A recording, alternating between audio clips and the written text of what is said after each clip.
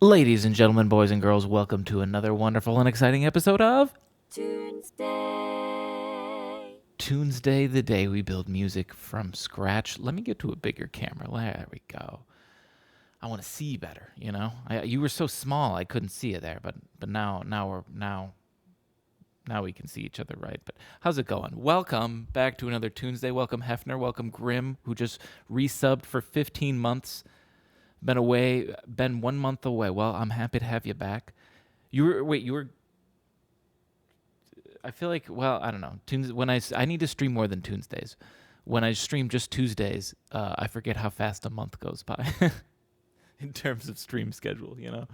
Lose track of that time. It goes fast. But welcome back to another Tuesday. What is this? 300 it's in my title, but I don't even have it up. 334. Last one was the fun 333. I need to fix my camera, make it like there, so you can see a little bit lower. Cut off my head, sure, but well, you can sort of see guitar. What's funny right now is I have the worst lighting in the world. I've got it's like snowing out here. Well, sort of half snowing, but this just gray sky is like crazy. And like when it reflects off my guitar in certain ways, it looks funny. I can't get the right angle. Oh, there it was. Whatever. But I was just like, God, you can't see anything. The lighting's so bad. We'll see if I can find a good angle, or if it'll just get a little darker, and that'll fix itself. But I've got my guitar on my lap. I feel like I want to do some guitar stuff. How I would like snow here. Yeah. Well, I'm not really favorably looking forward to it here, but it's inevitable up here in Milwaukee. Is my thing a little low? Hang on a second. Yeah, it was a little low. There we go. That's a little bit better. Just a dink. Okay. All right. That's good.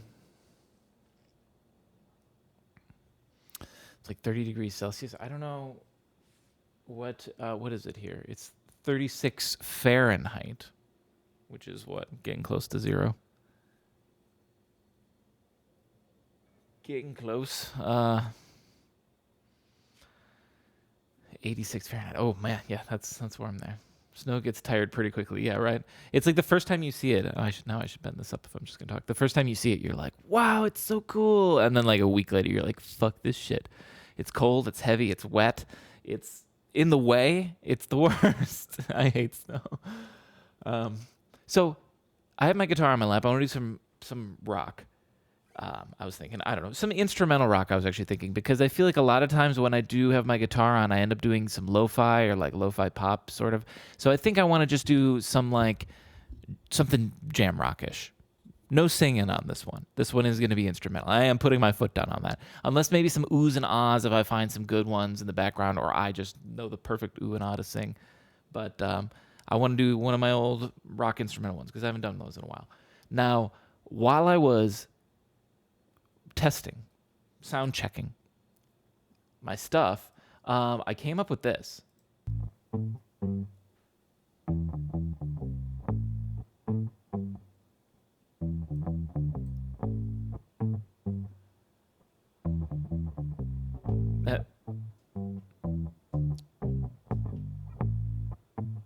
I was just sort of making it up as I was going, but then I hit record part way because I was like, this is actually pretty good. And there I felt like I fucked up, so I stopped. But I know on Tuesday I like to, you're going to watch it all be truly conceived on stream. But I still did record this and save it because I'm either going to use it for something or I might just use it for this Tuesday now. Did you know, musical fact, that Seven Nation Army by the White Stripes was written just during a sound check? Just in the exact same situation like this, where it was Jack White at a White Stripes show, and they were like, hey, we need to check your guitar. You play something. And he just played something, and it was that. And then he went back later, and he was like, that was really good. I'm going to flesh this out and make it a song, and boom.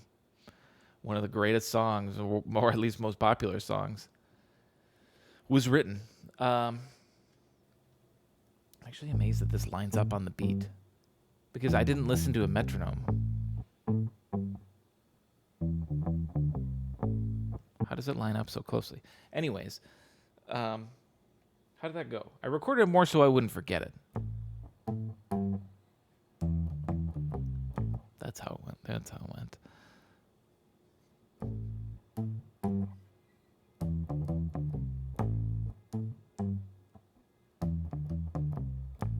So I think I want to try to do that. Here's what we're going to do real quick. I'm going to mute this. Let's turn these things off. And I just want to turn on the metronome. What is the BPM for this? I think it is just, hang on. I absolutely hate Ableton's built-in metronome. It's loud, it's obnoxious. Speaking of loud, obnoxious, there's literally the car alarm going off right outside my window. That's lovely, but we're going to power through. Good thing about my mic is it doesn't pick that up, I don't think. It's just there to drive me mad. Oops. Let's do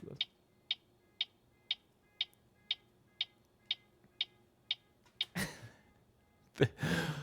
Metronome literally is like almost in time with the car alarm. There we go. Now I can play it because it is in time with the car alarm. It's driving me nuts for it.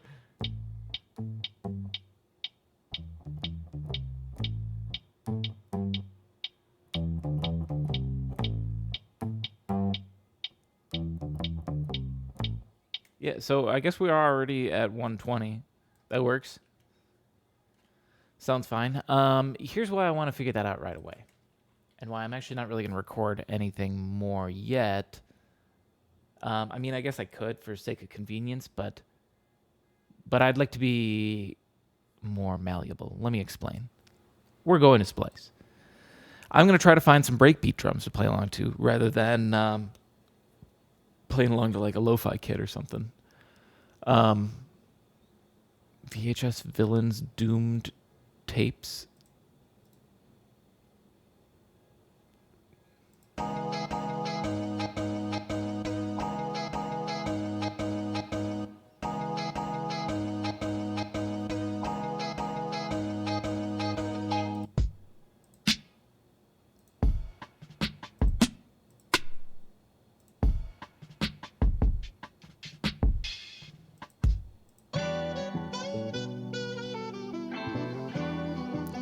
Oh, what it do, Dark Ninja? How's it going? Welcome back. I like this pack, but I just, that's not what we need right now. I need breakbeat drums. Just seeing if there's any new stuff before I start just digging into what I need. The good thing is that we need the most basic bitch tempo in the world. So, like, I should be able to find that, right? How hard could that be? BPM. Now, I like I said, I'm willing to be flexible here. Let's go 110 to 130. And also, it has to be acoustic. I want to rule out stupid dubstep kits, please. No offense, dubstep kits, but like, not what I'm looking for. Sorry, I missed the last few Tunesdays. Been busy. Hey, no worries.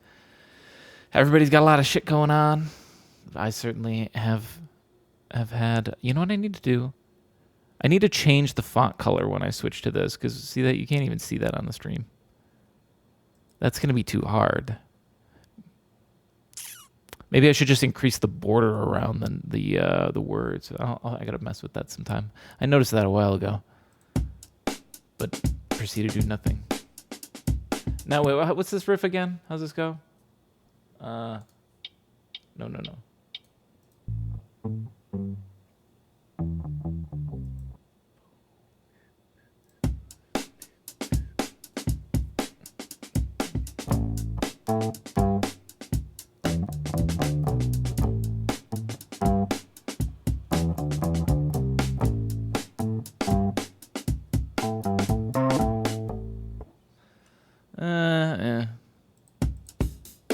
You know what the funny thing is right now? And you know what? Maybe we should just do this, actually. Here's what I'm going to do. Since I'm starting on bass, like this. Give me 1 minute.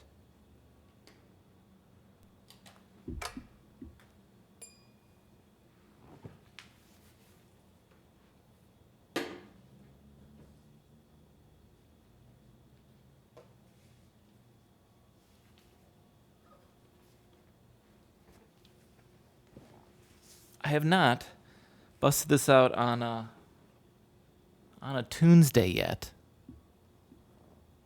And this might take a little bit of fiddling with to get it working just right. I need to take this to a shop. Hopefully this doesn't sound fucked.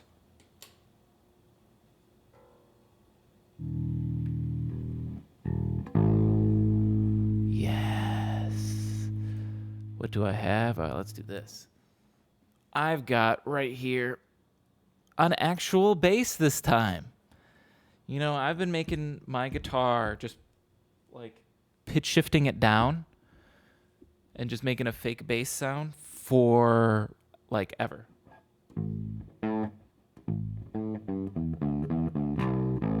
But now I actually have a real bass. And we're going to play that. I haven't tuned it in a while.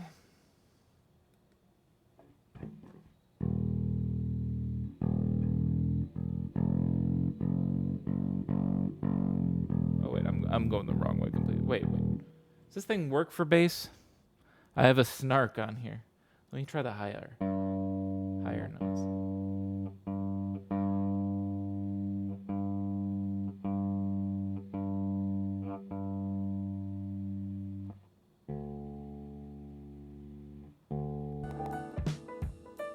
Oh, I don't have a notification on this one.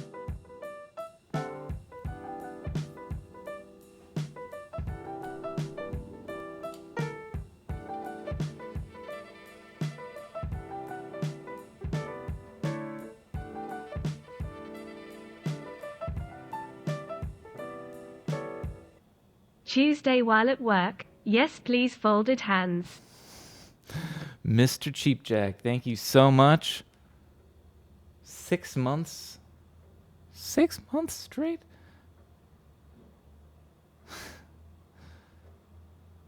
I've been told by multiple people that, or like, I believe the majority of my viewers all watch like at work. So good on you. Is this one? Oh, it says it's a D sharp. But when there we go. Okay, now it was getting better. Because I was like, every time I pitch it up more, it just like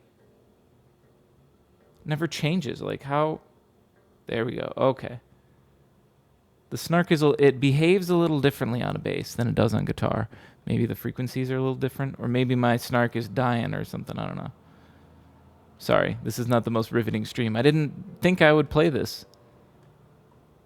Okay, I think we got it working. Now I'm still going to play with a pick because I'm not a bass player and I'm a pleb.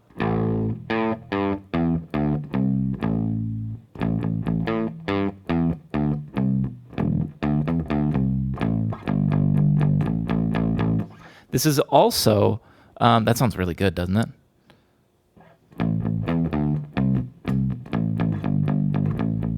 This is not like an amp model that I made designed around this bass sound or anything. This is just my playing guitar one. So I might try to click through. This would be clean.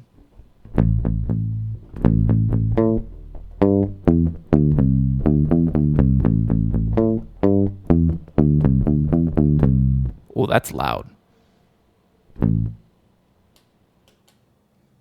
Should I make an effect real quick? This is where I need like foot cams so you can see this pedal that I'm messing on. I wish I had more to actually play while I mess with all this stuff, but I don't really have any way of showing this. Hang on, let me see how quickly I can make something.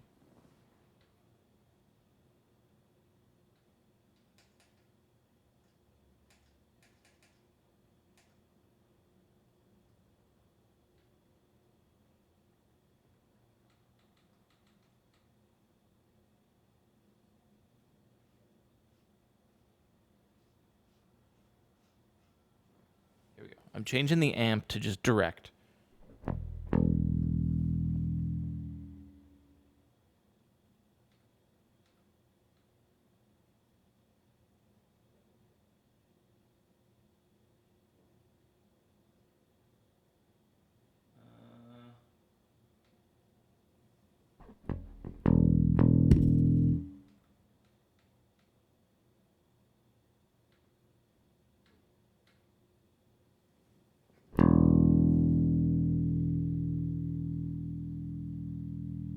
Okay. And now I can still control the master volume. There we go.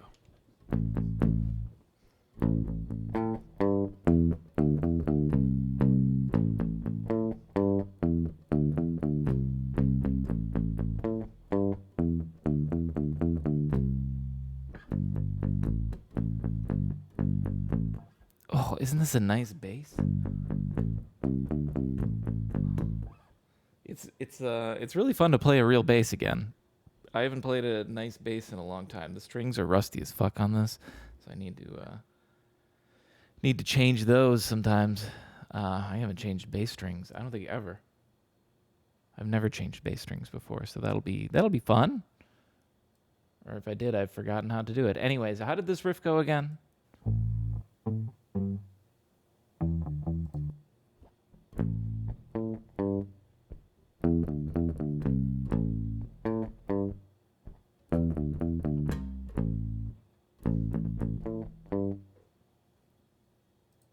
I'm going to do this just so I don't forget. I'm going to say bass number 46. And the reason I put number 46 up there is actually because on my pedal, I had to save this as a preset, and it's on number 46. And I tried to save it somewhere where I wouldn't be saving over something else I don't need. I could just do it quick. So I'll have to jump back to my main one when I switch to guitar, but I want to remember where this one is since I didn't name it anything fancy. I'm going to get lost and confused quickly, but that's okay. We're going to find some drums.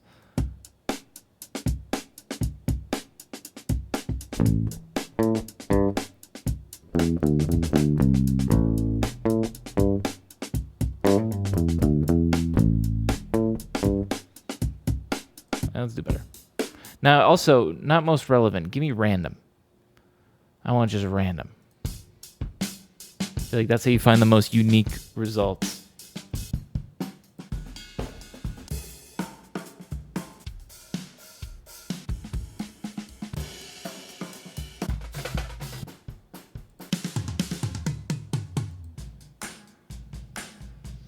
Alien Weaponry 2 Modern Bass Essentials. That's in dubstep? I'm confused by a lot of that. I thought it was going to be like a drum or a metal thing.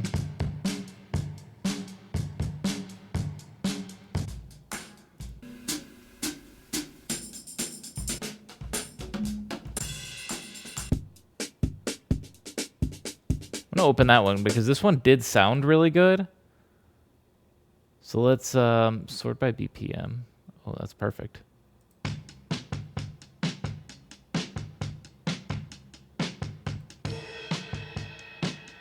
Ooh, there's variations of these? Because, like, if I got both of those ones, you know, now then I got one with a crash. That brings optimism that I might find ones that pair well. And if I can find two that pair together, it's the best because then you get a verse and a chorus, you know? Without having to, like, make it yourself, sort of. Really basic drums, but sometimes that's good.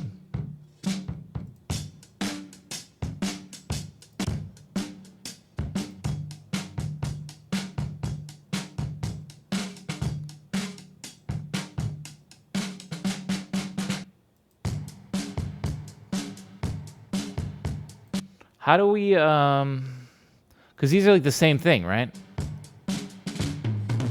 Oh, no, it's different. Never mind. Okay. I just assumed he slapped some effect on that one, and I didn't want those ones.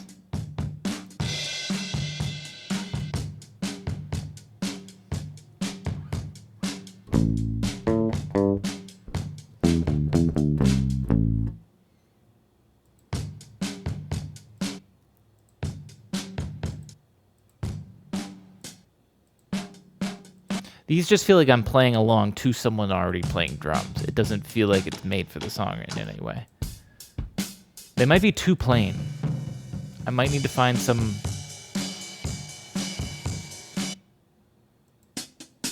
Yeah, I'm gonna keep looking somewhere else. They're too plain. I need something like this, but not, you know, that rhythm. One that fits my song a bit better.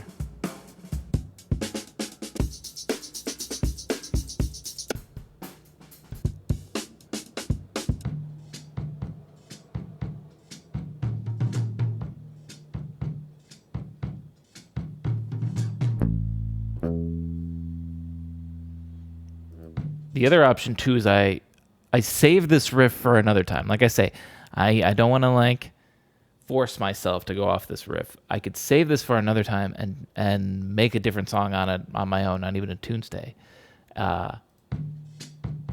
If I find a drum beat that like really inspires me, and I write around that, because it's way easier to write around a drum beat than, you know, like this, you know.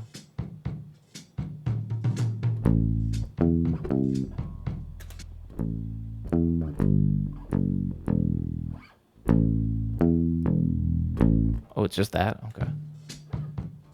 So we like...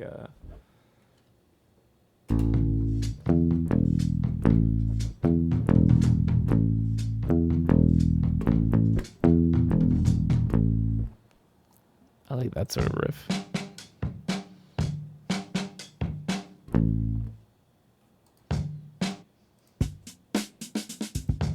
This is that same Motown one that I keep getting drawn back to it. Maybe it's destiny. Maybe I should go with something in this. Maybe there's just so much. I think there's just so much in 120 BPM. So that's why there's so much for it to show me. What? I just clicked a random one. What were the odds that I found the exact same one that I just clicked over here? Oh my God, that's crazy, actually. Well, 1 in 241, that's what the odds are. Maybe that's destiny.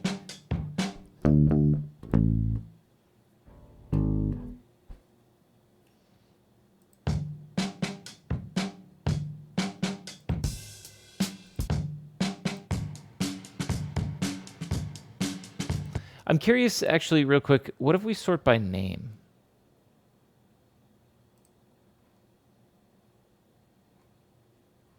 Boy, this is a big pack.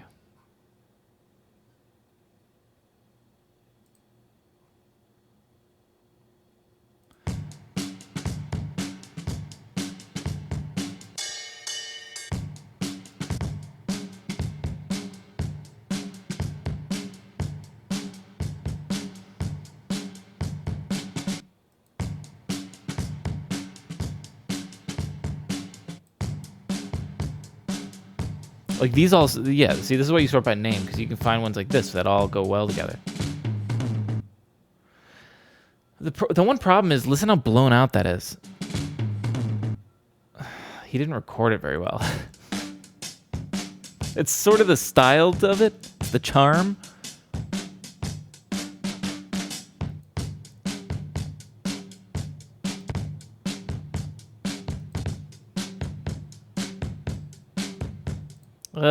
Let's keep going for something else. A lot of times, a long Tunesday battle will come. What? Anyways, whoops. A lot of times the biggest struggle is just finding a good drum break to play along to. But once you find the perfect one, it just like flows.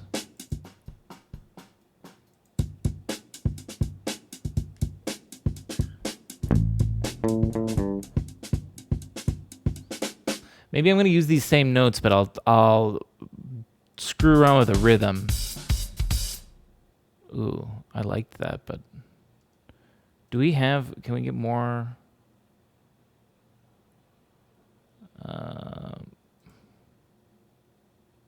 Breaks.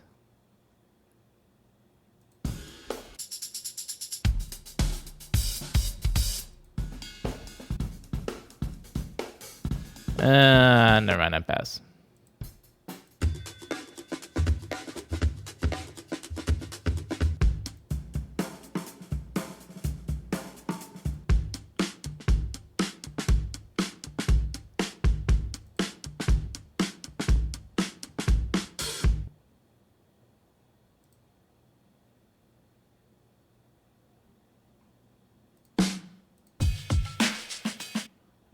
Okay, what do you have for breaks? This sounds like a good pack. Breaks. I can't read. Breaks. Sort by BPM. Oh, yeah, give me those sweet 120s.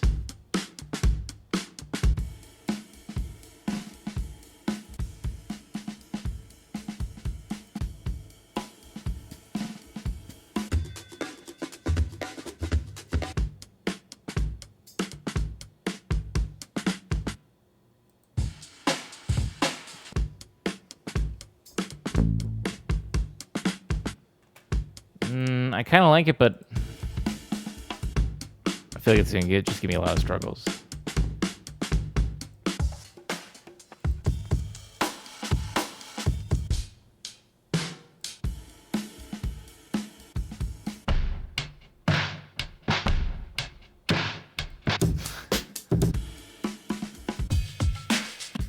These aren't what I'm looking for.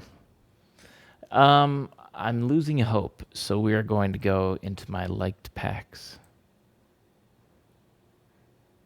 and look for some stuff.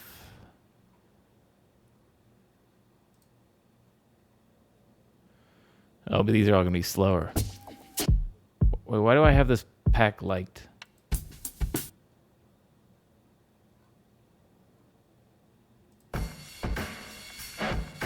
I don't know why that's in my likes.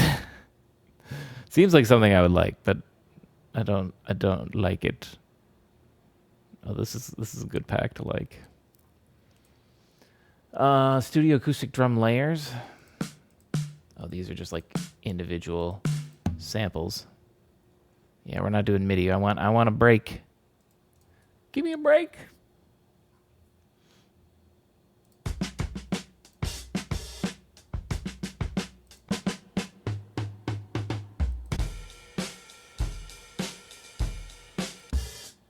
I know why I like this one. There's so many good ones in this one.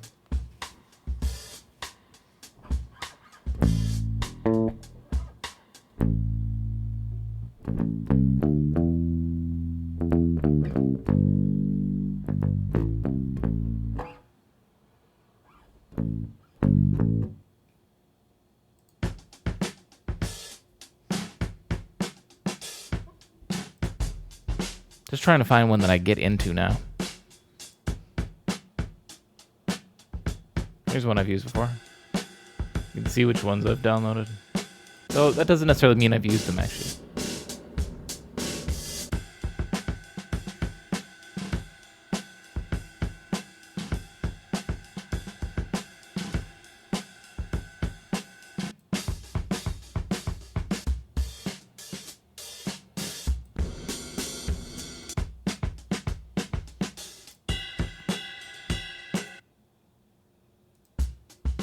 How many options are there? 174. I worry that I've cherry-picked all the good ones out of this, that at least I like. Maybe I just haven't found the right one. Haven't found the right one.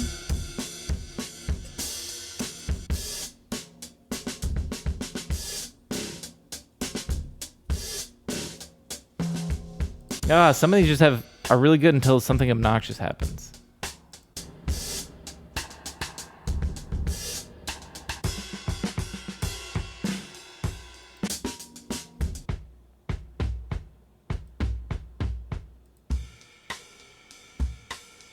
Yeah, I've gotten these really plain ones.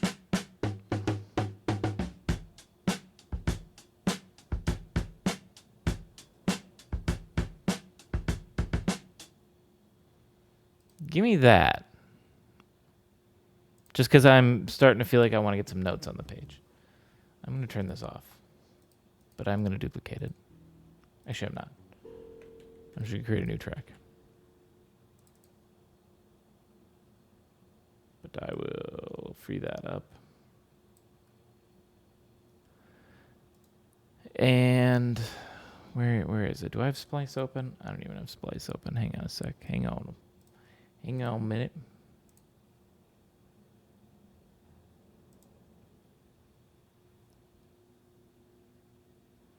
All right, there we go. Let's see what I can do with this. Now, this is just one, too. So, like, if I wanted to build off of it, I'd have to either chop this up into other stuff or hope that I can find one that sounds similar in this collection of randomness. Before I even play it, I want to put on this. Let's turn it down. What is it doing? Oh, it's locked at the tempo, that's why. Put us at 100.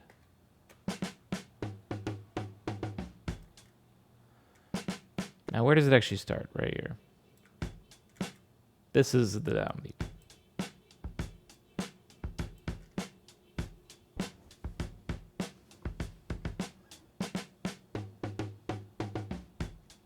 Perfect. Loop that.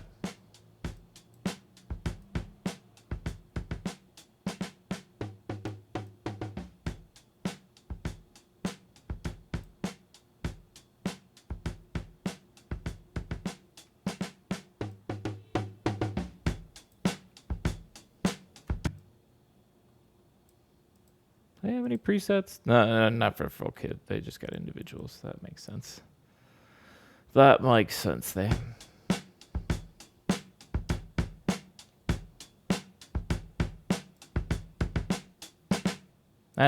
rhythm is kind of like all over the place. Let me look at it here.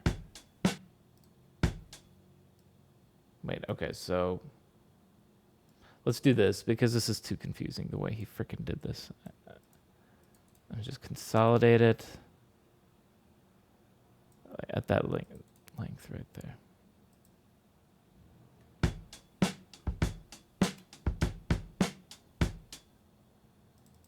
See, he didn't even get it all right, too.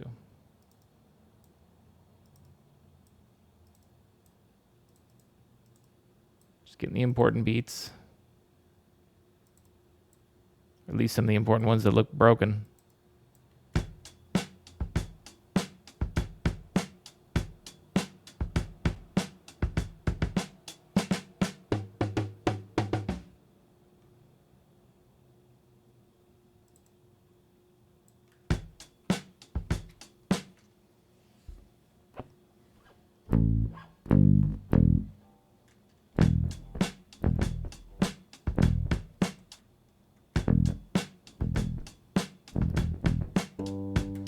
See, now I'm just writing around the drums, but that's not necessarily a bad thing, you know.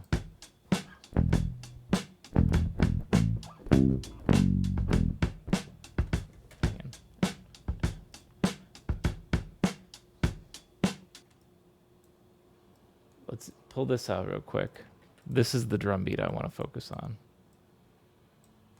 Boom, ba-bum, ba-bum.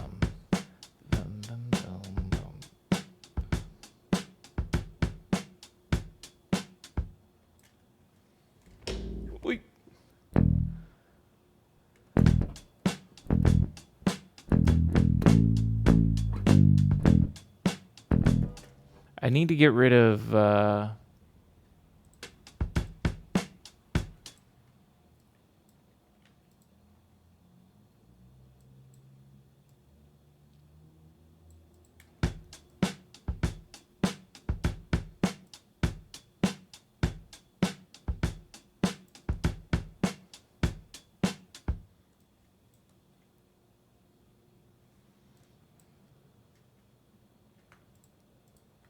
let me do this. Let me consolidate this into its own thing.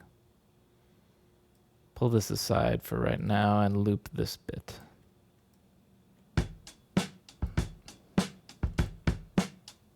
What's going on, Pun? Welcome back. All right.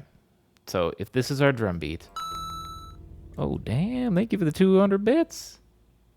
Appreciate it.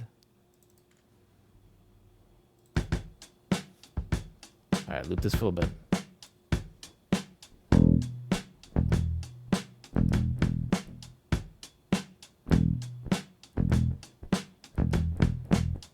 I'm just trying to get the rhythm. Bum, ba-dum, bum, bum, bum, ba-dum, bum, bum.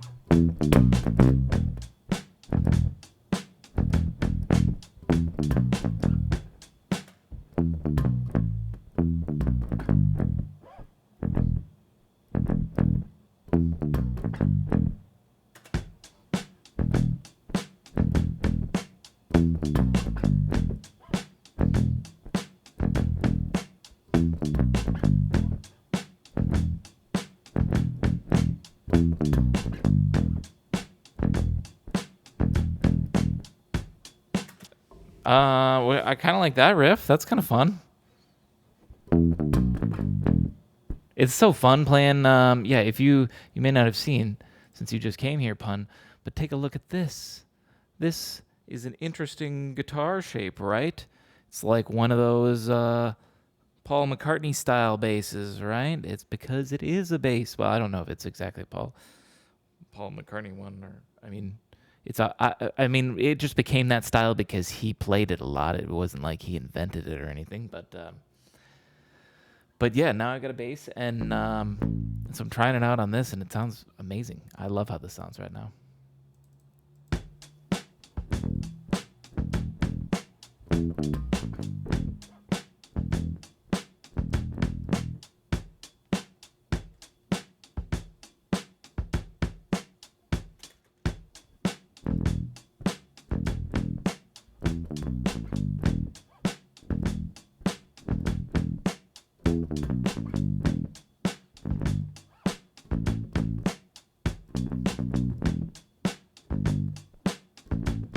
I could also do that. Like we could do like a 3-chord structure or something like that. You know, it could be.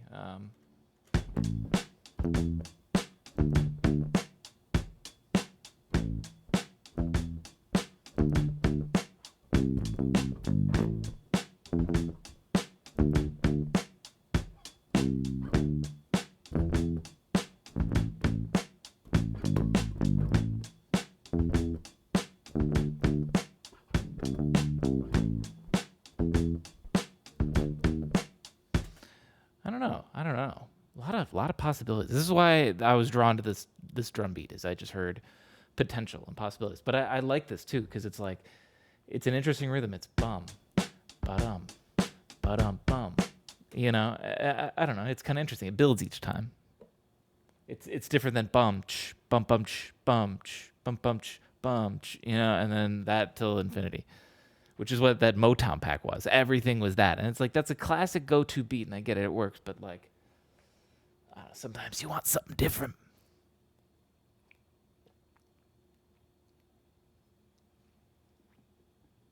Okay. Well, it's safe to say we're not going to go with this up here. And that's totally okay with me, because I like this rhythm, and all the stuff that I'm coming up with already is better. That said, I could say that for another time, but I'm falling instantly out of love with that riff. It's over between us. Riff.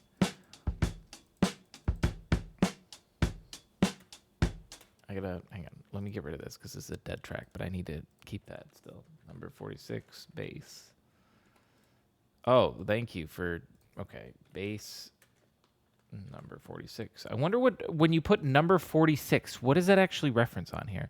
Like here, if I do this and I go number 31, it says it goes 331. Okay. What if I did like number 26, 326? Why? What's the 3 there for? Number 456, 3,400. It always puts a 3 in front of it. Why?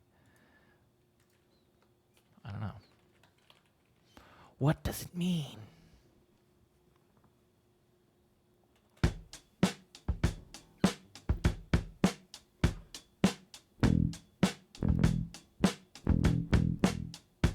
No, I shouldn't do the 3.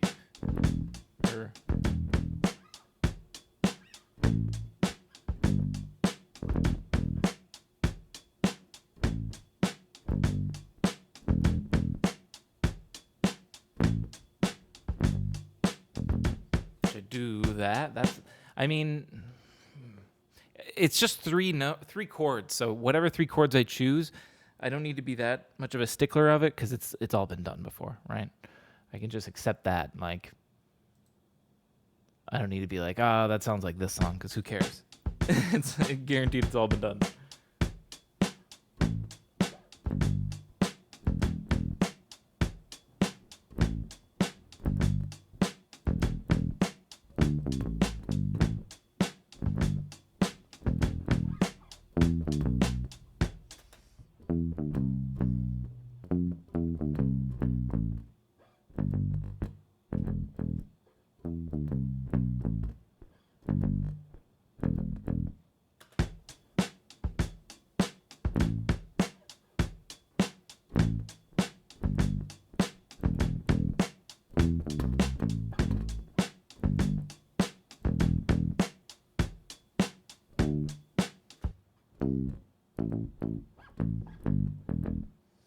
Let's start recording stuff.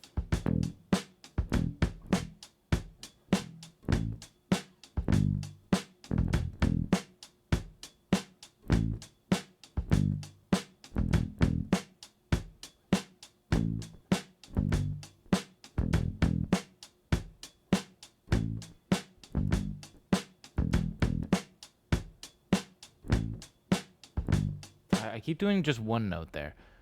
Let me do this again. I can do better.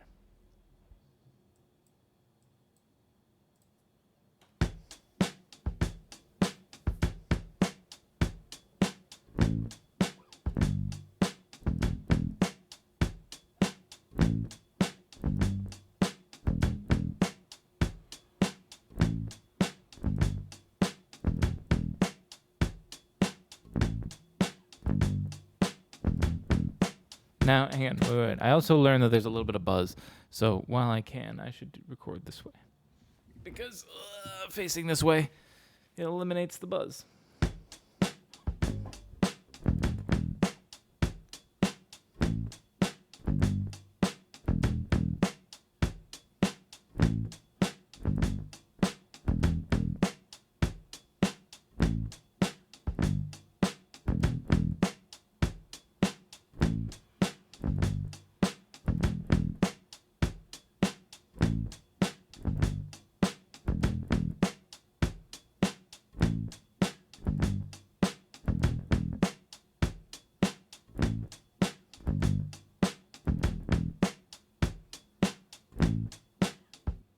I think I got on those last four. At least a basic version. It would be these four.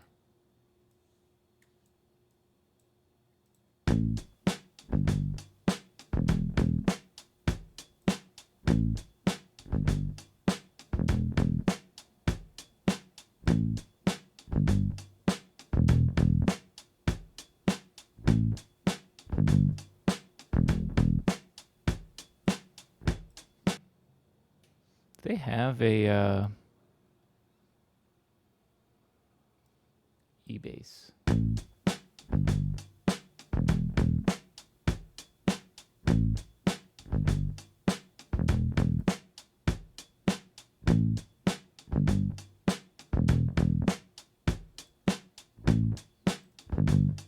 do need need to fix the timing first off. I didn't consolidate this, did I? No. So that actually sounds pretty good.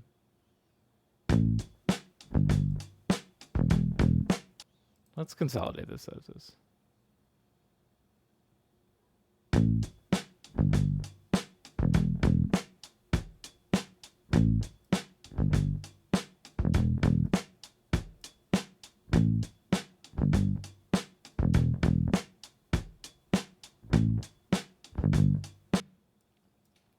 Okay, let's try to fix stuff.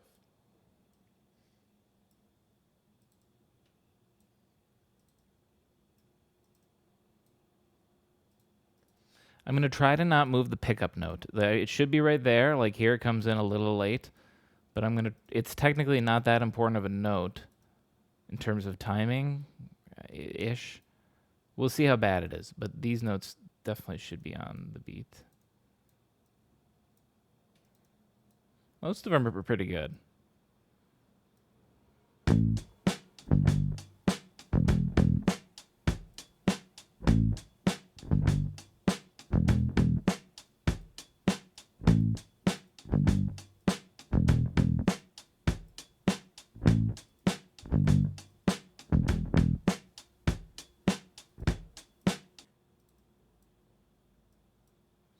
All right, I'm getting anal with it. Hang on.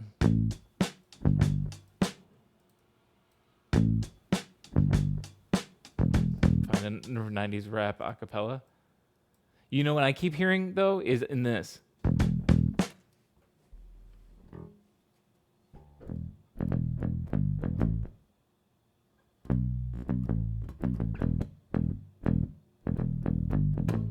Like, don't you just not hear that? Like, that's what I hear every time I hear this now. Ba-bum bum. It's just missing the.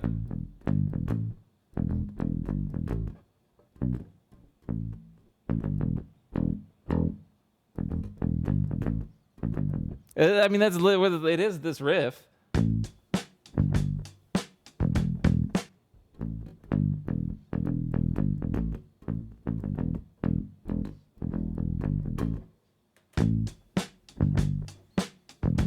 What song is that? It's Another One Bites the Dust. Another one bites the dust. All right, now I've ruined this song for everyone because you will all only hear Another One Bites the Dust. I don't know if you already heard that and you just didn't want to say anything. We're like, oh fuck. He seems to enjoy this riff. Let's not tell him that this is already a song. Oh, I know. I know. Let's let him have his fun. Dusty goats. Yeah, right. But the thing is, see, I'm not playing it exactly the same way, right? And plus, I'm going to add little fills, you know? Like, I want to do this.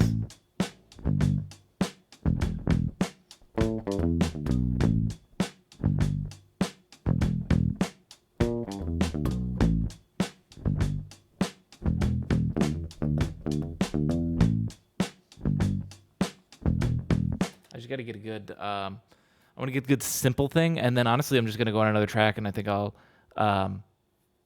just hit record, and I'm just going to noodle in between those. And then when I find good ones, I'll just drop them in place. I think that's going to be the most efficient method rather than trying to worry about playing it like.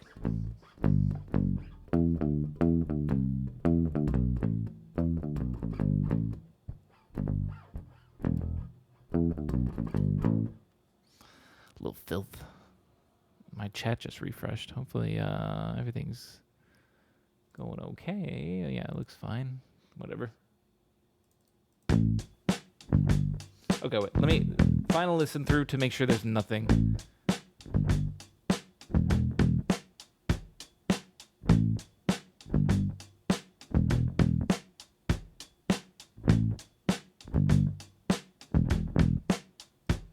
This one. Hang on. I thought I clicked you there.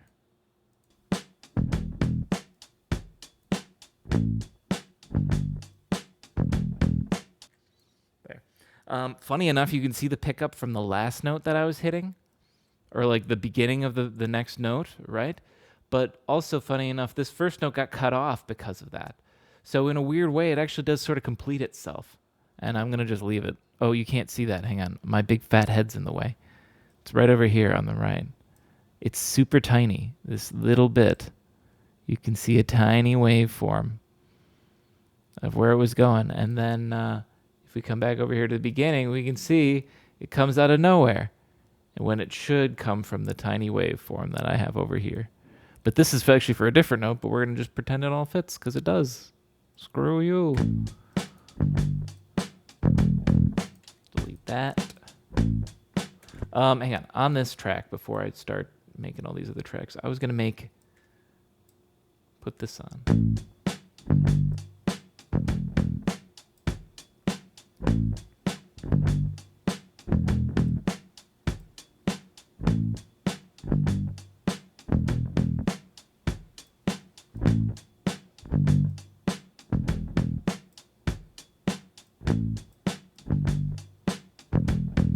Just trying different compressions.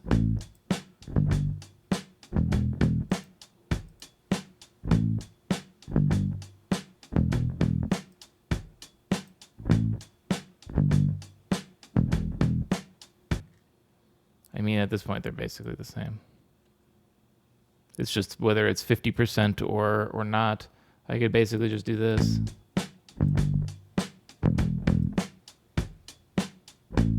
I guess that makes sense. Parallel just means it's running in parallel with the raw form. I get it.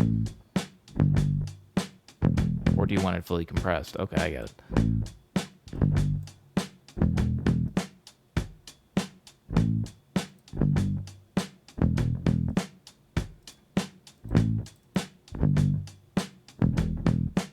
All right. Let's do that. We're going to grab this stuff, drag it down. The nice thing, too, is I got some fills to work with later, you know? Figure out where to put this.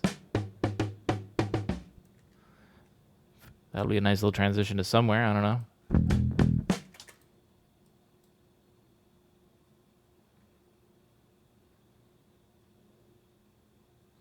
Some filth to work with. Sorry, fuck.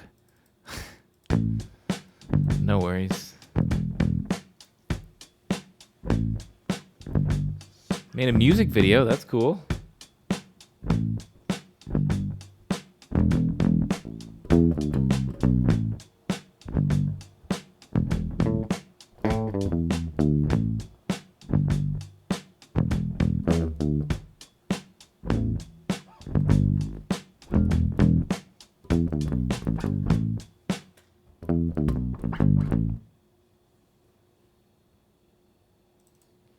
Let's try and get a couple of those.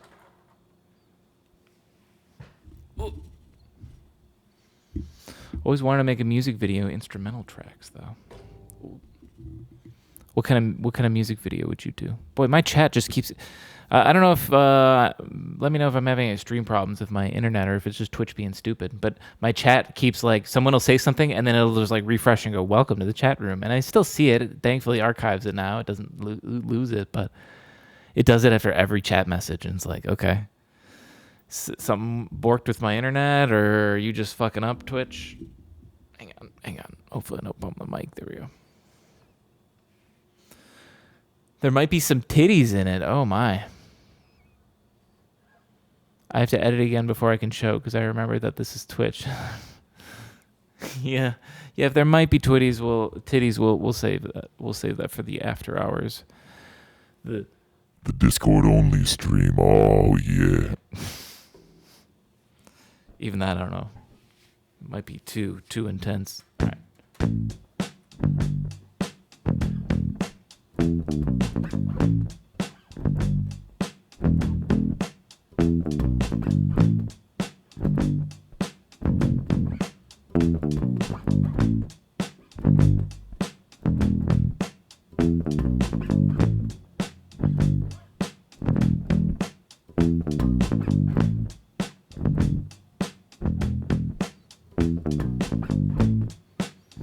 I'd like to mount a video camera on a car close to a road on the front, film a dark road with the lines going by.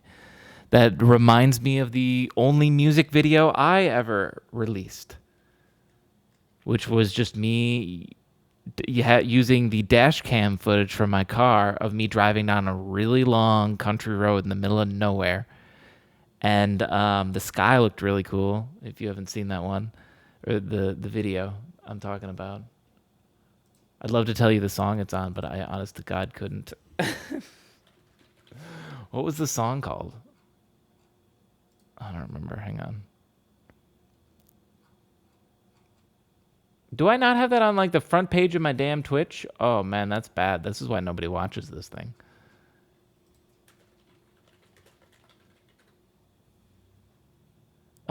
Just Embrace. Here, if you haven't seen this video. But what I did then is the clouds look cool, and then I was like just gonna use just the footage from there to be like, ooh, this is neat.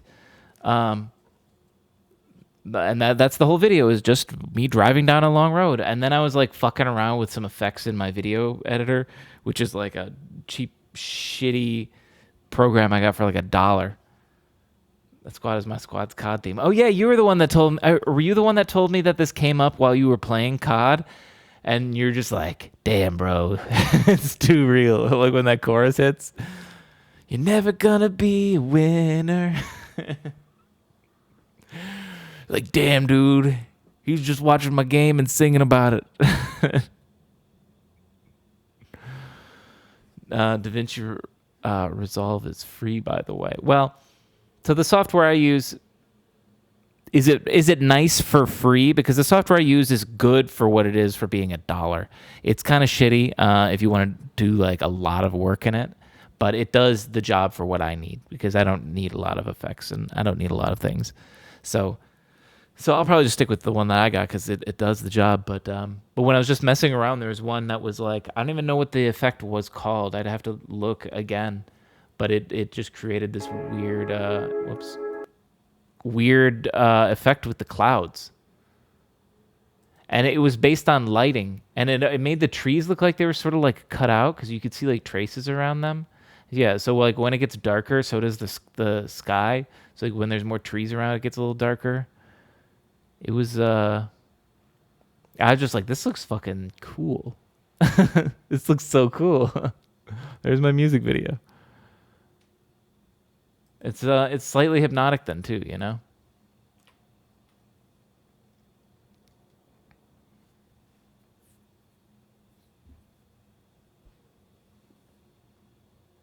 Okay. I think I got one of these bass things here. Hang on.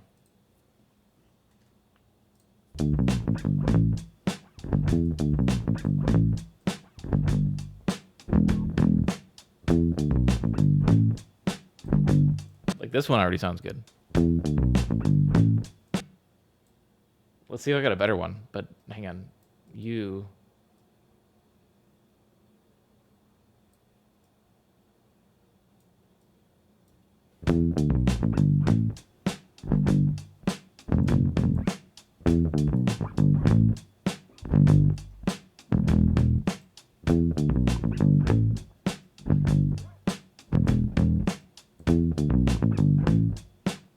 That one's pretty good too, though.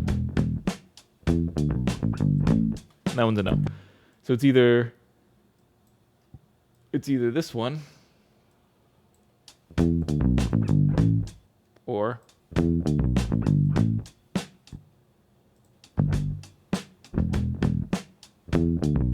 the only problem I have with this is it's almost a little too intense.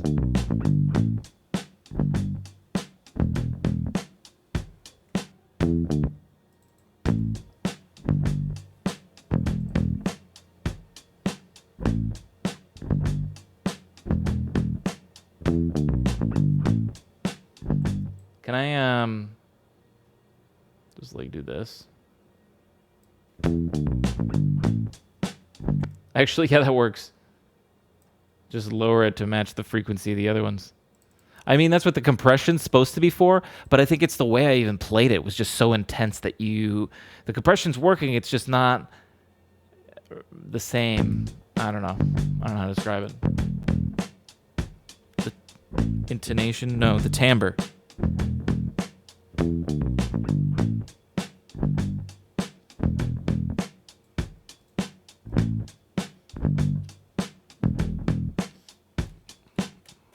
All right, let's put one in right there.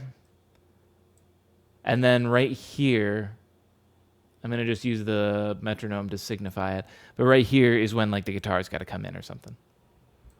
Because otherwise I think this is a good intro. Like if the bass and drums just wanted to come in together like this. Whether or not I want to put some stupid ass fill at the beginning like this. Boom, boom. Actually, hang on. Because this is what the pack wanted to start with. Like, what if we grab all of this? Put it all over here.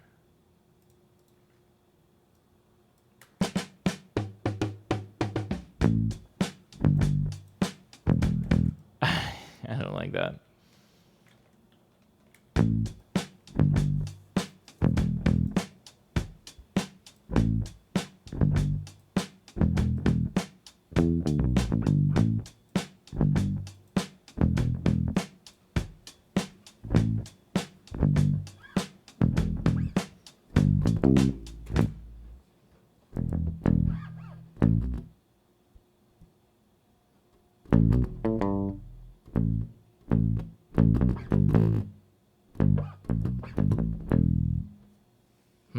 just got to come up with another little fill for that.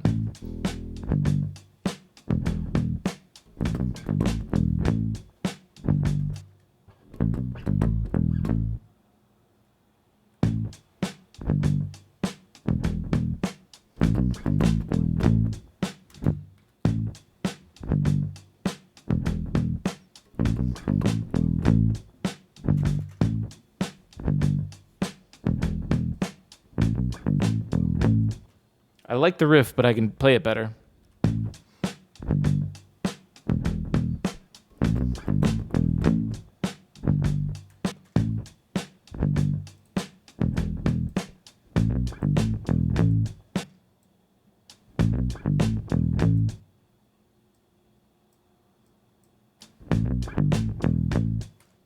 I can do it better. I can do better.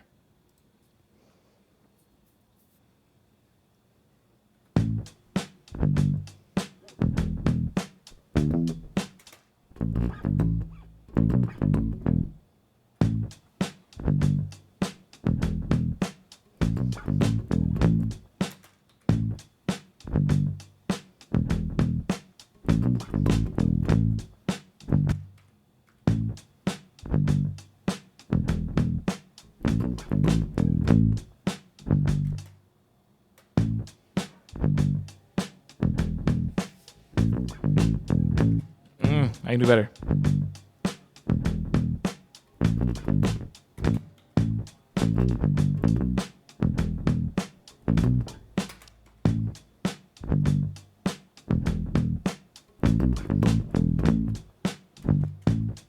No, I'm playing too confidently, and not really, but I need to play chiller is what I mean more.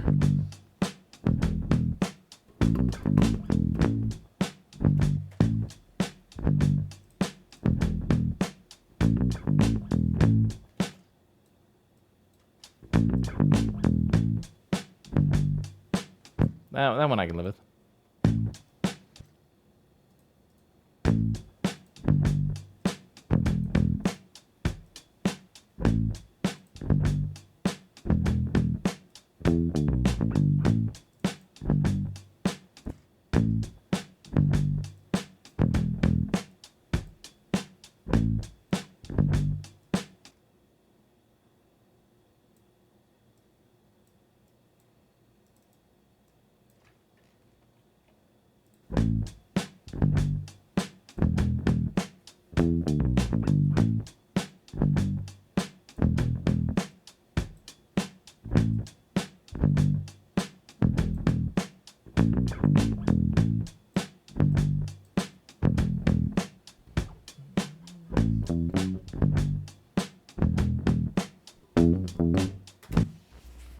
I feel like I just got to come up with a couple more of these real quick, and then I'm going to hop over to guitar.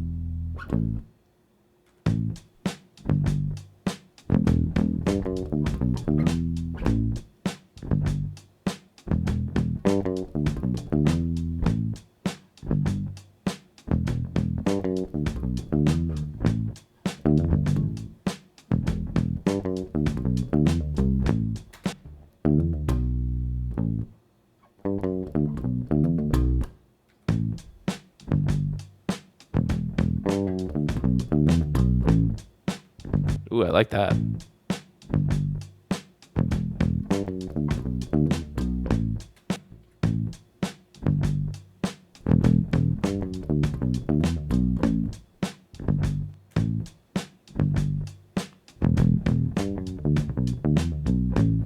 Close.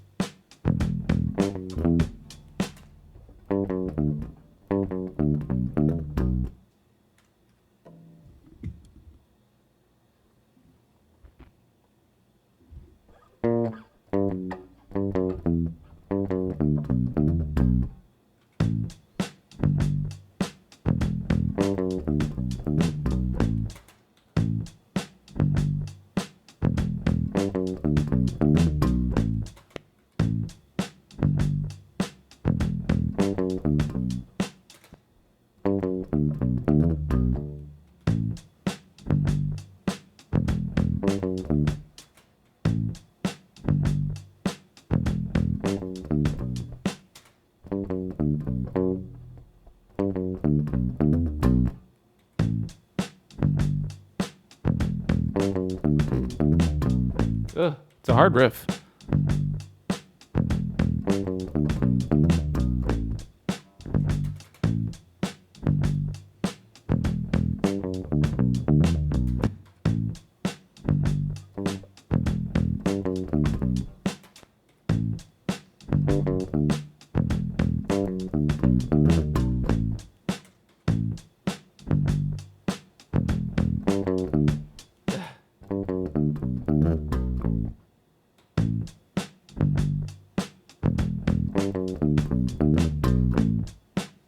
Oh, I hope that slap wasn't too loud.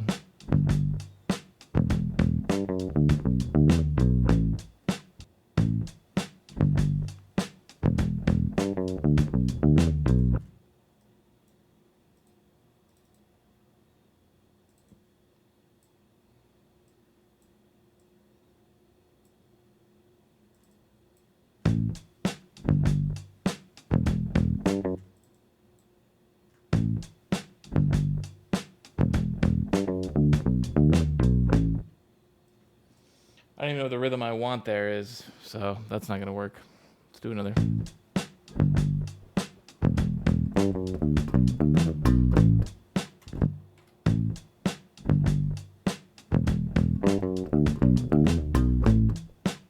It's just gonna be a matter of feeling. It's just gotta feel right.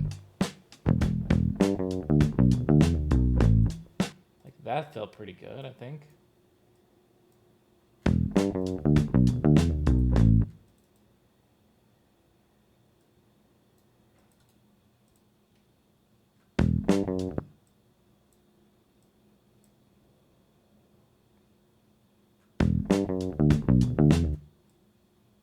I wish I could make these lines bigger. I guess I could do this. Consolidate it at a larger chunk.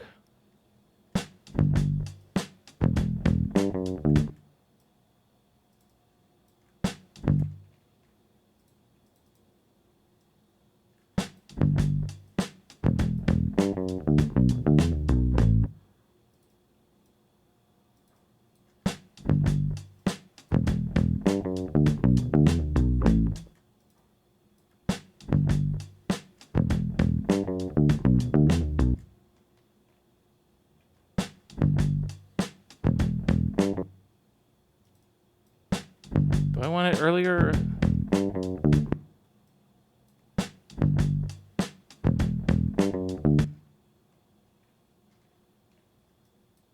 I can't decide. I just keep putting it in the middle. Maybe I want a triplet rhythm like that.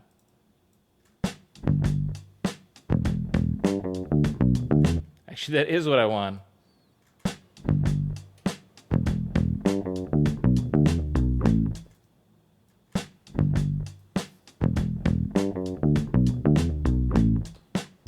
Yeah.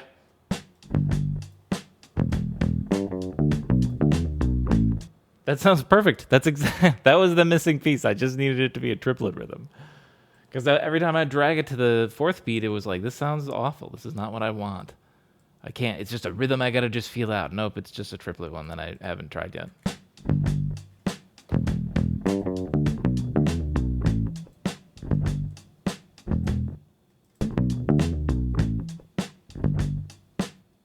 Now, it's also another one that looks a little louder than the others, so I'm going to grab it and just like pull the gain down a pinch. Okay, let's start this from the beginning. Oh, that might actually not even be the right spot for this one. Hang on a minute. Sounds like a backtrack to a Shaft movie. Hell yeah.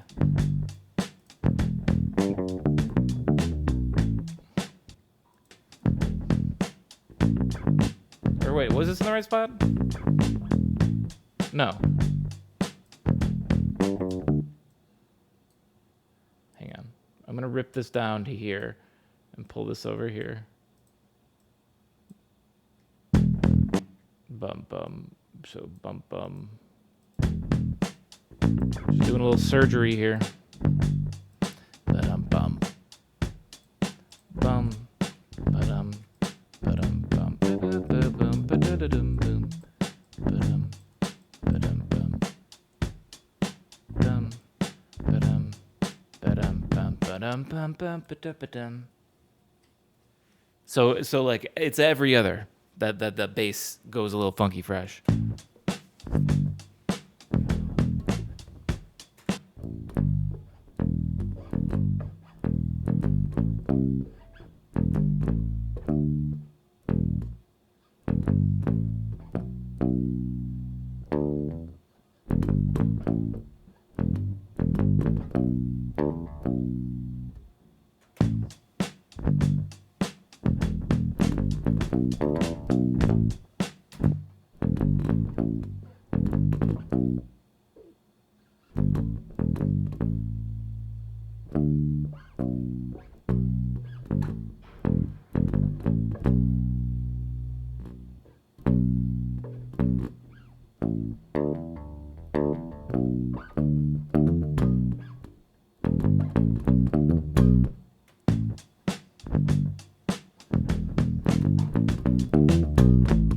Perfect. That's what I'm gonna do.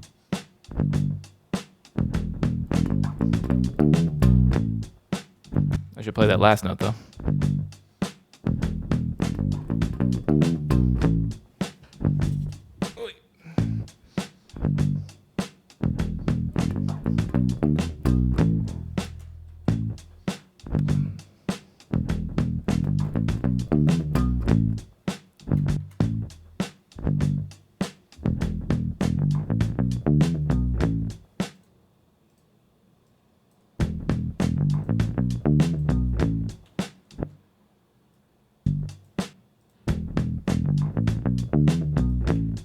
I could do better.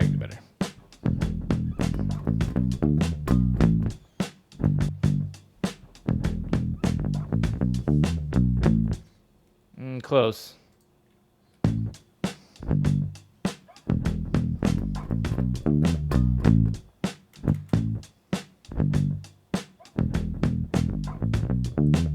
No.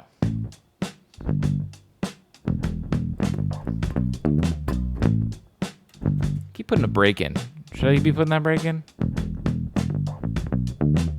Yeah, you heard my finger slide on that one.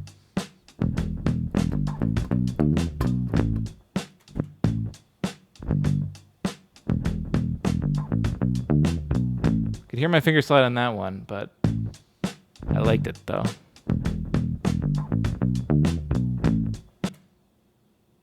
Let's what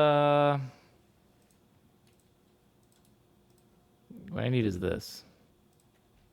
That's the just in case we can't get a better one. Let's try another real quick.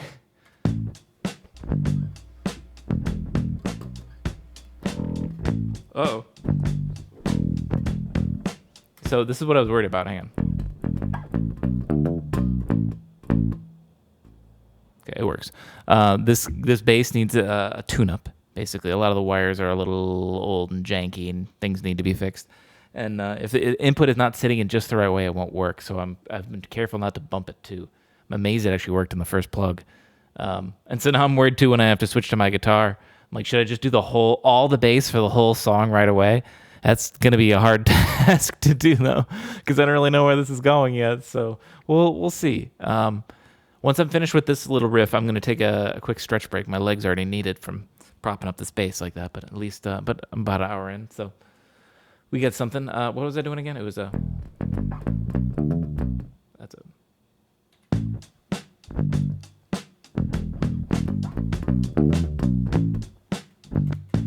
One where you don't hear my finger slide. I heard it slide, but it was a lot less than the other one.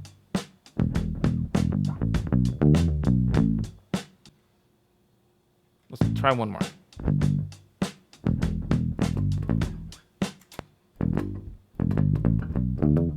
Wait, here, I think I might know a way.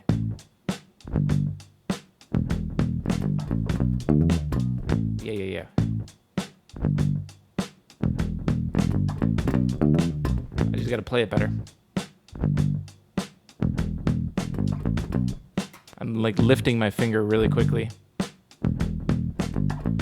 rather than trying to slide it, but I fuck up.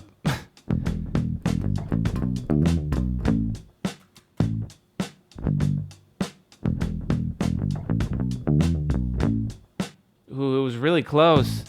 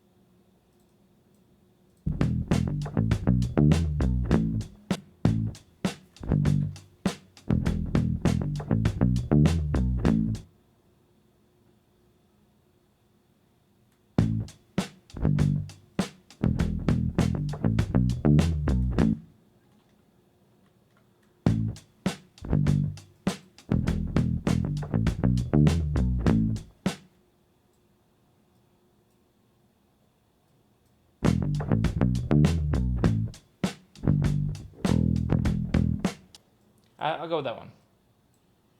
I like it. I'm getting too anal about some of these because at the end of the day, like if you look at the way that we're doing this, I kind of want to just cut these riffs up and like place them throughout the whole song. So if we did that, in fact, right here then would be about where we would transition to something else maybe. I don't know. But the point I'm trying to say is like we're going to hear this riff like one time. And so I gotta like I want it to be good because it's got to be the bass is a very rhythmic instrument as it is also melodic, but heavily rhythmic. So the biggest thing I'm anal about is the timing. Like I gotta the whole like I gotta make sure my fingers aren't hurt on the slide. That's not that big a deal. I don't know why I'm getting so anal about that, but.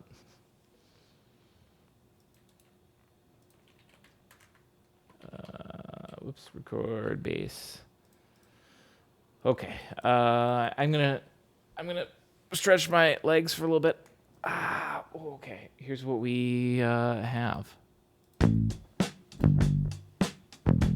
be right back.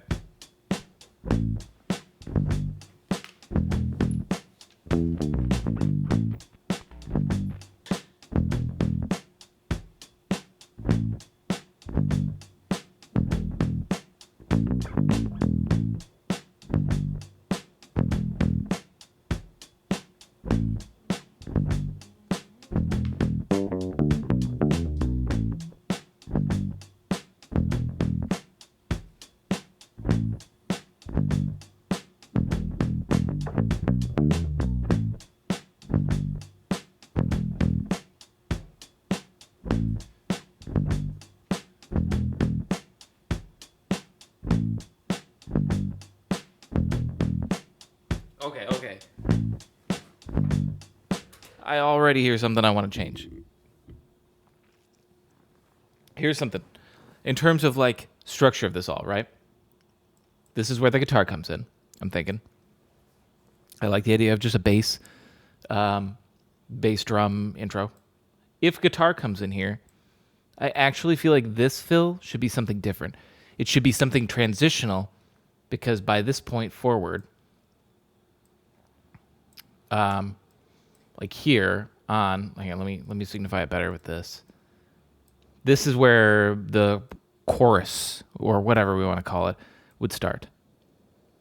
You know, a new riff is what I'm calling for here.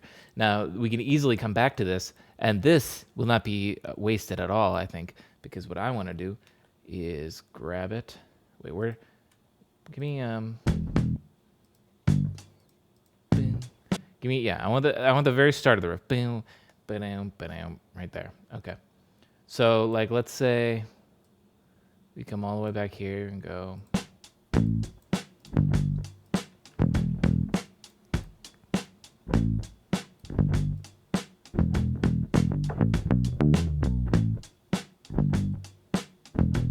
Okay. So this is the part for later, after our chorus or whatever. And what I want to do then is for here, I write another fill for the bass, but this fill is going to be more of a transitional one. And this is actually where I should also think about cutting this out a little bit. Or hang on, let me go to the drums.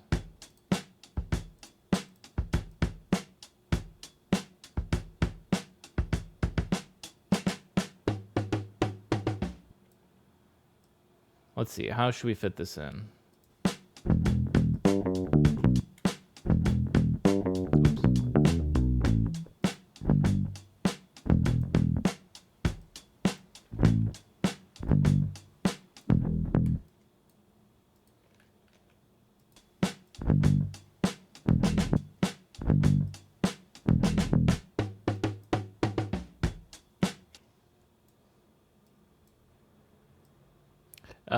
I don't like all of this. Maybe we just come in like part way. Like I like doing this sort of stuff.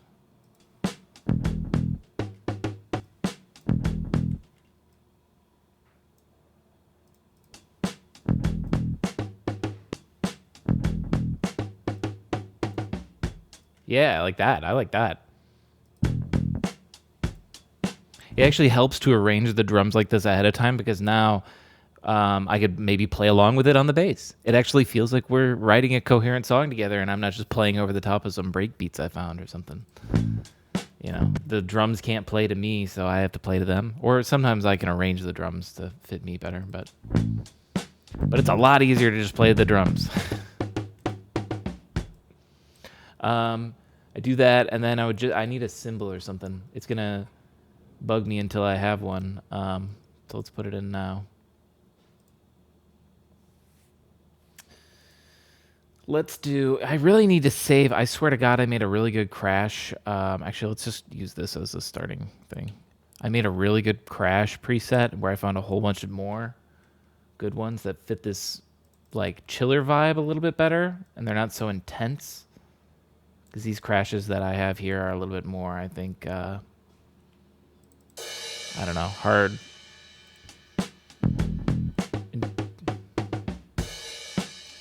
I want to try to make it feel like it's part of the actual drum set that's being played.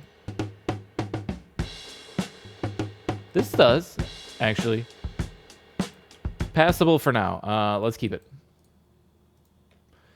Same with... Do we start with it? No. In fact, let's just have it right there for now, and that's it.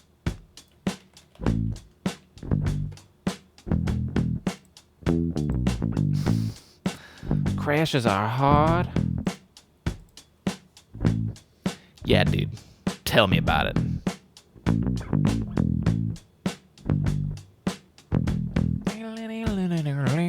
This is just my guitar, you know, I don't know. Maybe not. Maybe it'd be better to do like...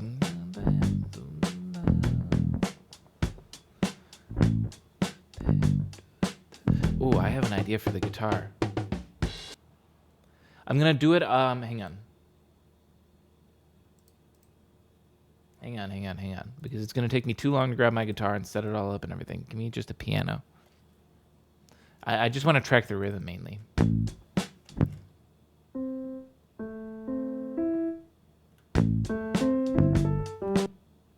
What do we go to?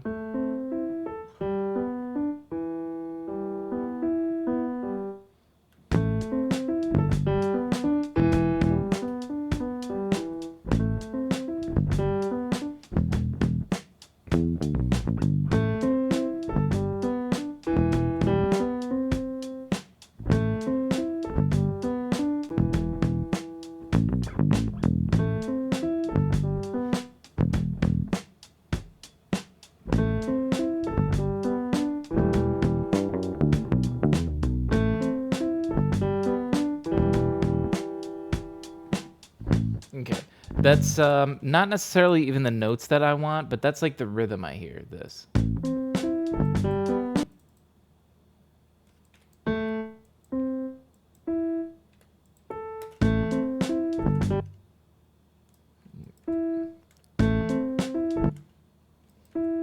Do I just want that?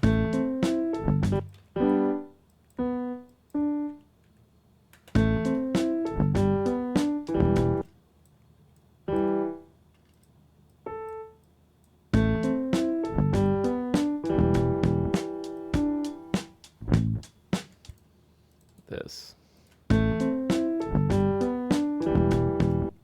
Why does that...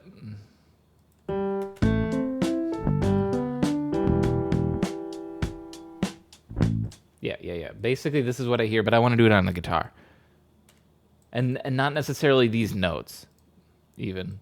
This is just an example a little bit. So I'm actually going to mute that until I get it ready. I just could hear that when this came in. I guess, yeah, it would come in right here.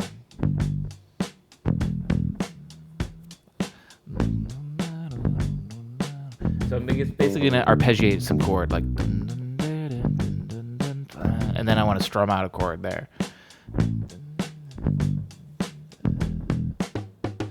Because that also leaves, if I can like strum out the chord in that instance, granted it's only every other time, but that leaves room for the bass to do its flair. You know, if I'm like, dun, dun, dun, dun, dun, dun, dun, dun, dun, dun,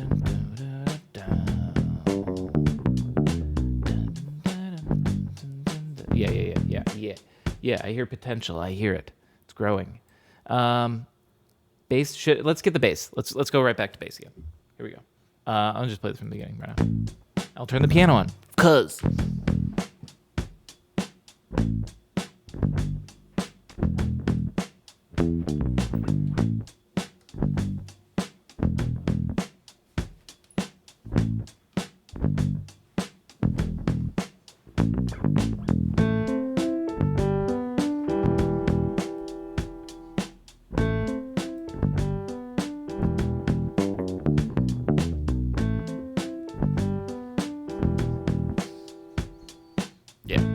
But better, because I'll play it on guitar and better notes. I don't know. What chords should I do? I could do... I mean, I know the idea, like the general structure, but like... I don't know. We'll see.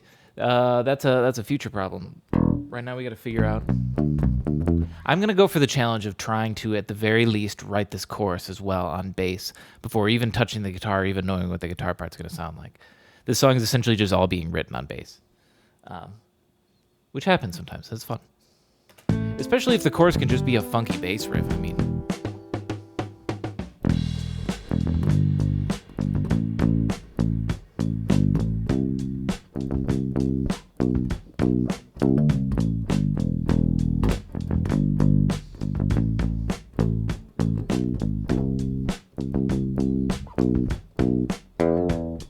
I don't know what I'm doing.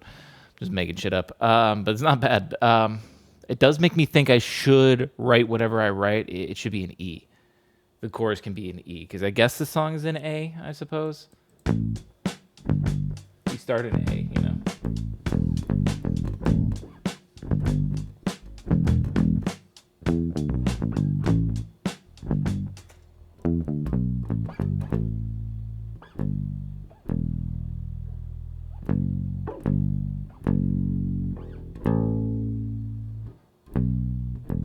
I would argue it's still an E. Even if the first note is an A, it certainly feels like it's still an E. Especially with the way I play the bass riffs.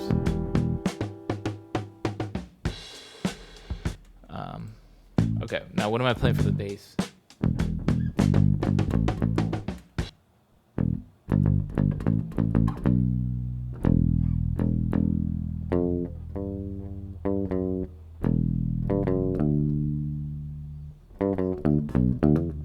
That's my favorite transition so far. I like that one.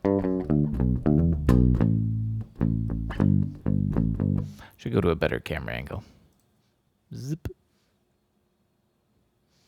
So you actually see this glorious baby in action.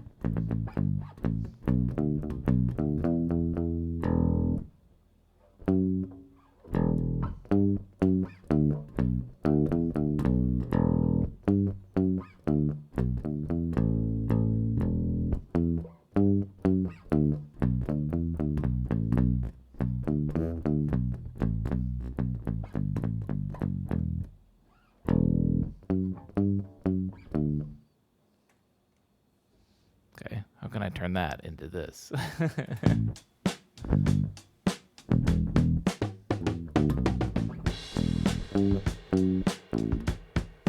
Now, hang on. Here's something else too that I need to think about. Right now, I just have it going right back into the same drums. Do I still have? What's going on, Fonz? Happy Tunesday to you too. Welcome back. It's funny. I love when people come in and they say Happy Tuesday because it makes me think of like, you say happy or merry or whatever on like a holiday, and it reminds me that Tuesday is like a weekly holiday, in a weird way. Now, how am I going to find one that sounds similar? Here's how. We need to remember the name. We have the name saved in Ableton. I can see it right here. We're going to sort by name.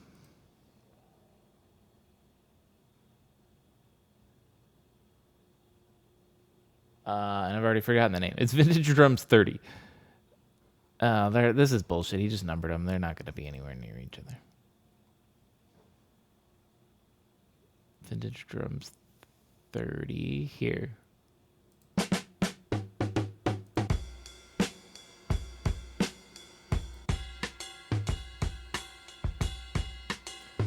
You get the same feeling, and it's much appreciated. I celebrate whenever I can. Hell yeah.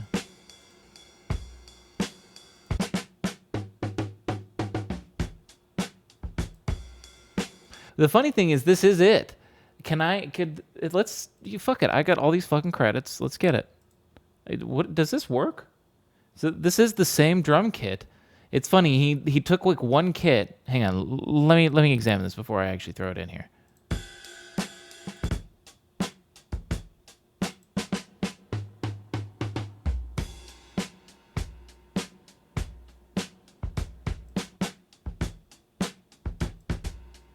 I mean, these are similar.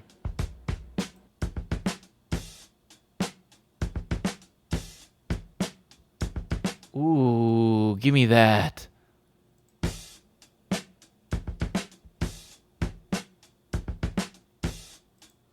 Hang on, let me try that before I try that other one.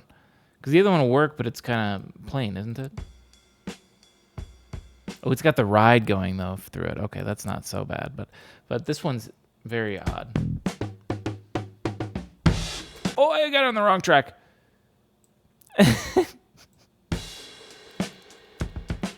I put it on the bass track.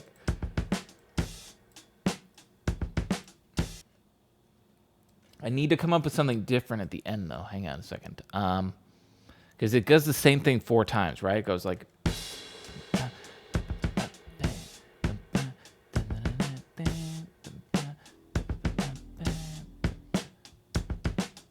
Yeah, it's too much to do it 4 times. Let's go back up to here, and we're going to see if we can...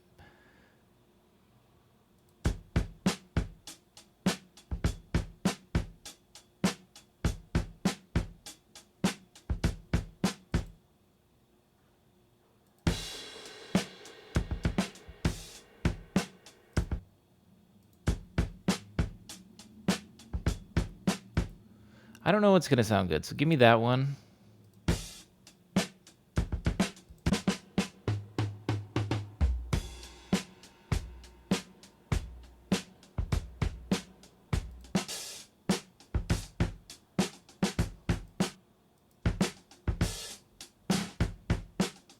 Now I understand why I like this pack, because it's very useful for drum breaks. This guy, my God, this has to be one of the best drum break packs ever. Like, hands down.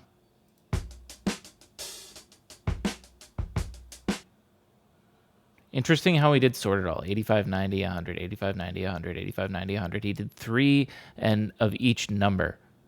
28, 28, 28, 29, 29, 29 in all 3 different tempos. But then they're all different riffs, and I don't know how that doesn't get confusing, but it works. Okay.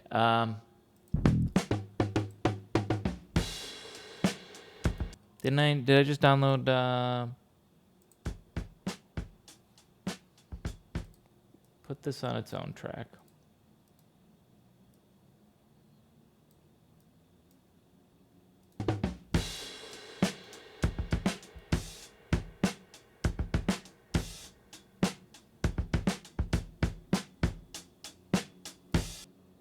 Like, I need something like that. Like, that wasn't the best, but it wasn't that bad.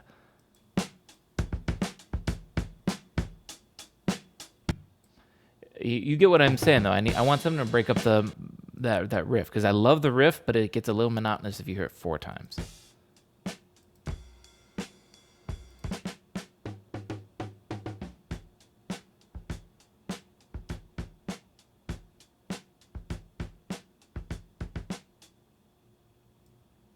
Let me try.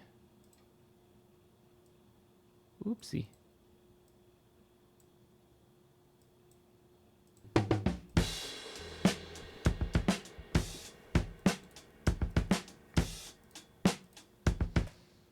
Let's do this. We can like move one down and move the other in.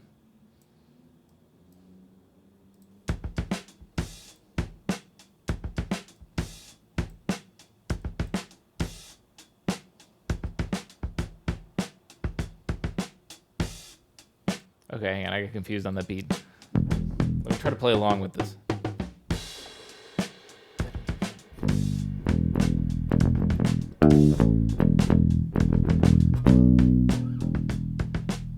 Hang on a minute. I fucked up on when to come in for that.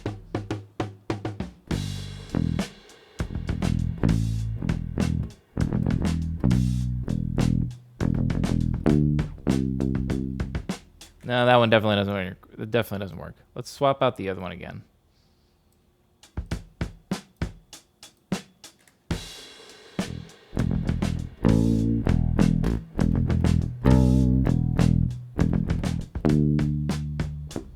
You know what? I'm honestly thinking that I should do this. We should save this for like a break or a transition. And I should do something just like what I'm doing.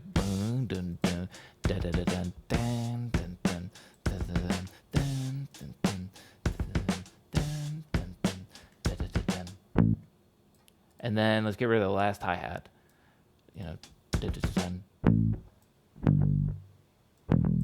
Well, don't listen to that. This. Oh, well, actually, this is going to be what's used later. Never mind. Hang on, actually. Paste. Is this going to sound way too abrupt?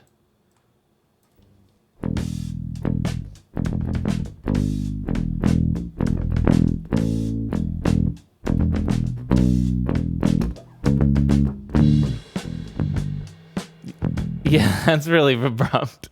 Maybe I'm getting too, oh shit. You're not even seeing any of this stuff right now, actually. Is that a real bass? I've been paying attention to chat too. Hang on. Is that a real bass, or is it a guitar that you're making sound like a bass? I have finally moved on up in this real world here, and we have ourselves a real bass. I, for the longest time, have been just taking my guitar and pitch shifting it down an octave and making it sound fake. But finally, I have a real bass. And I think it sounds amazing. I'm playing with a pick because I'm a pleb. I know that you would.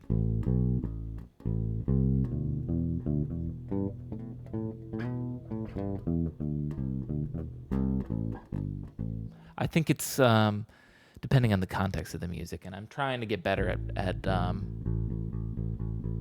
finger plucking.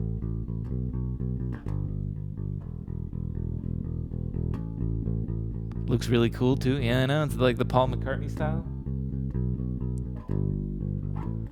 See, I'm not bad at finger plucking, right? So I know I am using a pick right now because I'm playing a little bit more complicated stuff, or I was when I was doing them. Trying to do that. I'm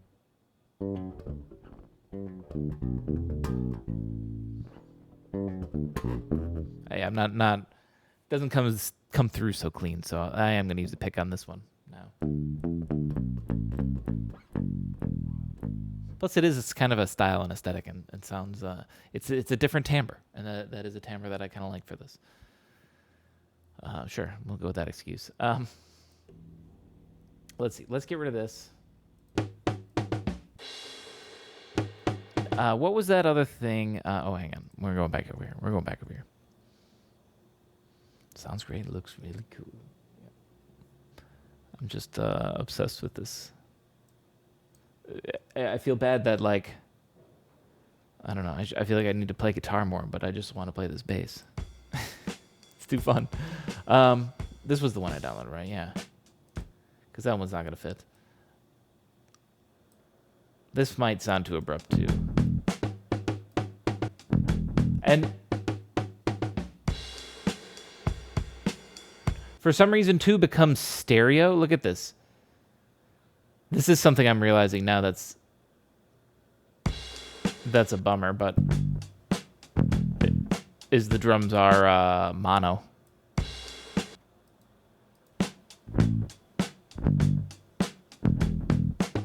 So right now our whole song is straight, like, hard mono. Until this part. That actually would be an interesting idea, to, like, run a song full mono until you hit the chorus, and then you just, like, explode into, like, stereo. I do kind of like that idea.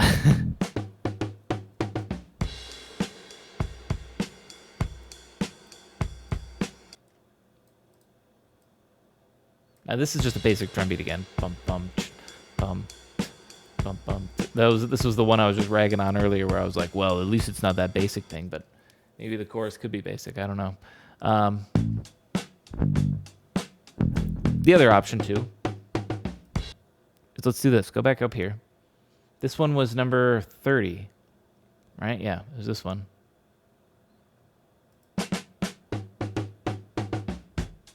Now I've used this one, apparently.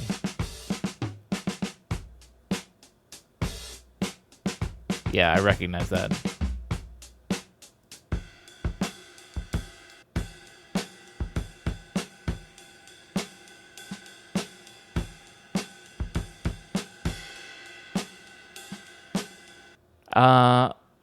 It says I've downloaded that one before, but I will take it again.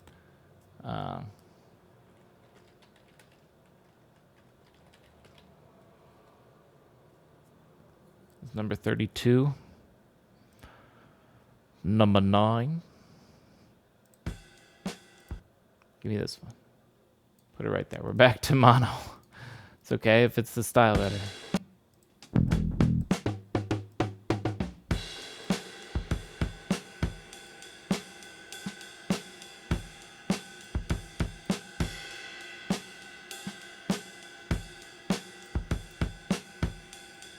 This will work. I like this. Could I cheat? Hang on a minute. No, because he's still hitting that. Never mind.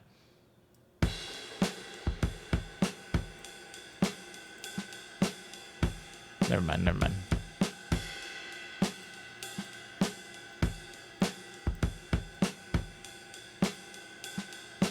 This actually fit really well.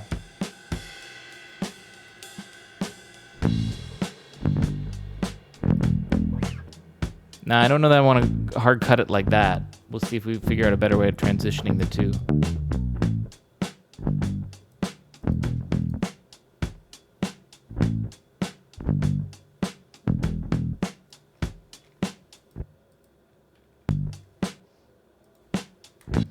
I want to put in some, like, fill here or something. We'll worry about the fills in a little bit. We still got to figure out what we're doing for this chorus, right? But I think we got our drums now. I like this at least.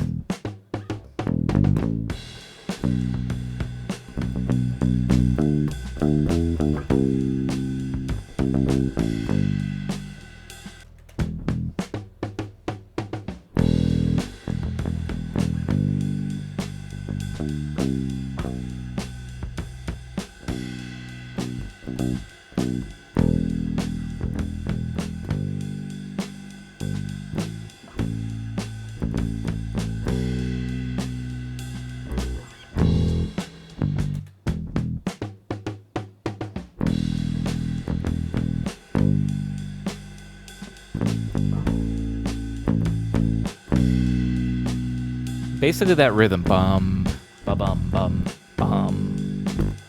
I have to have that. But as far as what the 4 chords need to be, it seems like it should be 4 chords. I don't know. I like starting it on an E, especially if we're pulling off of here, because we can go like, where should we come in?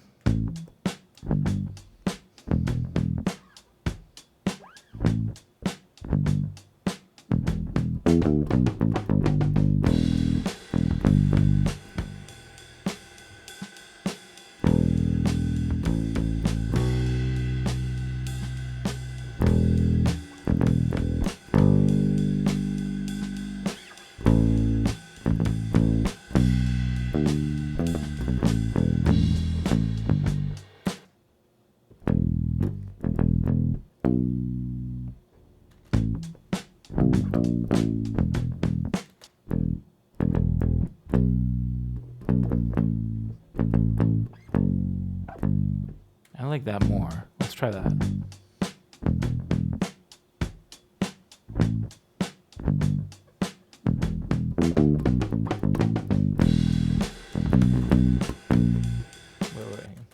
Wait, hang on a minute.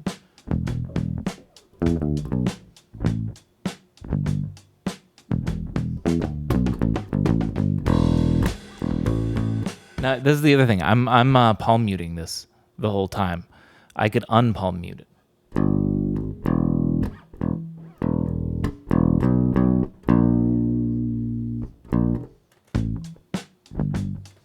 And too much lead.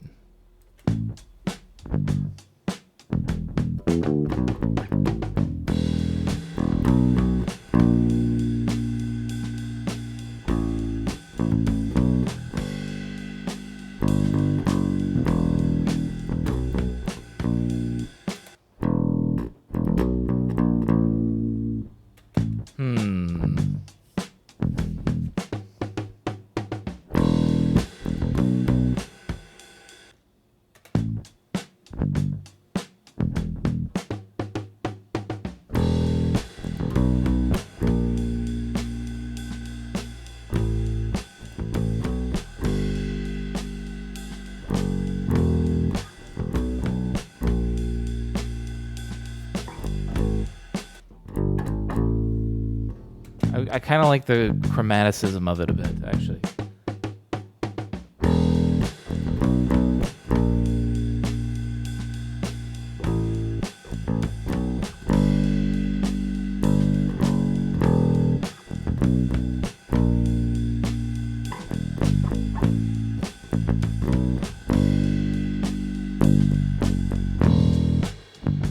I like that. Like, goddamn, why wasn't I recording that?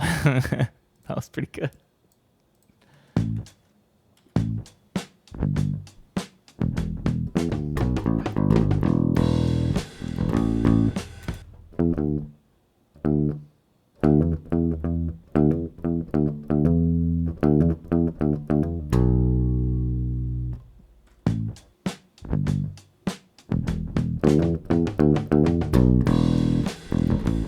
Okay.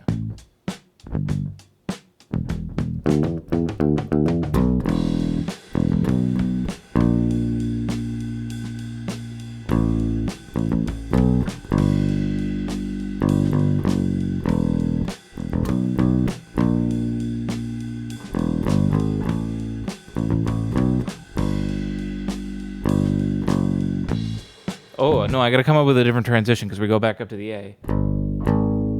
I'll go up that way, like that. Okay, that was a good refresher on it. I think I got this transition. Is this a good transition? Hang on. Oh, of course, we're gonna start having recording problems now, Ableton. Okay, well, we'll fix those in a minute. I think it's because there's a lot more stuff going on.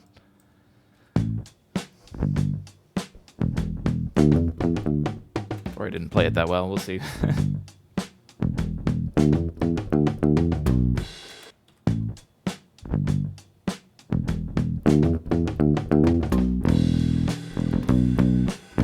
No, I shouldn't do palm muted.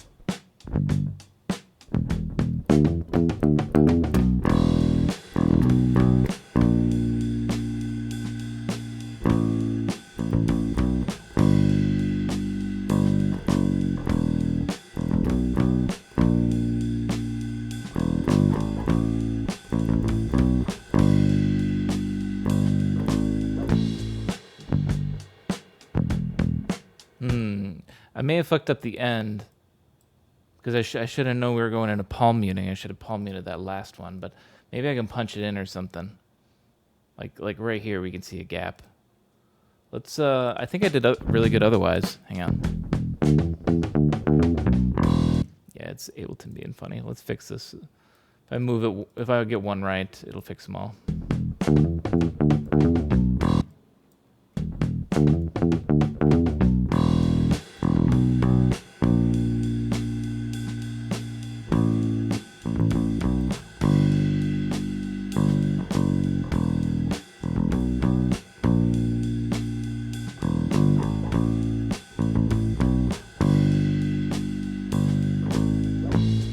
I should have just been a bass player, you know?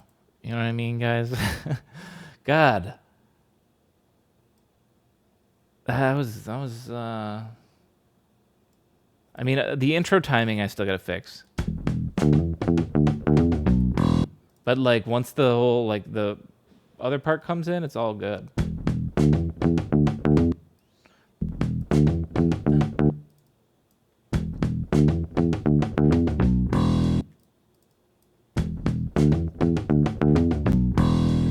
Don't crackle.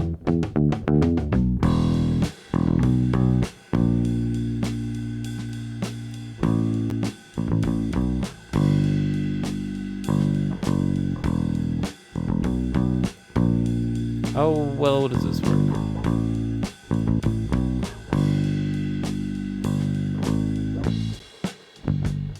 Honestly, not bad.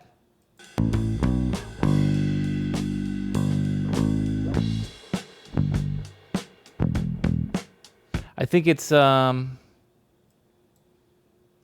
I need to think about how I want to transition this.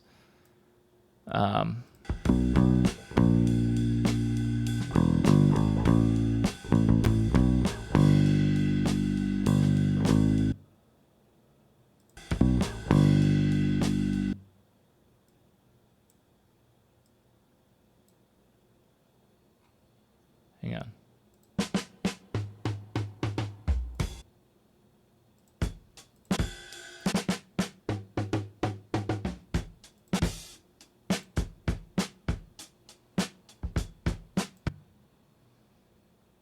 Something I'm looking for.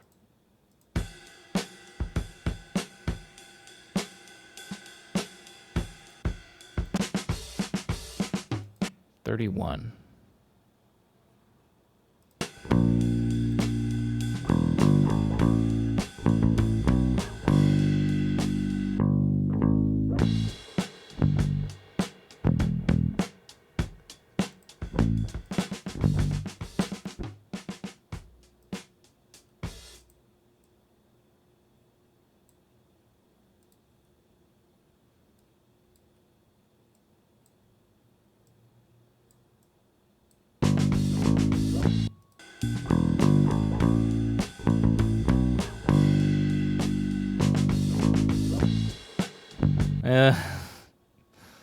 Hang on a minute. Oh.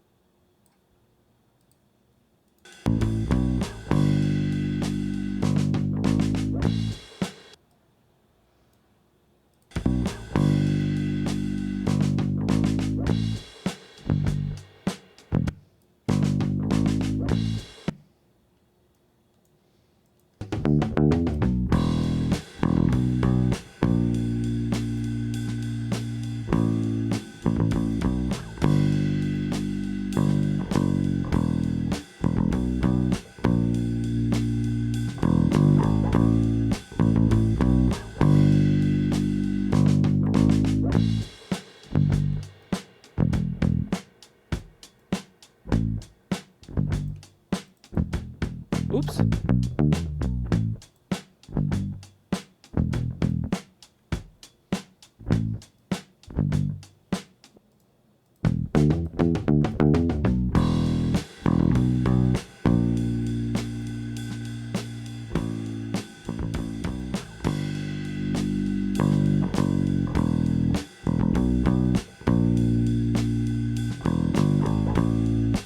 compressor is like out of control. I've never... I think I got it under control now.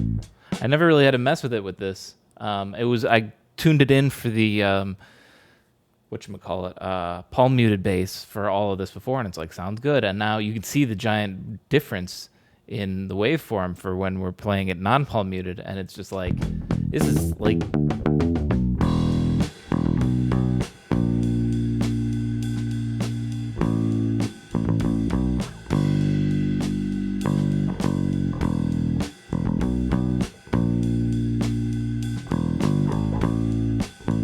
I'm going to take this whole thing a little bit and just go down a little.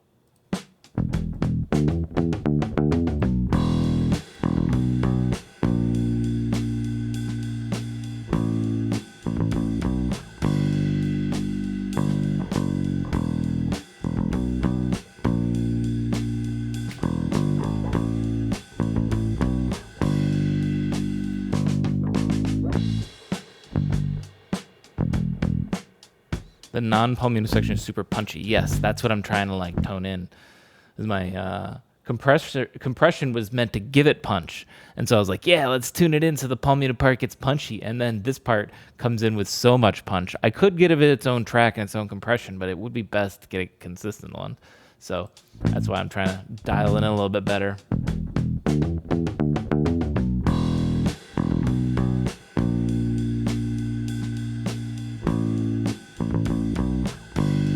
I think I got it better now.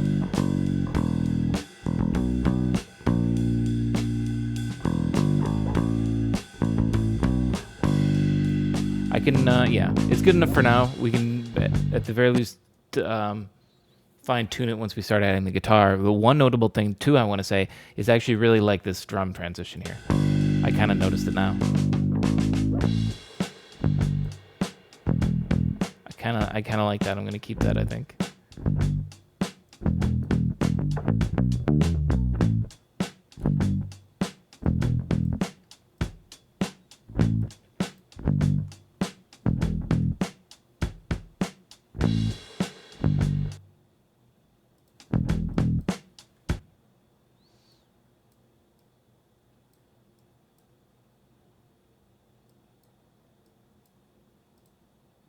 Hang on, bring this down. Oh wait, no, this is the boring one.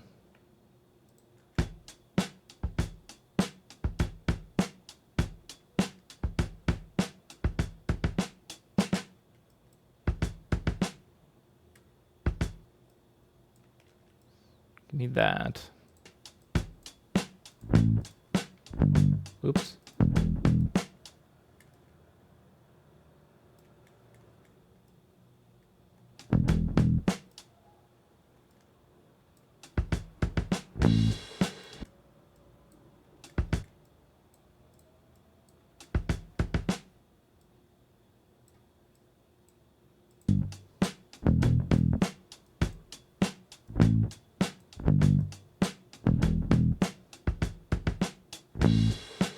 There. It's a really, really, really subtle fill, but it's a tiny variety in there that I'm going to keep. Because why not?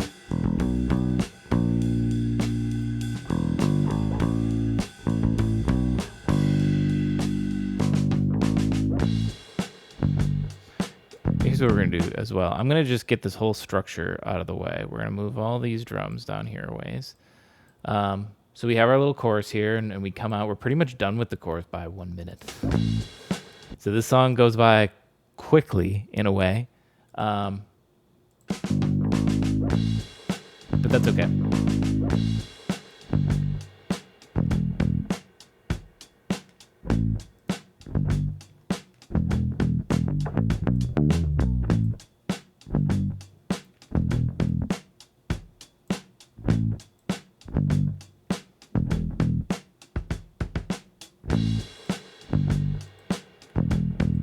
Just using this as a little marker for the halfway. I need more different fills in there still. We'll punch those in, actually. We'll do those next.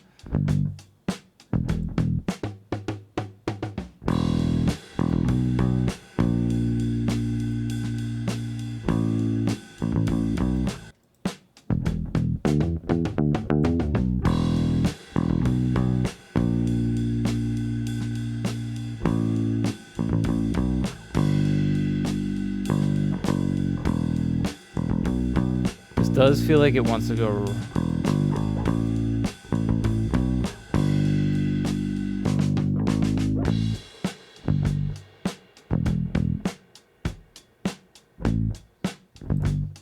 I think since it's so short, we could easily just go right back into this again.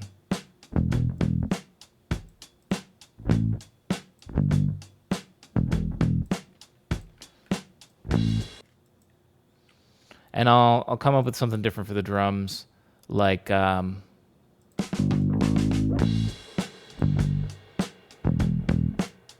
let's do this. No little fancy fills for the bass on this one then. And then I'll just do this right now, even with the bass on my lap. Actually, no, never mind, because I'm just gonna kill my back the longer I keep this on my lap. But the plan is, what I'm gonna do here is I'm gonna have to go in here and cut up the drums a bunch, I think, because I want to just like do just a kick and a hat, and do like maybe I can find different intensity of hats, or I can at least find some other sort of clips to create a little subsection here.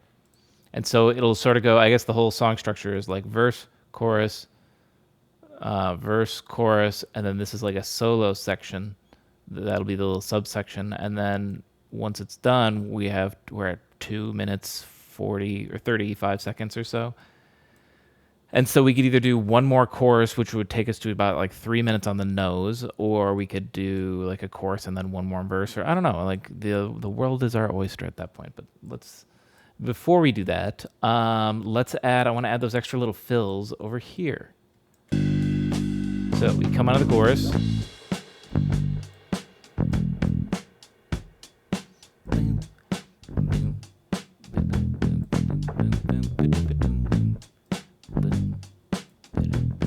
I gotta put one in right here.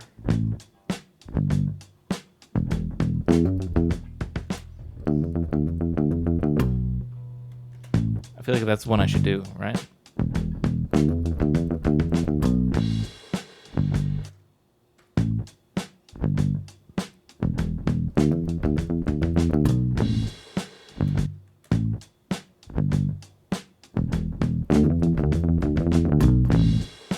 Oops, I wasn't recording.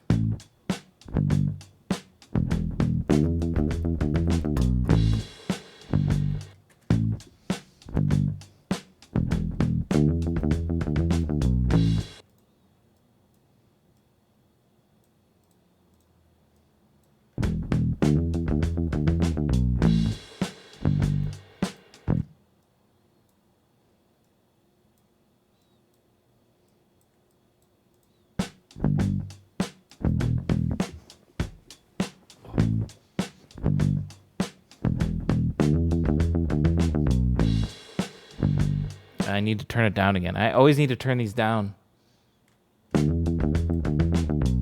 I just play it with a lot more enthusiasm than when I first recorded this first part.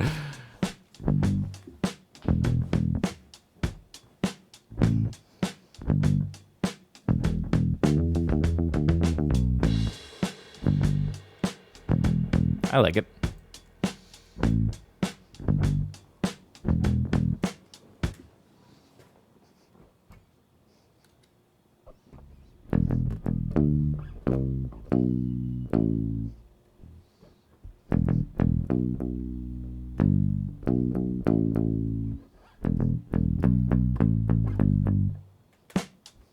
I think I might just do a really simple one here.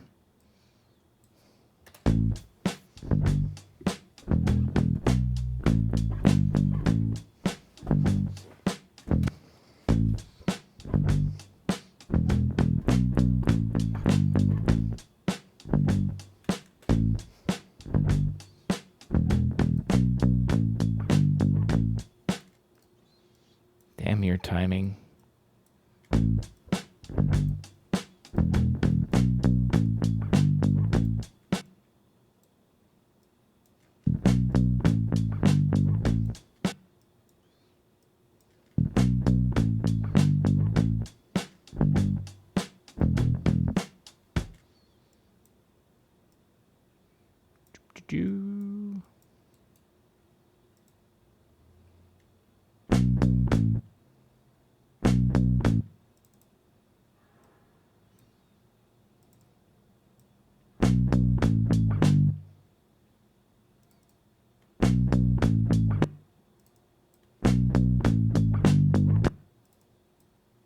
I actually didn't do the timing very well. It's okay, I'll just fix it. Who needs to play it right? I should write a new transition here.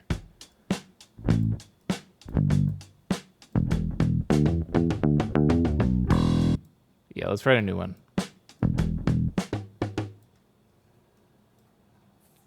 I should also use a different drum fill, right? I've already used that one. Let's see if I feel like I have a lot of options, you know? I have all of these pretty much. Won't all of these work virtually? Okay, not all of them.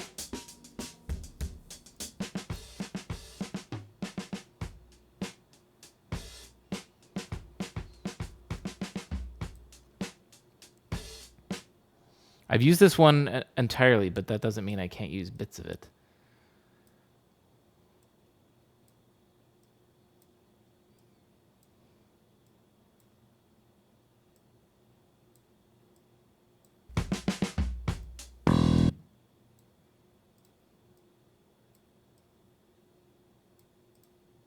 That's apparently a downbeat, so.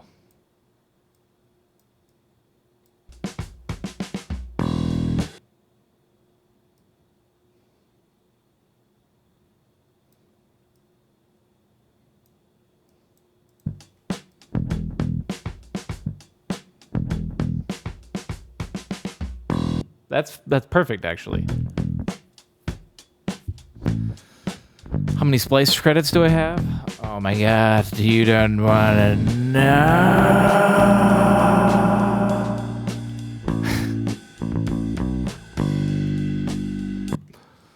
I'll never tell. Never once. You can go back to all of my streams and I don't tell you. I keep that private privileged information. No, but see, this isn't the brag. This isn't my flex about how many splice credits I have, because I've already bought all of these. I've already spent all of my money, and I still have tons of money. Oh my god, what do I do with what do I do with all this money falling out of my hands all of the time? I should get a bucket.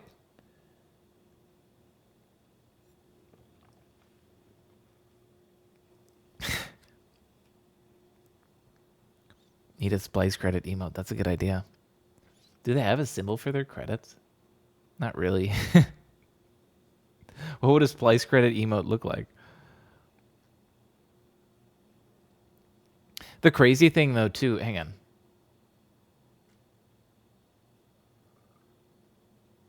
So here, let's take a look. This is Splice. This is what I use. I use the cheapest one right here. I pay $10 a month, and that gives me 100 credits. They give me 100 credits a month, and then I get access to all this other stuff, I guess, which is the important stuff. I guess it'd be cool to have some of. Wouldn't need this. This would be neat to have. I don't care about this. Don't care about this. And then I guess someone that just spends a lot, they would need to go with the $30 a month plan. But yeah, they give me 100, and I've had it for so long that I have 4,000 now. How you do the math? How long have I had Splice? How long have I been a loyal Splice customer? A lot, a long time. God, I wish I could pause my account with them and still use my credits, you know? Or I wish I could give them away. Number one, actually, I wish I could give them away. I would do a giveaway every Tunesday.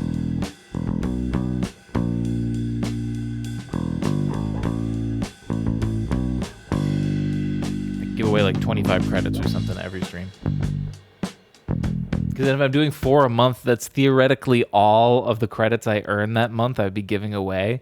But I still have my backlog to burn through, so it genuinely wouldn't be a bad idea. People like giveaways too. Plus, that's a giveaway that's actually like themed towards what the fuck my stream's about, you know? Like if I did a giveaway for a gaming mouse or something, it's like, well, I use a mouse when I'm using Ableton. Look, ooh. But if I'm like, hey, you can do what I do too. Here's 25 splice credits. Go nuts. You could do a lot of damage with Splunny 5 splice credits. Okay. What was I doing? I was going to write a new fill. Oh, wait, did I replace? Oh, yeah, I replaced it with the new drums. A buddy of mine uses a ball mouse for recording, so who knows? That's true. I watched a guy use. I guess it was probably because he had wrist problems because he also had a wrist guard on. But I saw a guy who was in just in public using his computer, but he had this enormous mouse that was like half the size of his laptop that he put his hand on, and it had like a ball that he would like spin his thumb on to like scroll around and like move his thing. So I mean, I guess he could still move it, but he was using his thumb mainly. And it was really complicated, but it was huge. I couldn't. It was funny because it was like I said, half the size of his computer was his mouse. It's like he needs a giant bag just for the mouse alone, and he took that with him out and about. Okay. Well, yeah. Well, I guess that's why I feel like I can't knock him because he had a wrist thing on. It could be that like using any other mouse just like pains him so much, or a trackpad. And so he just has to use this giant, enormous mouse, and then that sucks. I feel bad. He's got to use such a huge mouse. I get it in a way because I have big hands as well. So when I bought a mouse, I was like, I want to find the biggest. Like, I don't want convenience. I want a giant, fat, fucking mouse, and it could still be bigger, but it's okay. It could be bigger.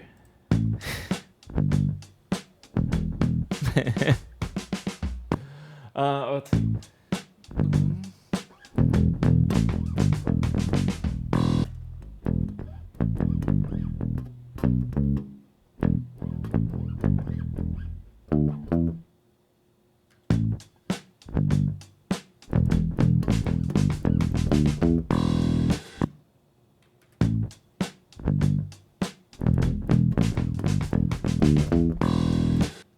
I gotta hit the next note too.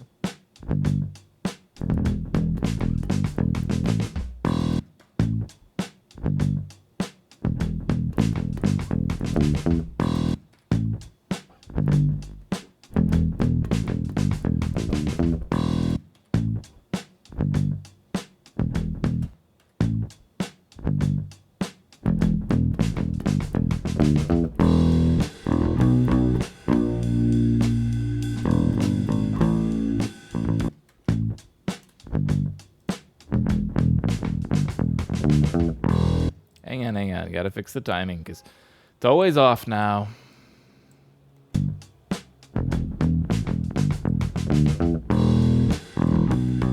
We don't need any more than that. Still a little early.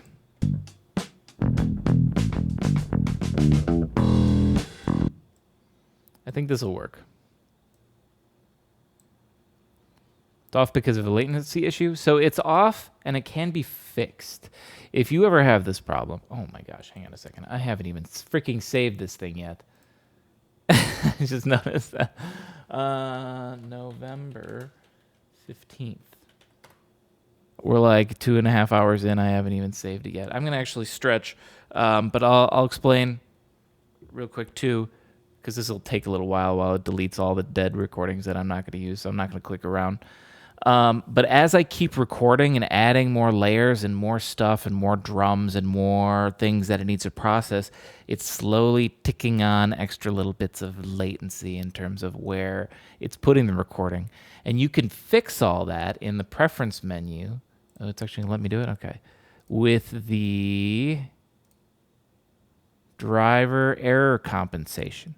Because it knows that it's going to fuck up. Right? It's like we know that as you do it, or like as anyone, your own hardware system, I don't know. This is, I guess, the flexibility that if you have like a poorer computer that might put out a lot of latency when it's trying to work, you can use this to compensate for that and fix it. And so what I could do right now is like really tune it in and find out, okay, well, I even made a little note of how much I should do in these sort of instances. So I could try to adjust and get it better.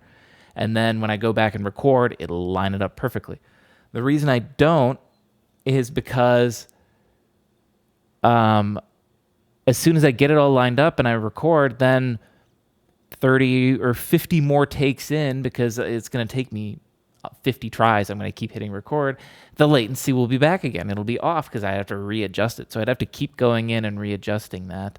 It would work if you were just like, if I was permanently deleting all those old ones and like not saving it and everything. But I guess the way that I do Tunesdays and stuff, I work so fast. I'm just like, whatever, just keep going, just keep recording and just keep putting notes on the page. Just go. That it's just faster to me to just go in and fix the latency by grabbing it and dragging it in than to go in and resync up the driver error compensation. I think the error compensation would be useful for, like, if I was running a professional studio, right, and I was bringing a band in and we were going to record some stuff, and like then I would probably like tune it a lot better and like get it right so they can hear it right away and I don't have to fucking fiddle with it. But like in terms of doing Tunesdays, I'm just like bap, bap, bap, bap. It's not very convenient to have to be constantly editing the settings. Yes. Yeah, it's not. That's an Ableton thing, I suppose. Used to never not be so bad, but it's gotten worse, I guess. Maybe my setup's gotten more complicated or Ableton's gotten worse, one of the two. But yeah, at least that's what I find, because I could go in and change the driver error compensation. But at the same time, without touching it at all, it used to be perfect when I was recording earlier in the song. And I think because my settings right now are set to like a raw, fresh Ableton project, not one that has all these drum breaks and all these. Because if I do this too, like watch this. Show take lanes. Like if I want to clear up some time on this, I bet if I do this, this will work. Let's grab all of these take lanes and delete them. Boom. I have to scroll all the way back up. And some of these other ones might even have some too. Look at all the take lanes on this one.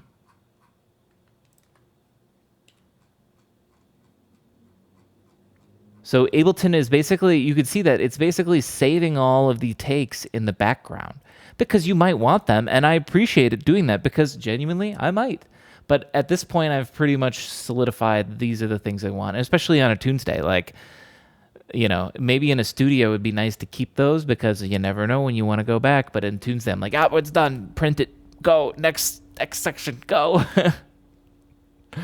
So, I think, yeah, I could do that. Actually, let's see. We'll see if now when we record, it's better. I could even delete the take lanes on this one, but I'm going to leave those for now. Let's save this. I haven't been recording. I would use Cubase, and it would just devolve into static after about 25 minutes, and I have to close and reopen it. So I guess it's hard to avoid one way or another. Yeah, I guess I'll take a little bit off versus devolving into static. That's kind of annoying.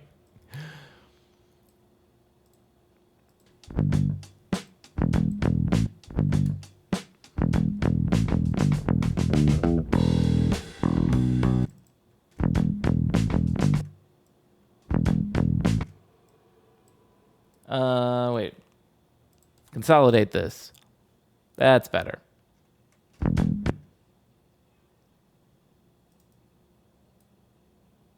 Does this sound better?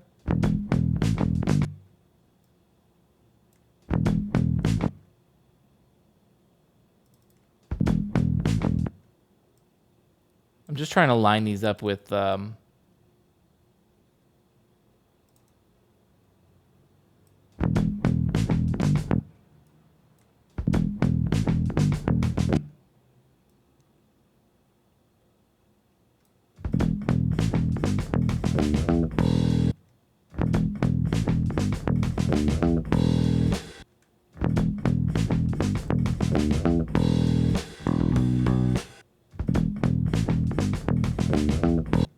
Okay, now I'll also take this thing and turn it down.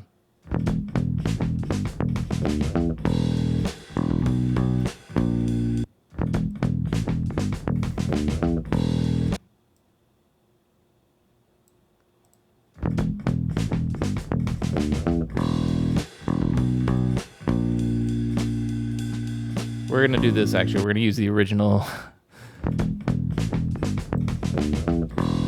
Yeah, that sounds way better. We're going with that one.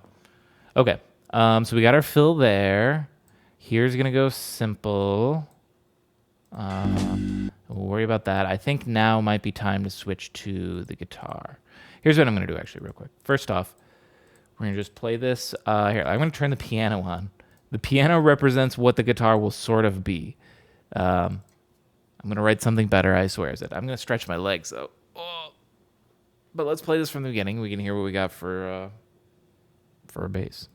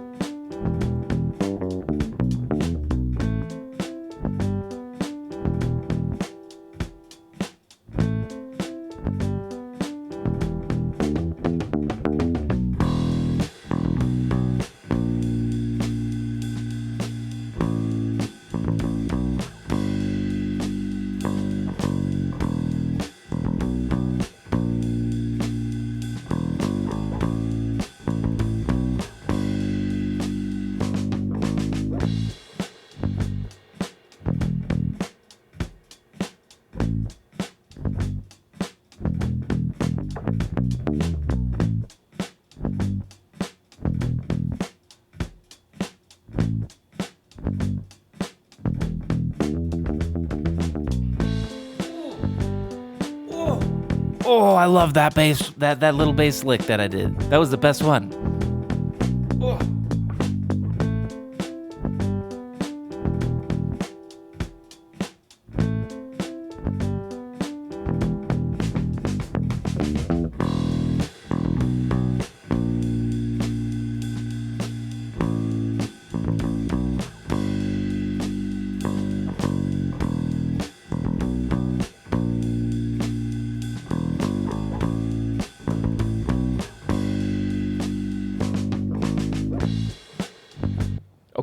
Okay. Oh, here we go. Now, before I grab my guitar and start doing that, I want to do a little bit of drum work. Just a pinch. And I'd like to do it without a guitar on my lap. It works a lot better. Because that'll help me get some more structure into this song. So, but oh my God, that which bass riff was it? It was this one? Ooh, when I heard that across the room, I just was like, oh, that was the best one. I loved that one. Okay. Now, I want to make this part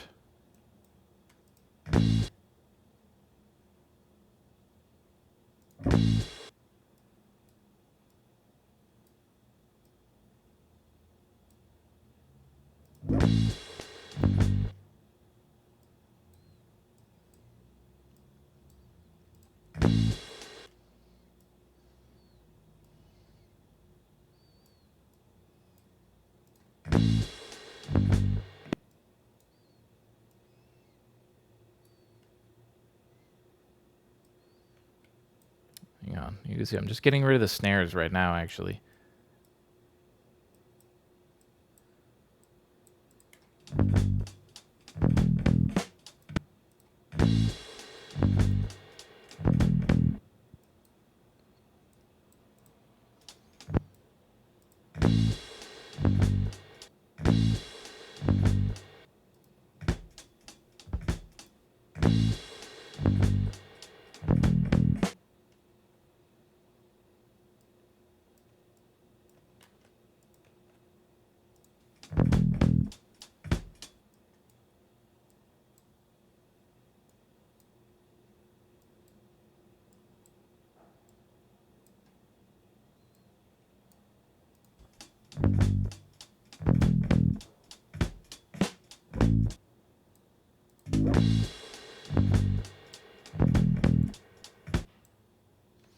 Honestly, that's all I'm doing right now is I'm just pulling out the snares and like replacing it with with a hat. And trying to make it feel convincing, but at the same time, then he does shit like this, dude. Bro, look at how late this hi-hat is. What are you doing? I'll fix you. I got you, buddy. We won't tell anyone that you did that. Wait, hang on a minute. Oh my god, I'm getting confused. Stop, Ableton. Give me whiplash. See, another one. Well, this one's not as bad, but still. Let's do better. We can do better. Actually, never mind. It's the same one.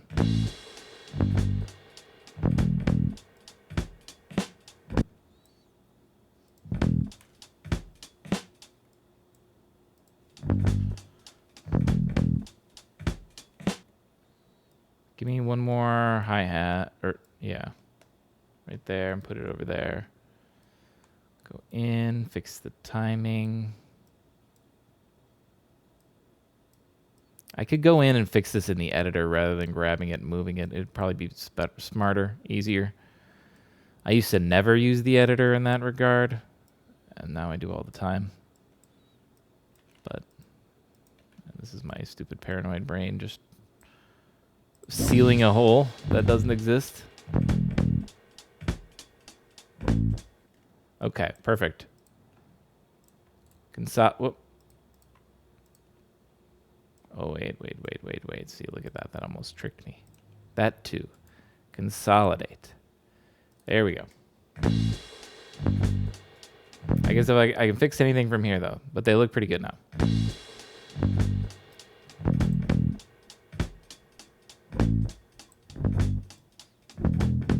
Because now we can have like a chill, like breakdown solo, right? Whoop, no snare yet. You're coming in too early, man. You gotta chill, bro. Maybe right here.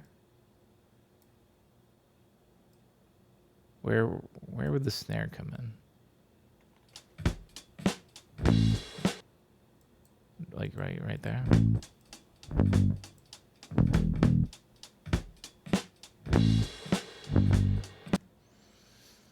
Are those microscopic timing flaws even a problem? It depends. On some instances, yes. On others, no. Because I would say when it's the drums, it is more important. The timing be really good. I'm not gonna like mega ultra anally, because like if we go in here, you could see like, look at this could be technically a little bit better. That's why I'm not going in here and I'm not going quantize, or whatever, and fixing it like that, because that's the humanized feeling of it. It doesn't have to be totally flawless, but you could tell some of them when they are on the beat, like when the other ones are early or really late. It just becomes too obvious, at least to me. I don't know, I notice it and it bugs me. But it's funny because like in this instance, I guess I don't notice it, because like these ones still have that same hi-hat that's a little bit late. And I guess the snare helps a little because the snare is maybe a pinch late too, so it helps even it all out. When I cut out the snare, it just feels late on its own, so maybe that's what it is. I'm not sure.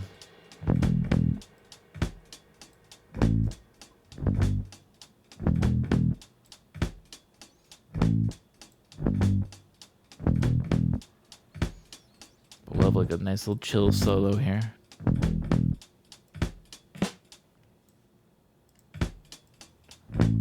I feel like I should go like this.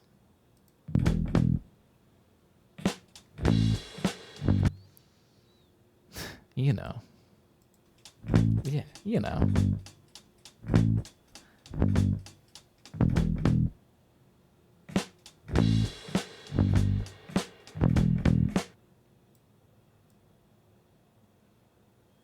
I feel like I want to like, hang on.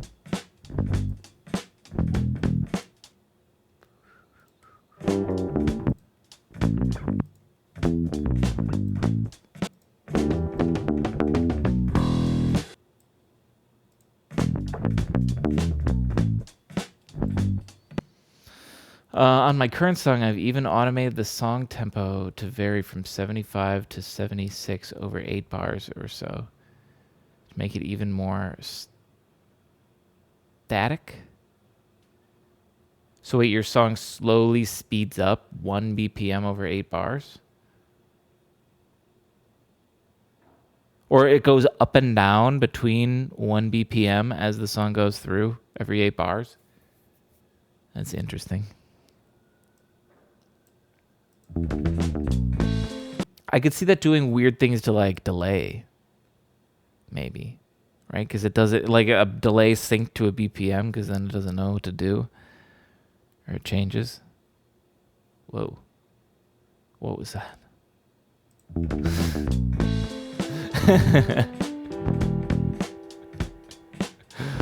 You gotta be careful. He's always lurking. He's always lurking. More unbound to the grid. Okay. Let me shut this piano up because it needs to shut up. I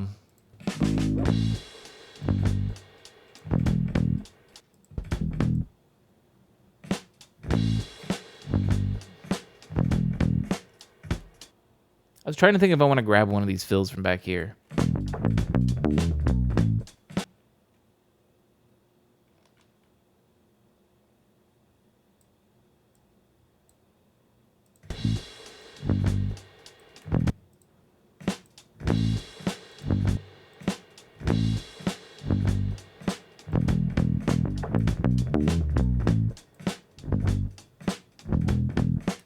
Does this actually start right on that beat?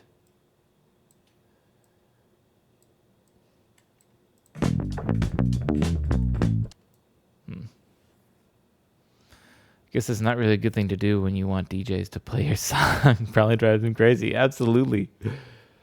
DJs live and die by the BPM, you know? So if you're going to be like, oh, my song changes through it, and they're going to be like, fuck you. Or they'll use you as a transition if you do it cleanly. They could use your song as a transition between BPMs or something like that. But if you're like just fucking around in the middle of the song and shit like that, I don't think they like that.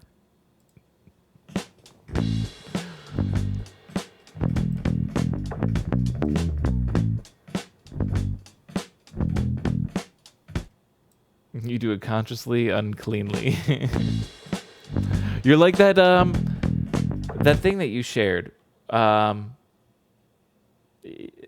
That's what was that thing? I can't remember.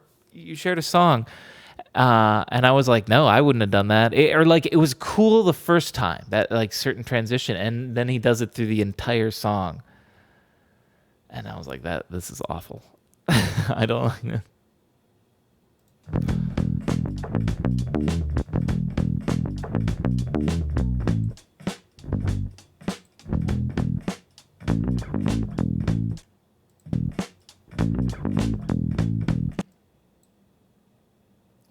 Here. Actually, let's just do this. I can do the lazy way. I can grab the first note.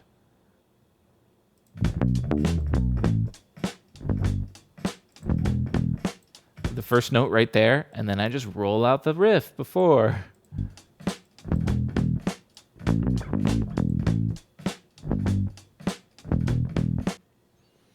My newest thing might have something to do with that song, by the way. Okay. Are you making something that sounds very similar to that, or just like taking the idea of like, who cares if people don't want this in a song? I'm putting it in.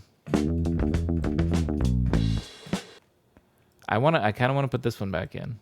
Oh, let's do the same idea. We'll grab the ending, the last little bonk.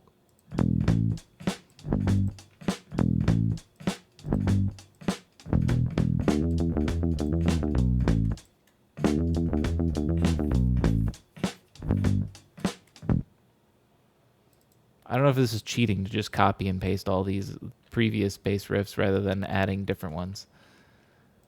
I could just grab my bass and come up with another one.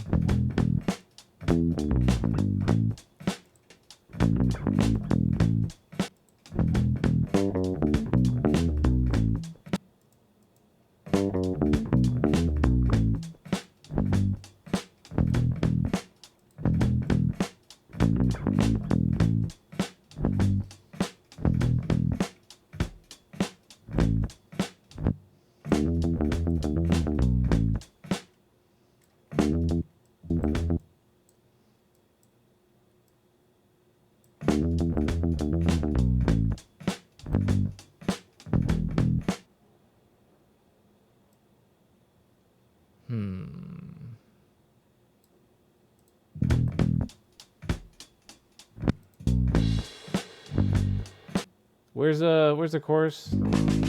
Oh, it's right here.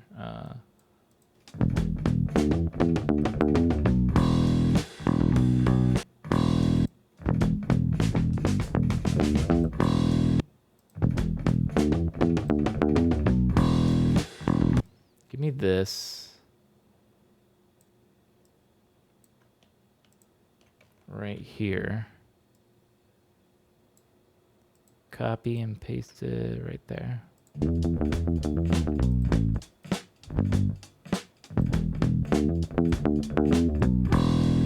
I might just grab my bass before I switch to guitar and try and punch in a couple more fills. I'm realizing now I think I should do that, but I'm glad I took that stretch break. Oh, got that guitar off my lap and let me at least make the drums for this part. So now we get some structure here. So I guess it's really like A, B, A, B, A, B, and then I don't know what to do at the end. But it works because there's enough, I think, variation. And the parts are short enough that it keeps it interesting. Or I think it'll keep it interesting.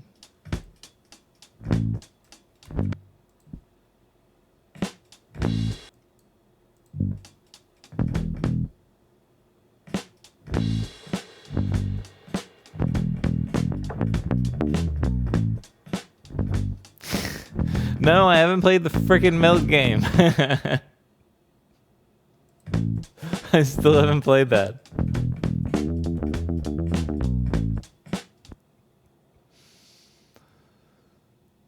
What is this?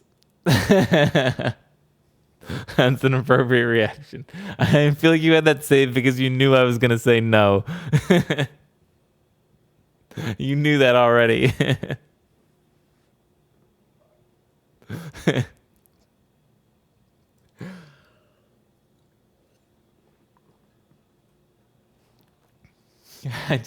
You can't possibly fathom my lack of interest in playing the milk game. I know you're trying to sell it on me, but it just looks I don't know, so bizarre.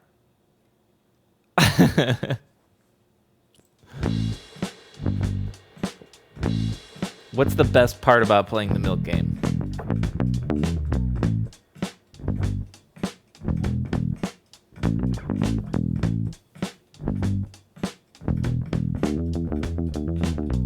The soundtrack? That's worth it for the soundtrack alone.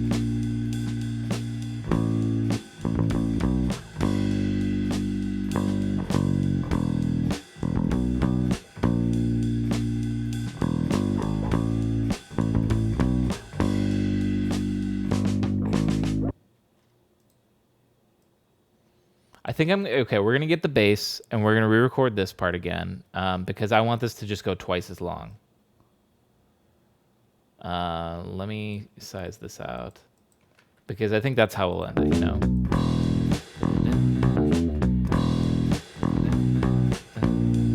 I actually probably don't need these anymore.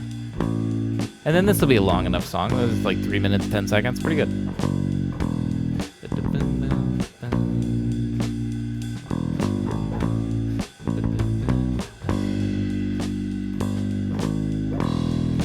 That's not gonna work. Well, that's why I gotta punch in a new transition there. Boom, boom, boom. It'll be easy. And then I could actually probably even still use this.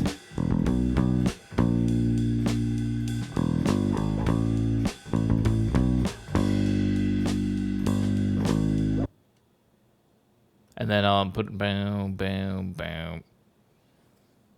310 is far too long.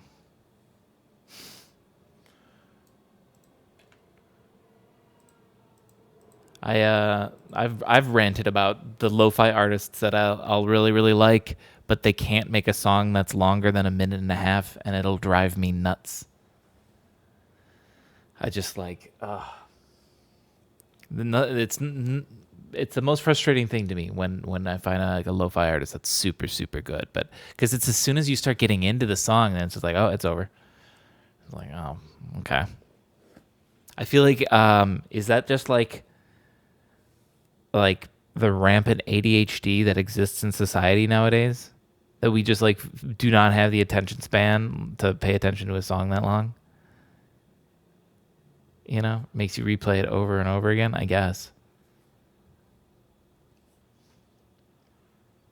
I'll cut out the middleman. I'll just make a like when I put out After, and some of those were like 5 minute long songs, like 5 minute like ambient lo-fi shit. You know, I guess it's almost ambient lo-fi at that point when it just goes and goes. That's where you do it.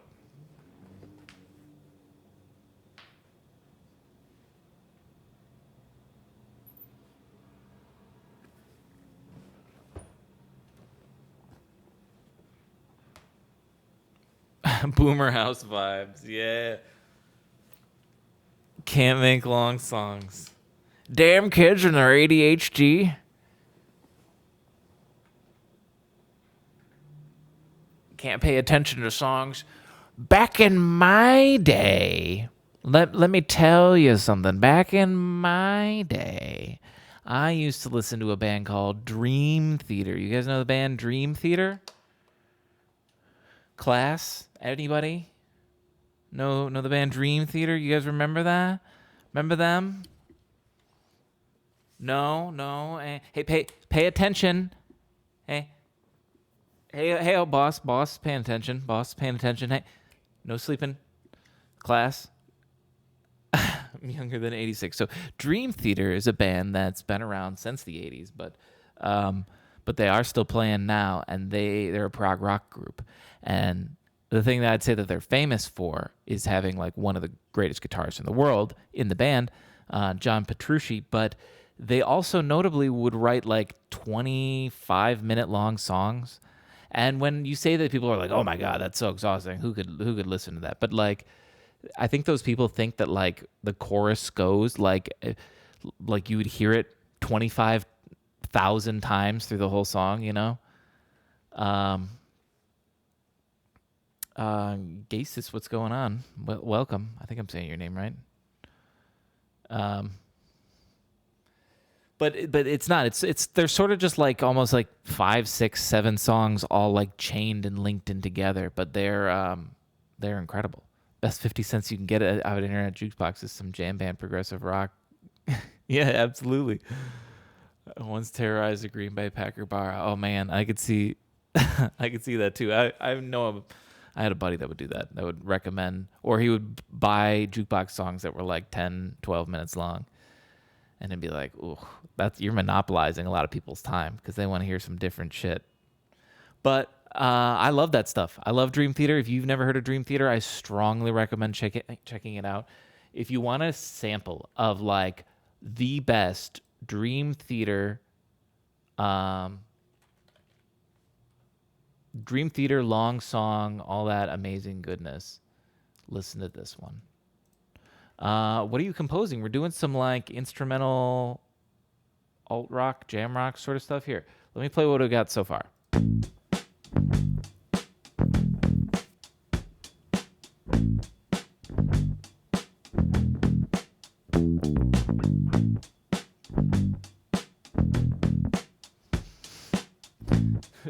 Minutes, they have 20 songs. No, that's exhausting. But they almost do that actually. You could say that in a way.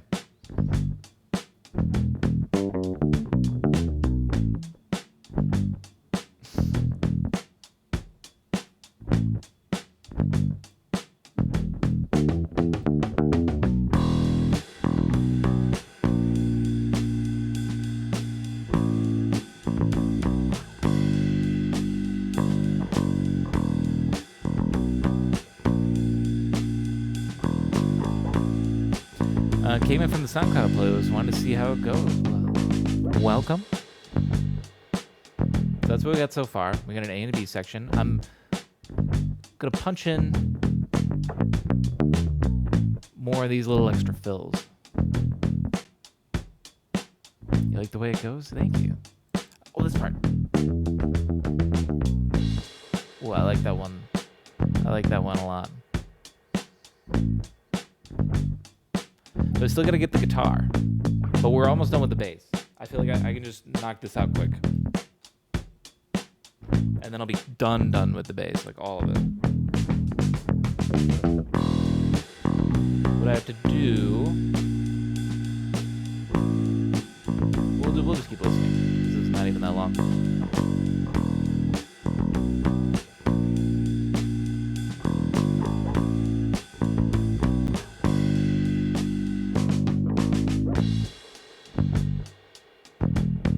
This one's gonna have no fills in between. I'll chill. Barely has some songs that are about 15 minutes long, but they're usually 3 sections that could easily be separated into individual songs. That's what Dream Theater's a lot like with their 25-minute songs. It's like 5 different songs. Okay, let's do this. This one I'm okay with recycling this because, number one, we don't hear this until, like, this was the first riff we heard back here. And number two, I can think of some stuff I want to kind of pull off of this. Hang on.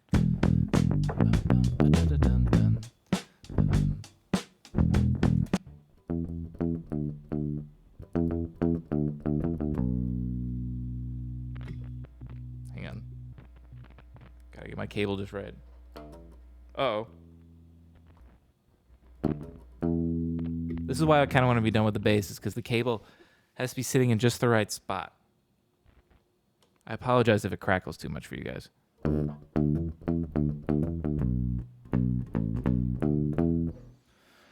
I've seen some long jams back in the day. Back in my day. You know what's weird? Anybody here a fan of Primus? You notice that they evolved into a jam band? Like, they used to play shows and they play their songs that they wrote that are like 3, 4, maybe 5 minutes long sometimes. And then now they play their songs and every song is like 15, 20 minutes long. And I say that like, as in like they are just jamming on one song. That's not like a 20-minute song like Dream Theater where it's like 4 songs in one. No, with Primus, they're just like, it's the one song. They just jam on it for 20 minutes and like solo and do crazy shit and go on a fucking psychedelic journey. And they never used to do that stuff. I feel like. I mean, they've been around for a long time, so I guess they're getting bored there. They took a lot of drugs and they realized that it was a lot more fun to do that stuff. I'm not sure. I saw them at Summer Camp Music Fest, Rothbury 2008 Jam Fest. Shows are definitely trippy. Yeah, I saw them in, what year would that have been? 2013, so almost 10 years ago. And that was really good. They did 2 sets. They did a 2-hour-long show, and it was still like 10 songs for a 2-hour show. It's crazy.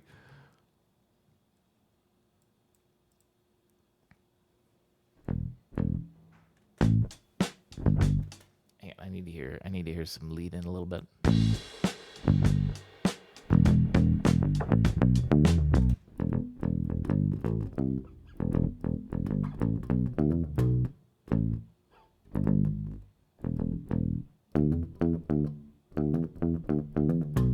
Should I just do something simple like that?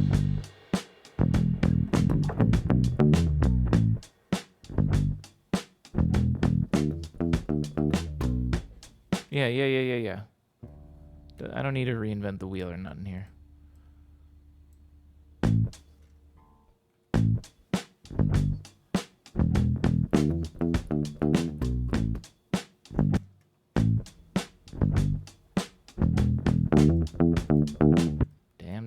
Damn delay. It's a delay, it's even coming in early. Still even a pinch early.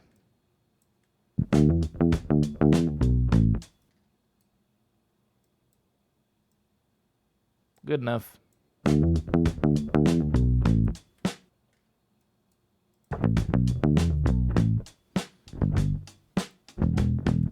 Oh, I gotta turn it down again. I mean, I'm doing the work of my compression, but whatever.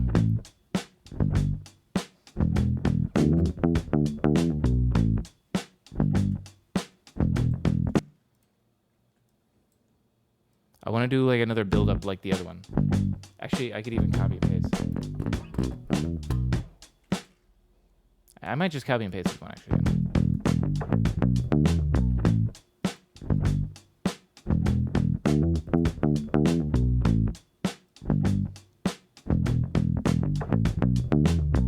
I like that actually, yeah. But now this one needs a new one. Let's say hypothetically someone gifted you a very expensive milk game. Would you play it? I don't know. I would certainly like feel obligated in a really guilted way.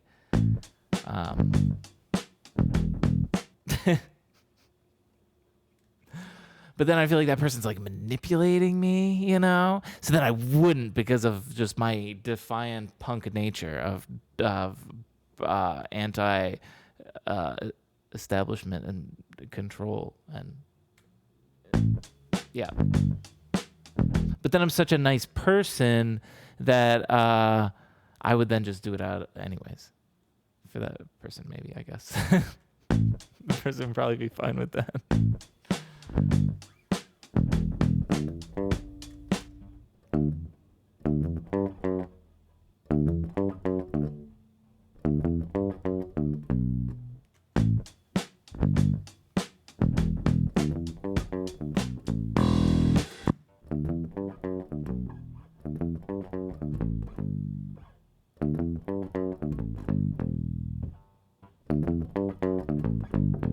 That's kind of cool.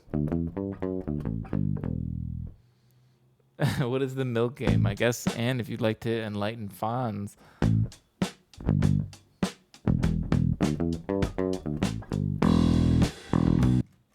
I like that. Let's try and get it.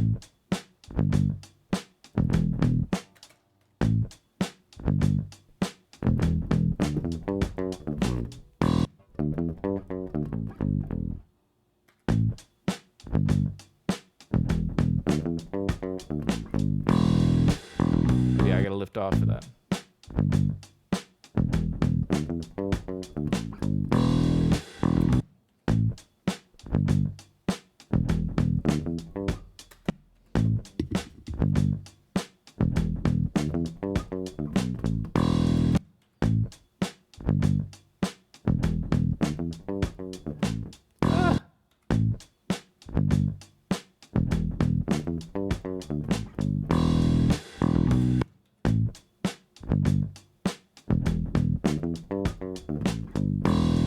Fuck.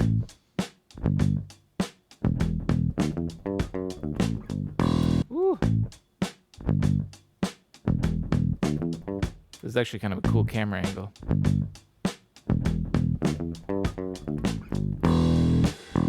I got too excited on that one.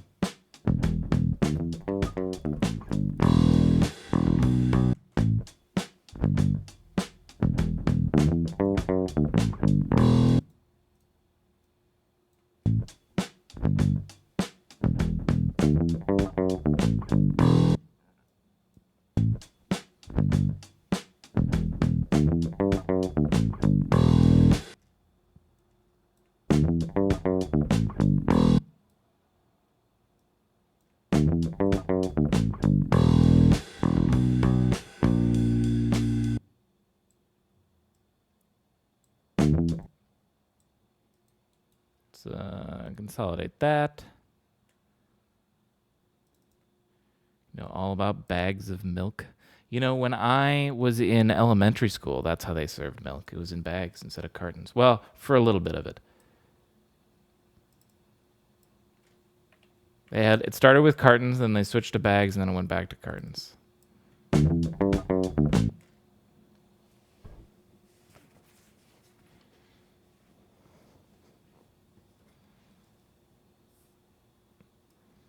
But I hated when it was bags of milk. I just found it very hard to drink a bag of milk. Perhaps I was a dumb child. Perhaps. I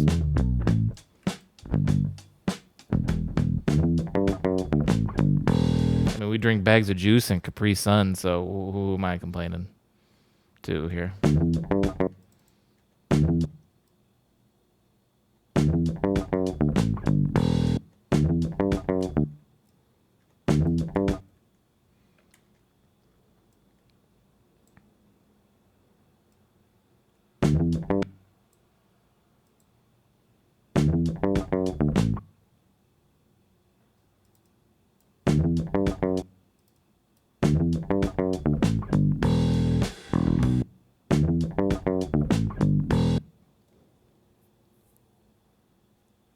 What do you mean though? Like individual servings of bags of milk? I'm talking about 1.5 liters of milk. I'm talking about individual serving size bags of milk. Yes. When I was in school, they had these. They were like little bags. Like you know, like what a Capri Sun is, right? Hang on. Okay, that's different. Okay. Oh yeah, here I literally googled it. It's exactly. Hang on. How do I get a better image and make sure that nothing bad is showing up? It was this shit. This is what I had in school. Or these. And yeah, you had to drink it like this with a straw and you'd stab it. And so many times people would do this and it would go through both sides of the bag. It would come out the bottom and then you'd have to drink your milk out of this bottom tray thing. What? Yeah, this was I don't know, some American schools had this. Your milk was just in a bag. You had to just drink, this was your milk. And you just had to do it. That's what you did. But it doesn't even have a special fold, so stable. That's Canadian milk bags. Well, I'm not. Like I'm saying, I'm not Canadian, but they had this up in Wisconsin schools. You guys never had any bag milk? Oh, here. Oh, see, yeah, we had cartons at a certain point as well. Like I said, it started with cartons, and then they switched to bags, and then they switched back to cartons. So I don't know what was going on with our school system's food supplier or whatever. But yeah, I hated when it was bags because yeah, this is how you would drink it. You'd have your bag of milk sitting right there on your, and you'd have to like hold it funny because it's hard to drink it like that. The milk would like go to the corners and like you'd have to aim the straw. It was a pain in the ass. It's like this. I don't know why they bagged milk. At the end of the day, if you think about it too, this is way less eco-friendly. This is just a fucking plastic bag versus what? A cardboard carton. Like if we're talking eco-friendly, that was a big ass con. Like these are way worse. Because then now every kid at the school would have one of these every day. So there's 300 bags or 400 or 500 or how many kids were in your school in the garbage every day. Yeah, I didn't even think about that until now. How do you even transport it inside your backpack? Touches bag. I guess you weren't supposed to. They would expect you like you'd pick up your bag milk when you're getting your like at lunchtime, right? And you drink your milk at lunch or whenever you're drinking it, but you're not usually like taking your lunch and then taking it with you anywhere, you know? You just eat it there in the cafeteria. And so I guess they expected you to not take it anywhere. But yeah, who remembered bag milk? Yeah, I had bag milk for a little bit. My school didn't serve lunch. Oh, okay.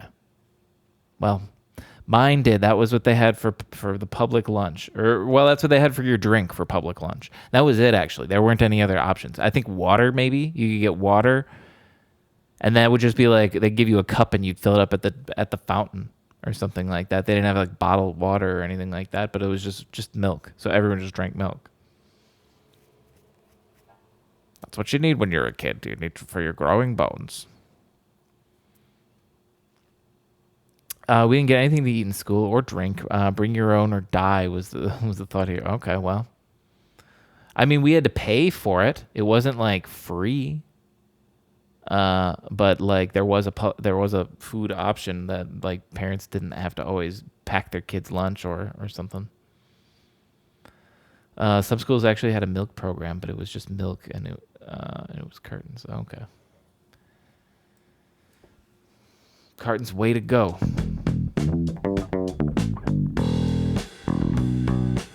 Okay, that sounds good. Hang on, I need to punch in this transition right here. Probably from right here.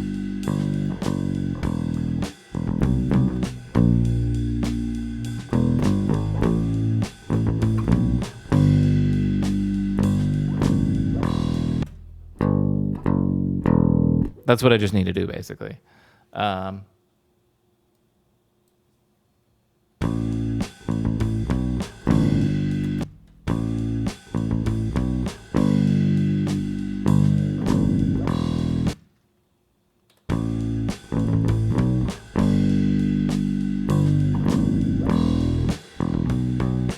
need to shut this up. It's fucking me up.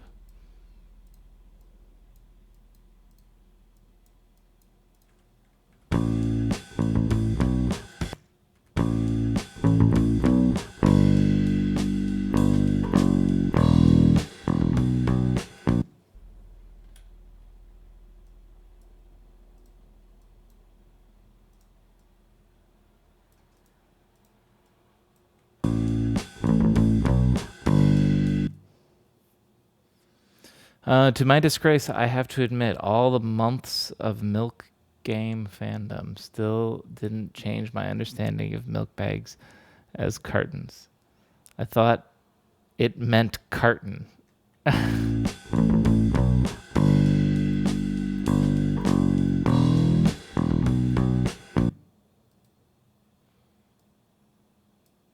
milk game can't change you completely. It is only a game. It cannot change your heart, the destiny and power of your soul. It is just about milk. Oh, I should turn this down.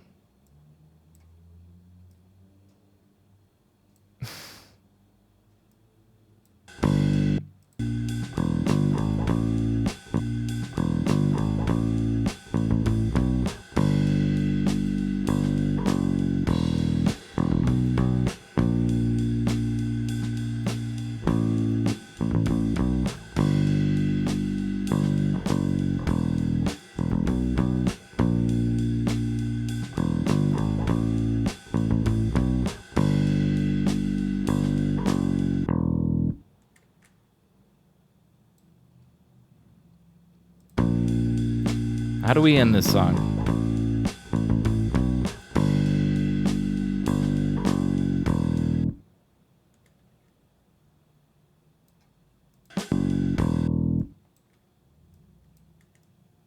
Where's our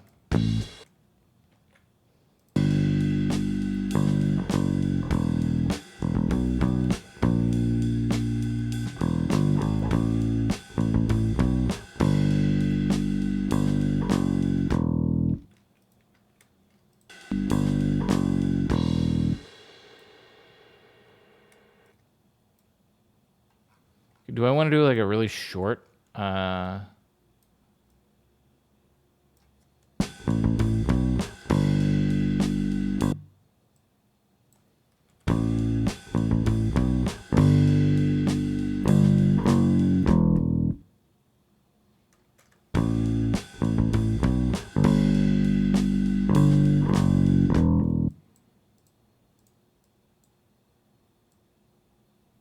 could I just punch that in actually?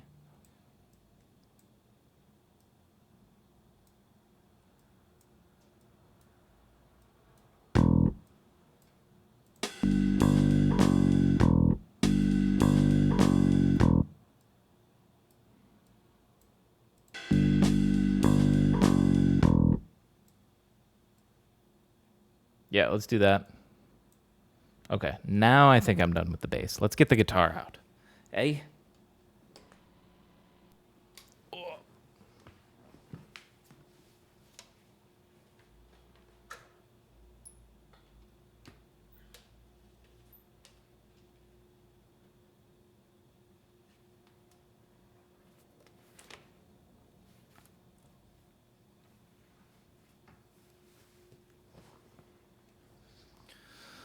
All right.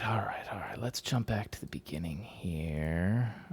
We don't need this track anymore. Let's consolidate some stuff. These might still be useful. Keep that.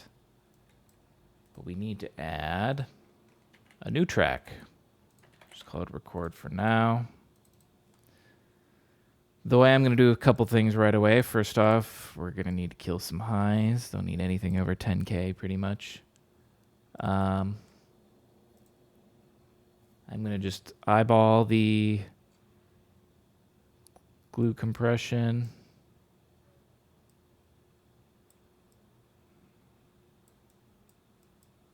That's probably it.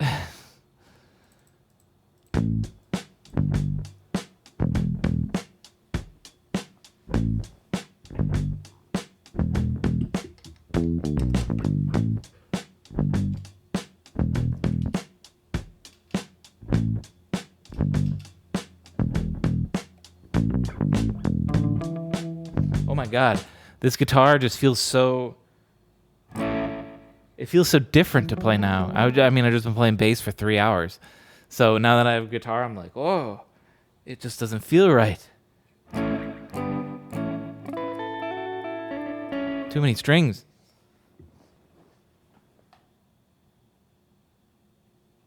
Boost the volume a little bit too. That bass that runs hot. It's a loud one. I need a tuna. I need some tuna. I didn't tune my bass any time I was recording there, so let's pray.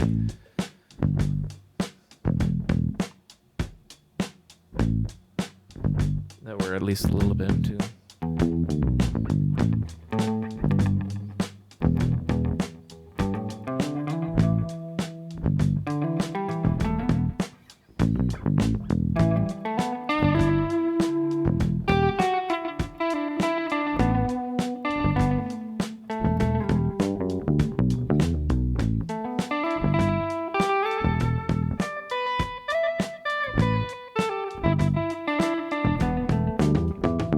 Okay, I guess I don't need to tune.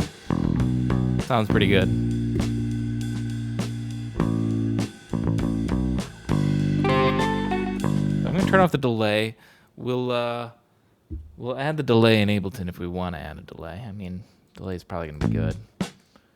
I'm gonna do this though. I'm gonna also duplicate this one more time and just call this one Git. And let's see. Where's our looper? Now I made this piano as a remember to do something like this on guitar. So let's see if I can figure out something like this. What do I do? I start with an A.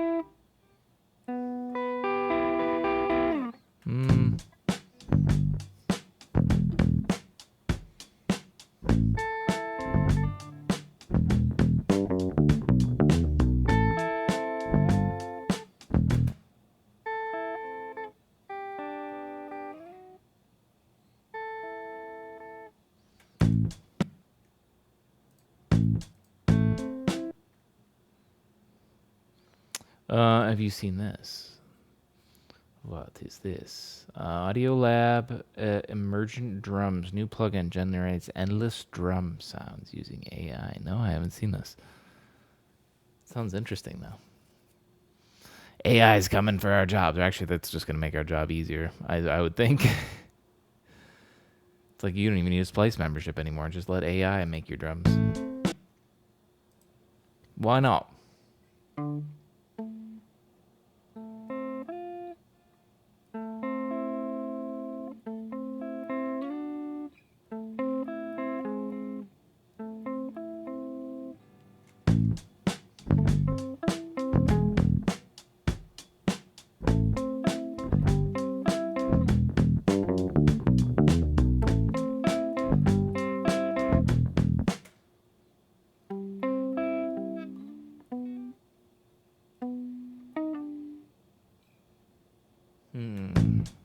What am I going for here? Sample packs killed the CD sample library. Splice killed sample packs. Now AI kills Splice. Yes. But nothing can kill AI. Nothing.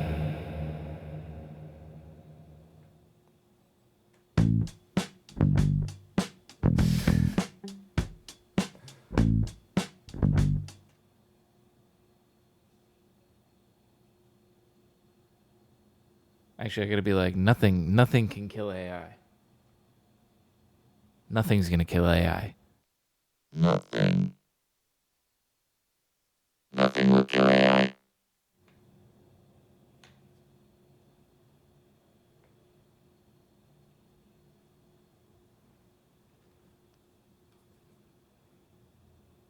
Just wanted for vocals, to be honest. It's true. Finding a good singer is the Hardest quest in the world.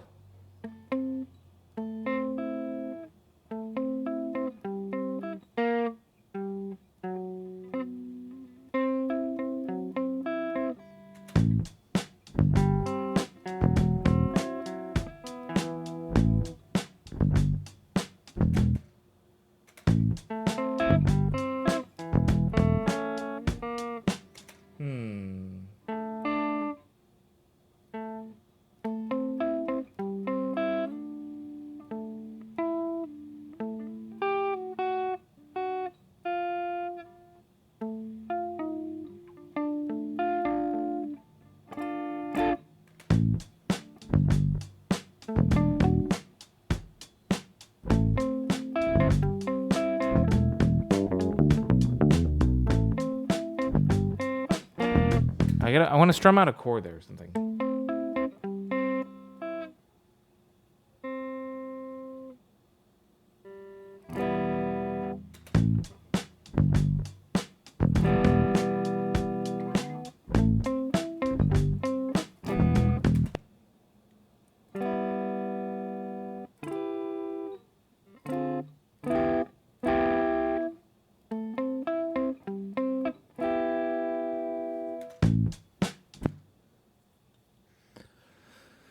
Text to vocal AI would be a dream. Oh, an AI. What are you talking about? That already exists, Anne.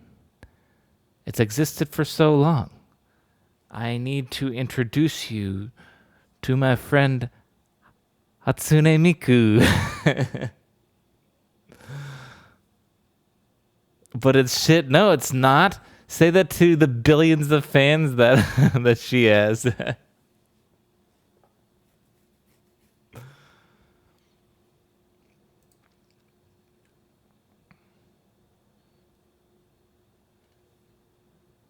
Sometimes you have a nice pad sample, but it's only like 3 notes. It's already there. I listen to Vocaloid music. You know, we're good.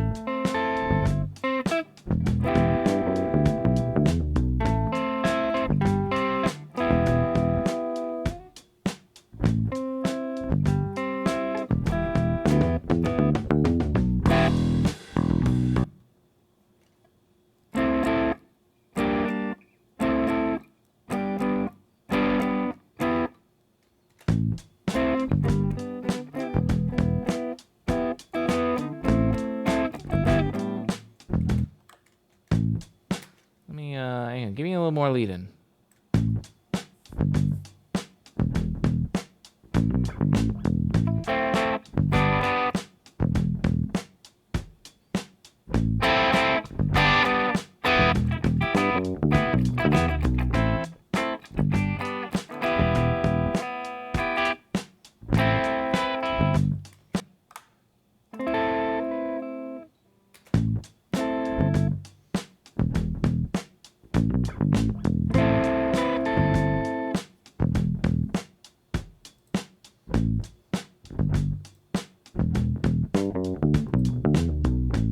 Honestly, hang on. I feel like these need to be swapped.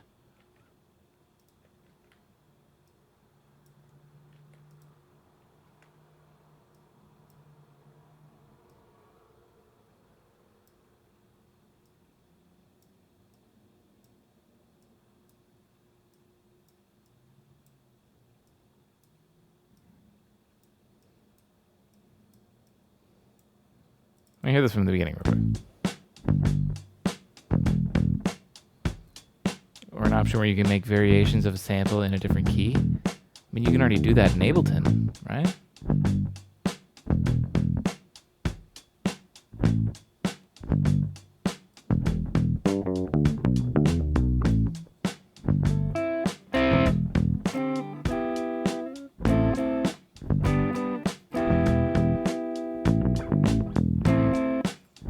Yeah, much better there with them swapped. Okay.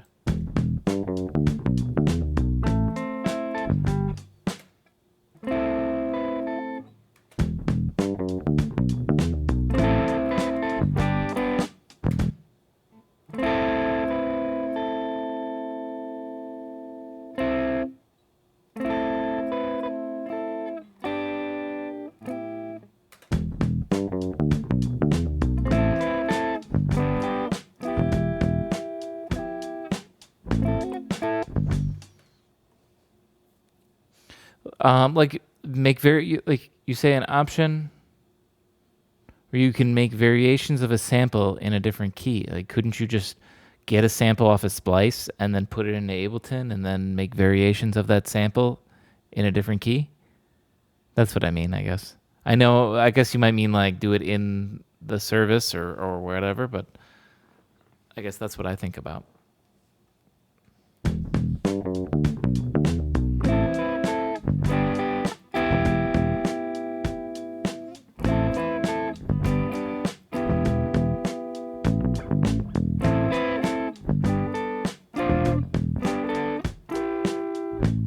I kind of like the simplicity of that. Hang on a second.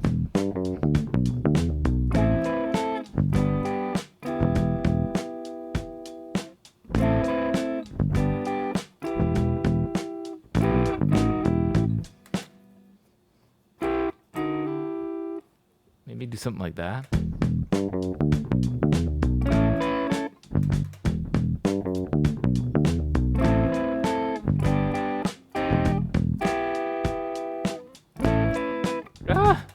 Get my major and minor messed up. But the sample, unless it's just one note, will be bound to its key and scale, no? You can't just pitch shift fit every sample into a song. Oh, you mean like you don't want to do any work? Or wait, I'm not sure I know what you mean. Because technically it depends on how minute you want to get on your pitch shifting, because you could, yeah.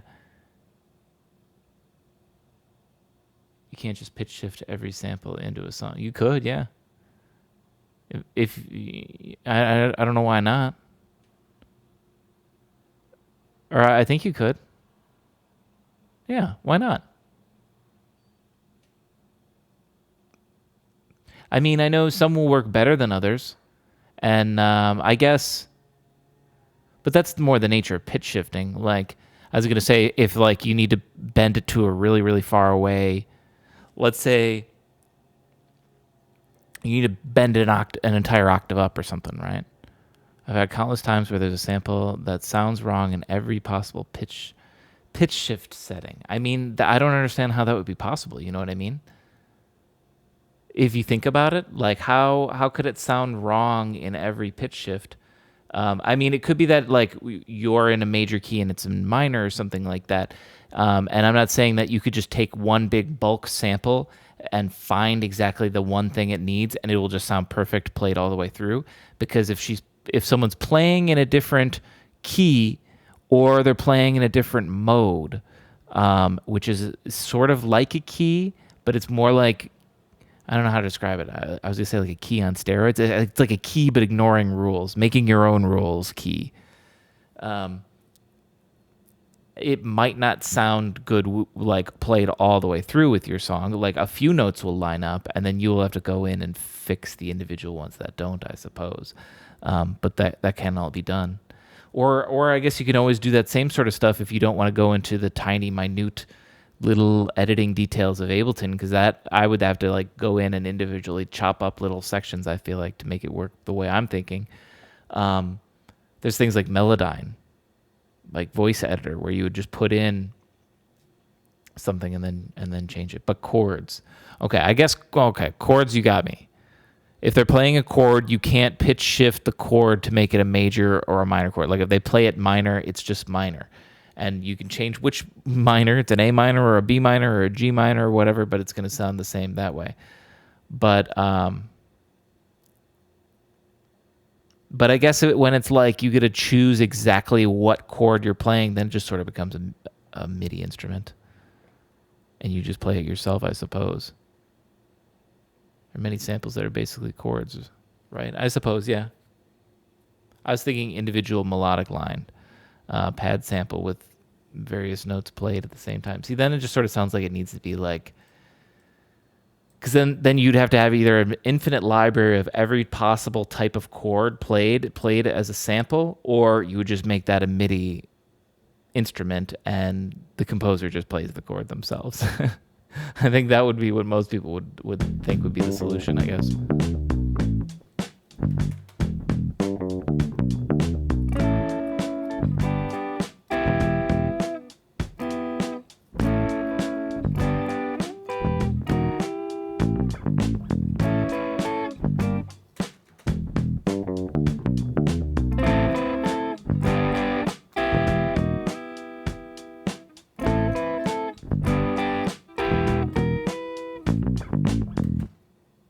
I kind of like the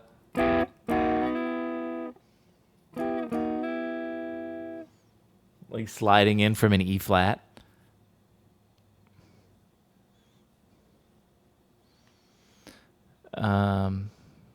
Most samples that are interesting are chords in my experience. I guess I honestly I don't use a lot of samples that are chords. I suppose maybe that's why I look at it in a different viewpoint. I use the samples I get will be like a vocal part, which I guess maybe sometimes I'll do a harmony and that'll already be a chord.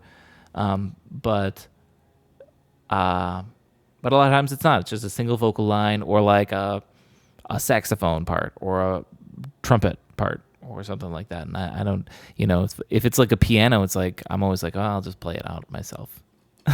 A guitar? No, I'm not going to get any guitar samples. I'll just play them out myself.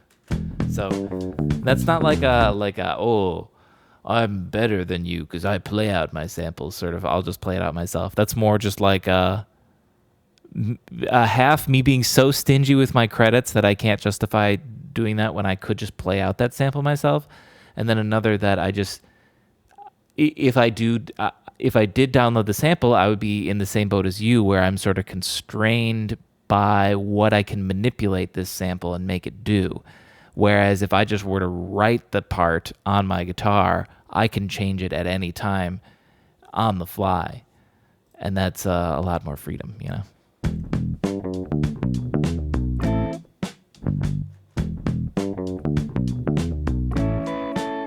Oh, minor.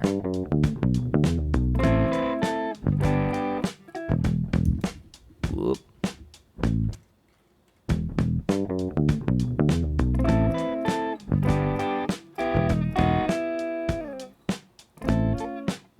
Damn, that sucks because I think I like that first part. Hang on. I'm going to just save that because the way I came in on that one was really good.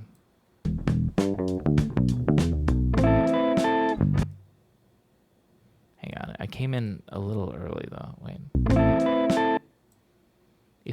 Let's do this.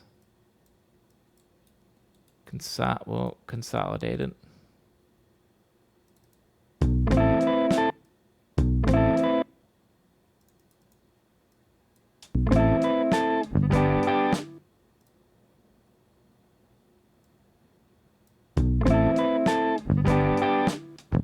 Save those two because they're okay.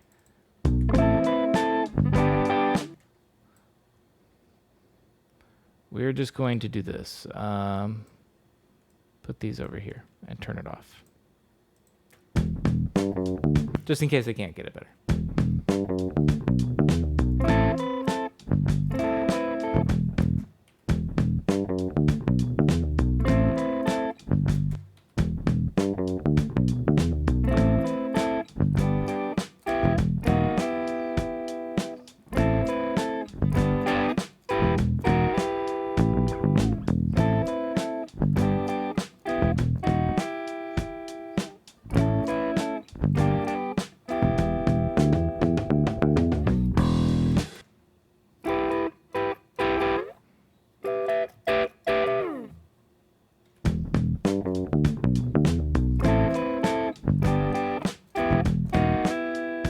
Ooh, almost.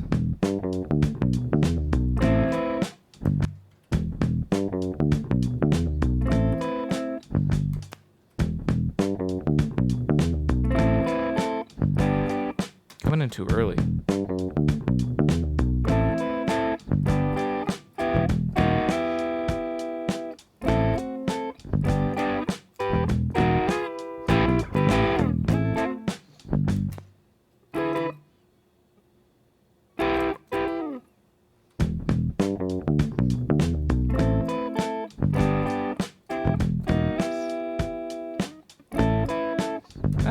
Minor.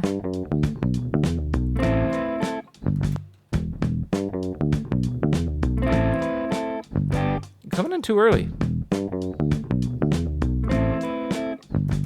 Ugh.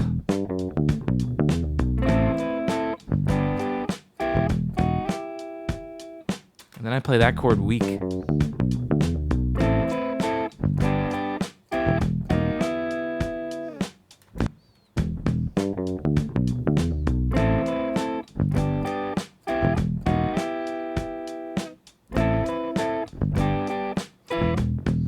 Okay, I at least got the first thing right.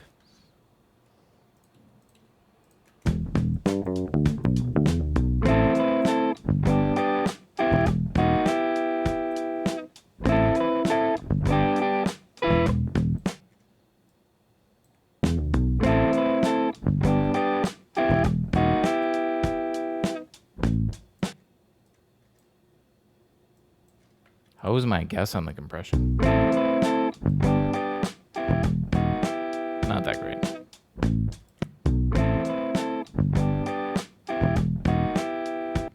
I also need to do this.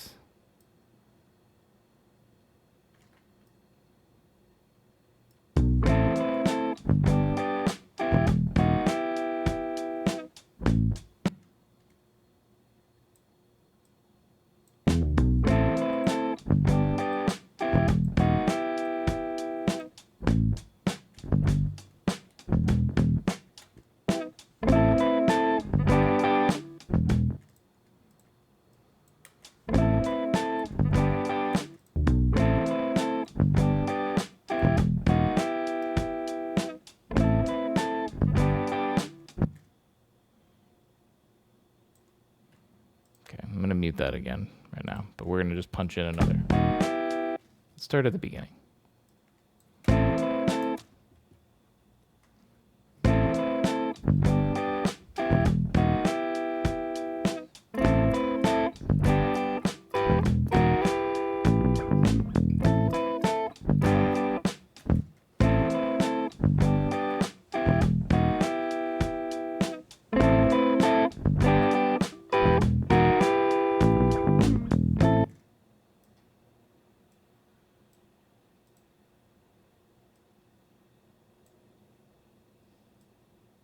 I just keep scooting that one down further because it's a good one, but I also keep nailing it on some of these. So.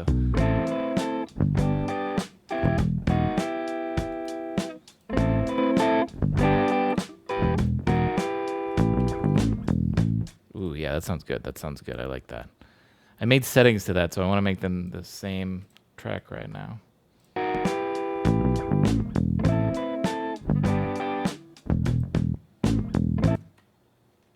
All right, deactivate that one again.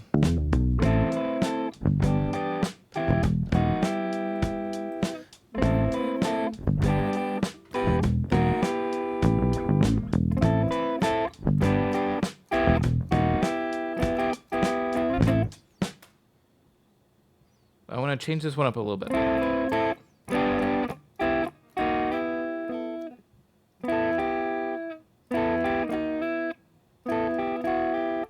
Maybe do that.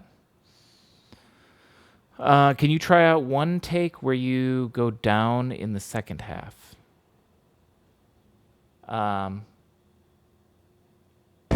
Like instead of going up on this one? So like this? Or like you mean like I reverse the order? Or do I go down on second both of the times? Is that what you mean? I'm not sure what you mean.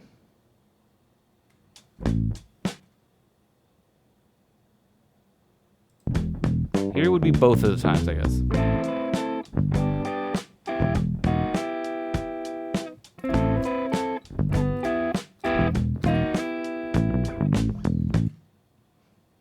The first thing. So swapped.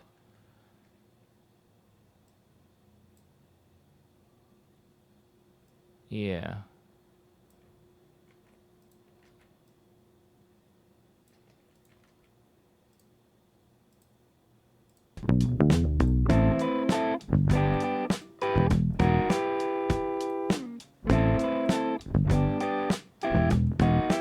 Oh, you might be onto something.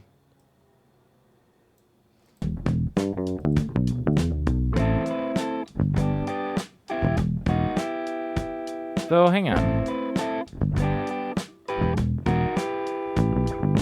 That's hard call, actually.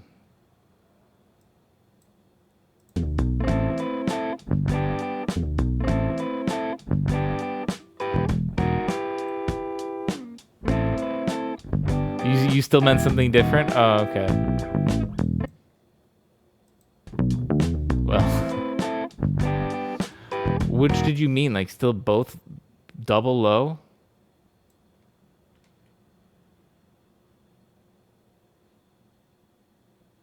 Go even deeper. Like so, it'd be like. I really can't get much deeper. That's as deep as I can go. And I don't think that's going to sound very good.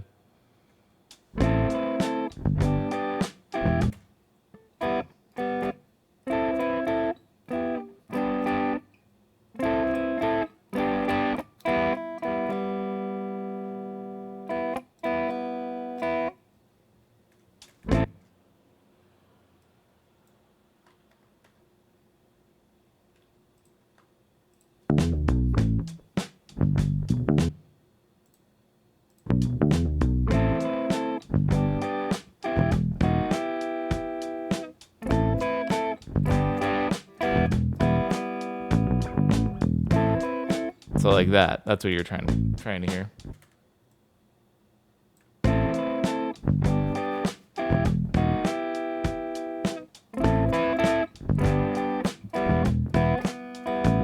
I don't like that.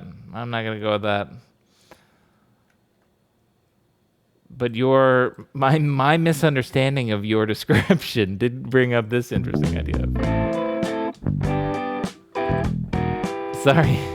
I hate this open E. I think it sounds awful, so I can't choose it.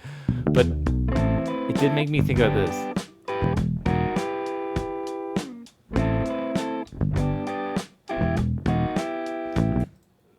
Let me hear it the other way again.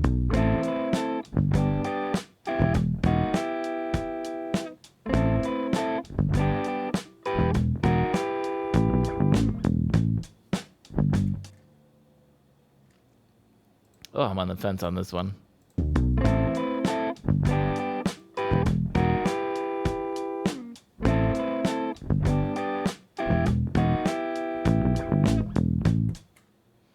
Sounds so vintage porn-y. Good.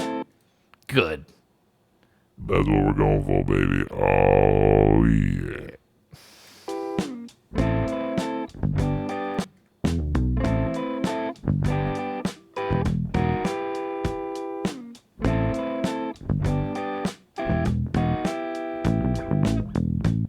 The thing is the bass part, this dun dun dun dun dun dun.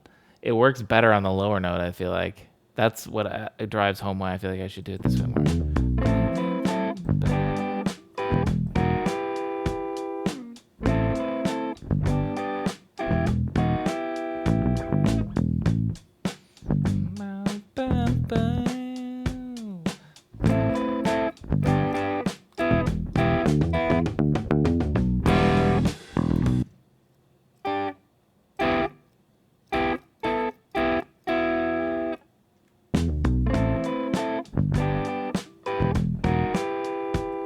Let me hear the full context real quick.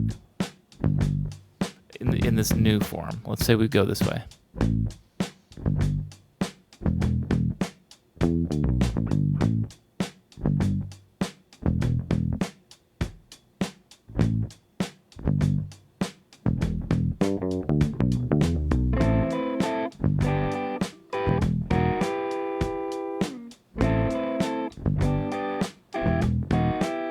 Yeah, let's go with this way. I like it this way.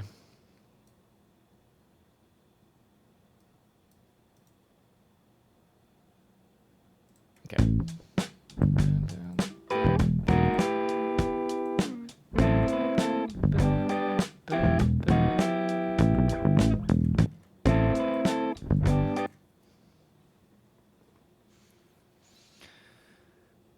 Oh, hey, Carl, do you have a new car? Yes, want me to show you the back seat? Whoa, Carl. Your back seat is huge. Oh, yeah, girl, I can fit in all my groceries in one trip. Even your giant jugs of water? Oh, yeah. Them jugs of mine.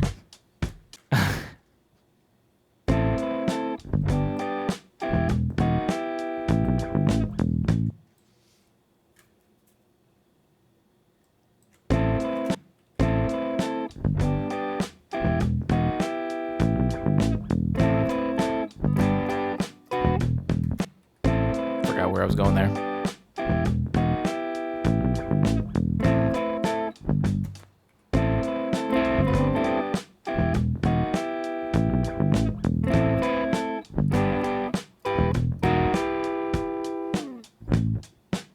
Okay, we're going to do a little surgery here. Watch this. This is the usefulness of this, I suppose. Where was the last one that I did pretty good?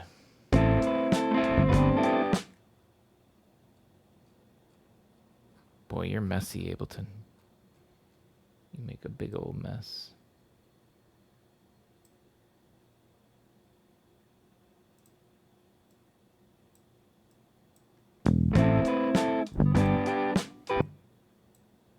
What are you doing, Ableton?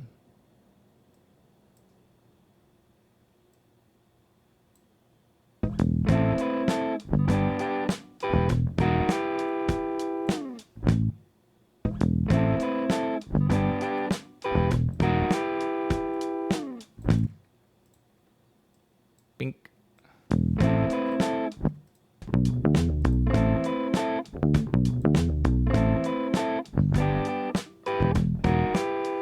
Perfect use case for your music. Whoops. Yeah, you're right.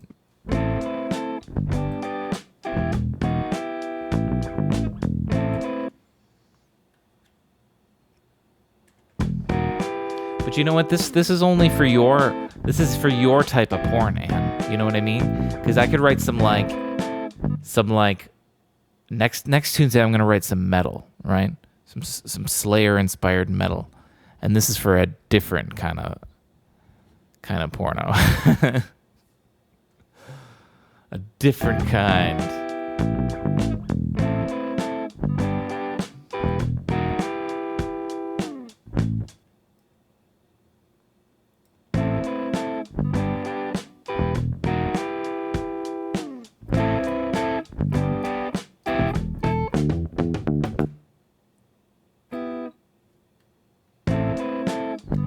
What do I do with this ending here?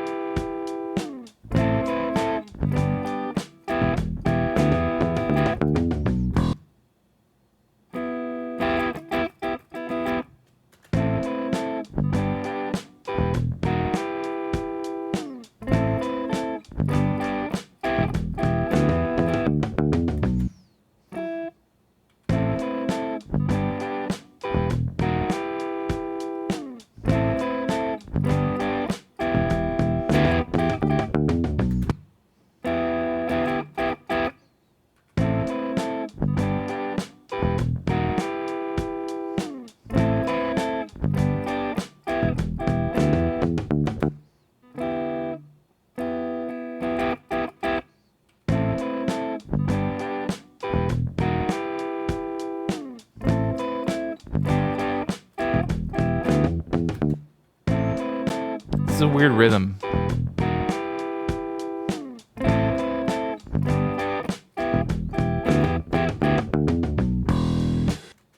that what I wanted?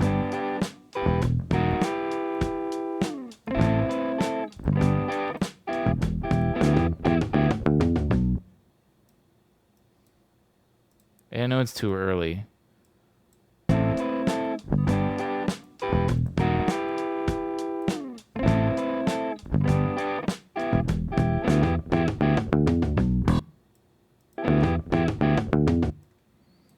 Dun-dun-dun-dun-dun.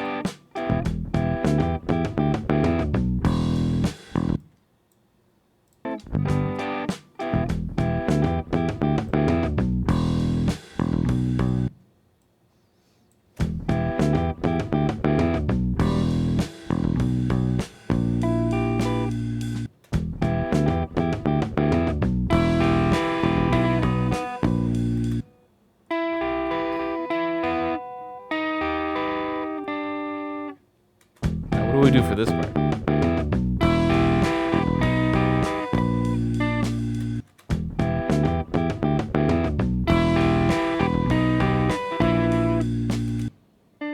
Now that's the weird note. So we gotta get weird with it on the guitar too, but I'm not sure where.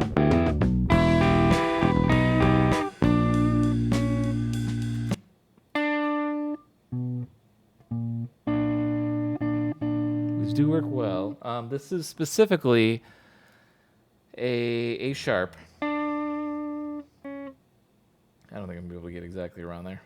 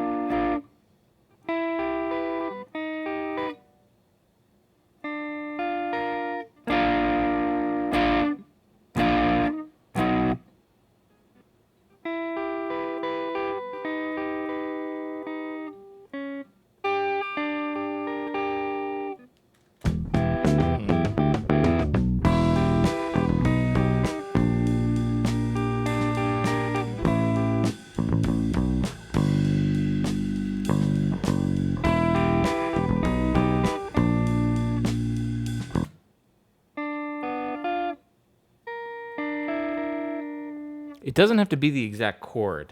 And in fact, I'd better not. It's better it's not. Just trying to find an interesting chord that still sounds good.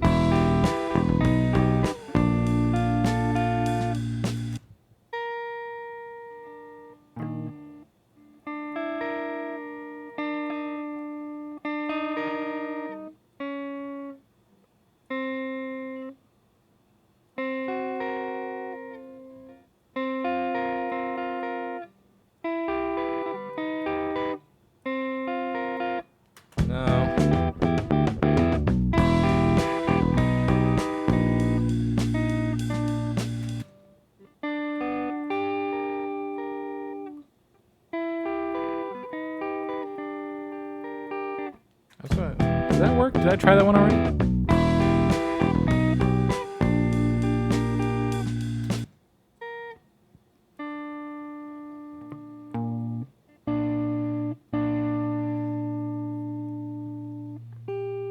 Maybe that's the wrong note.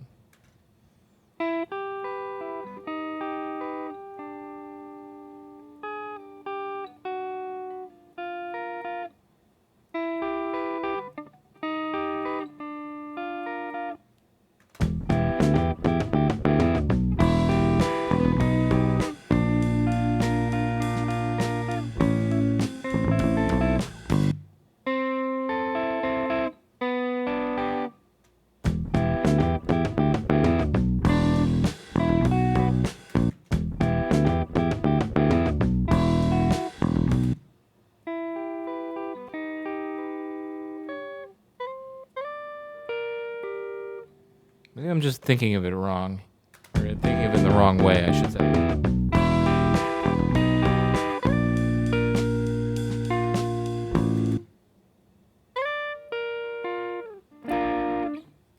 It's kind of weird. Kind of weird. I kind of like it, actually.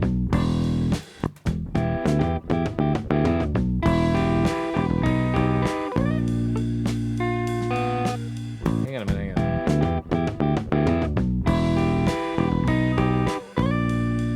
What's the best note? What should I do?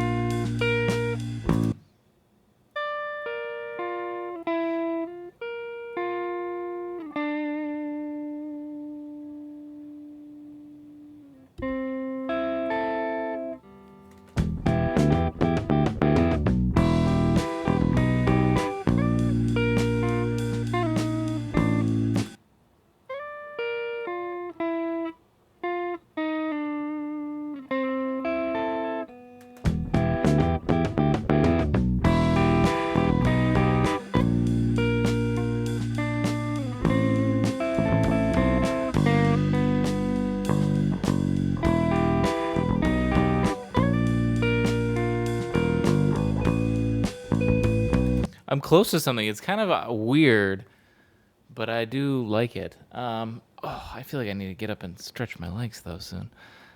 Ow. Oof. Let me see if I can get something recorded first, and then I'm gonna go do that.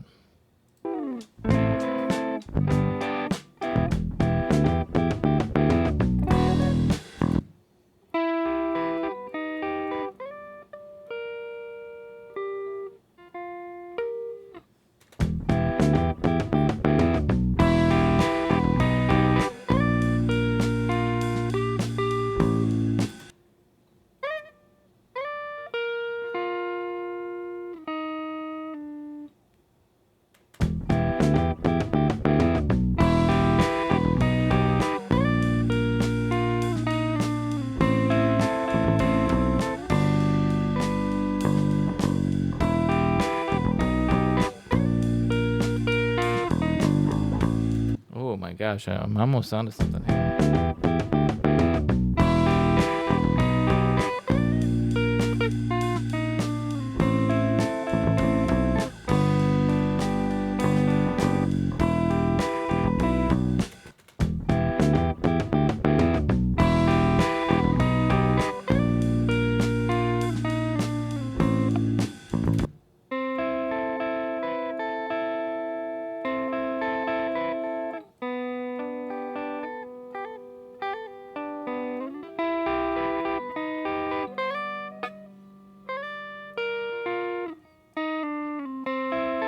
It's such a weird chord progression, isn't that?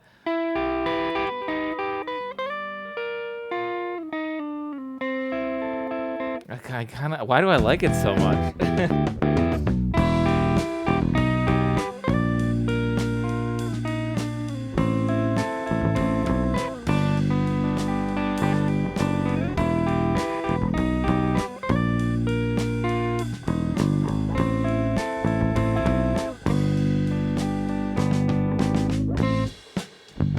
Okay, let's try to get a good recording.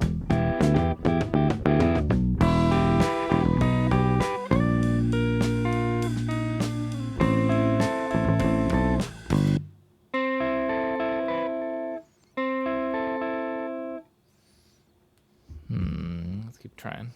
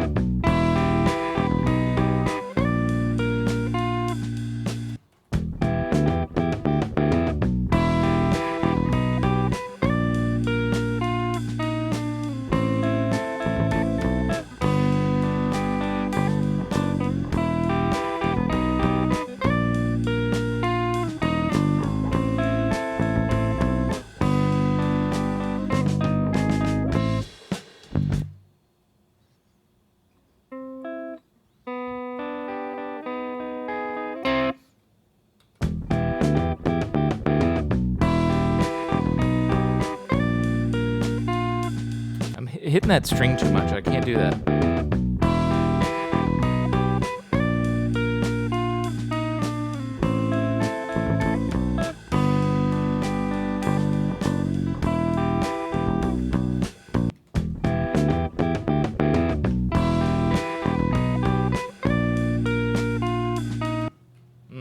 On second listen, I didn't play that one very well.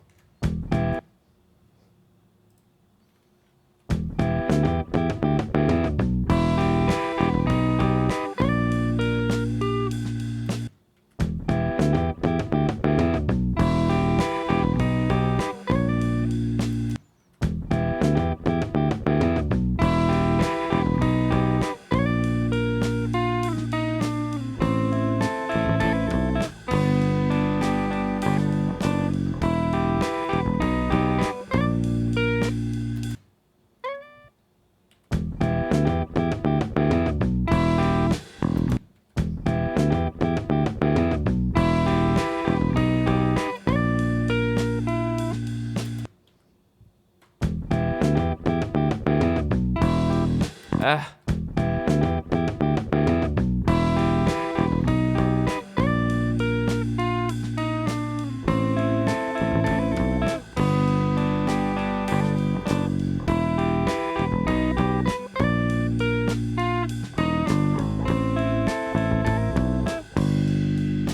Fuck.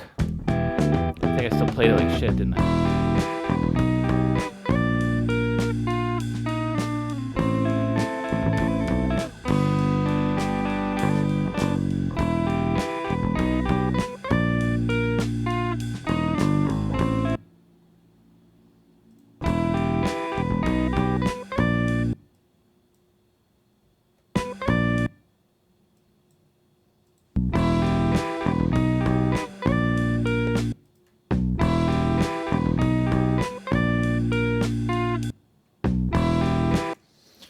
What am I doing? What am I doing? Let's just do it better.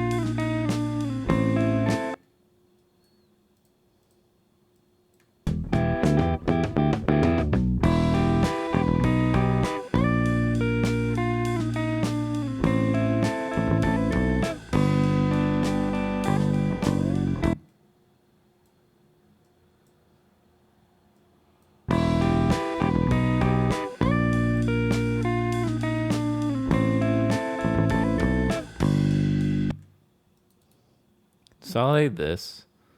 Pop it open.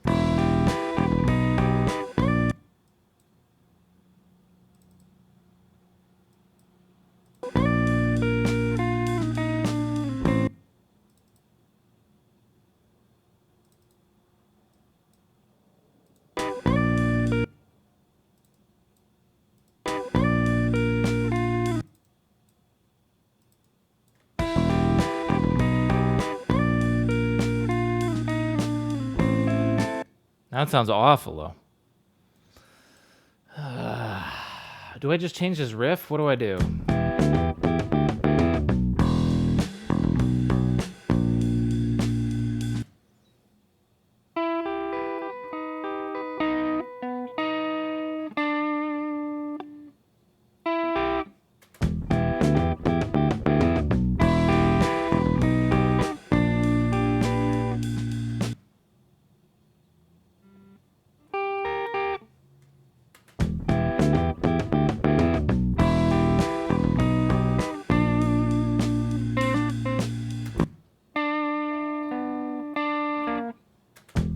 Changing this riff already.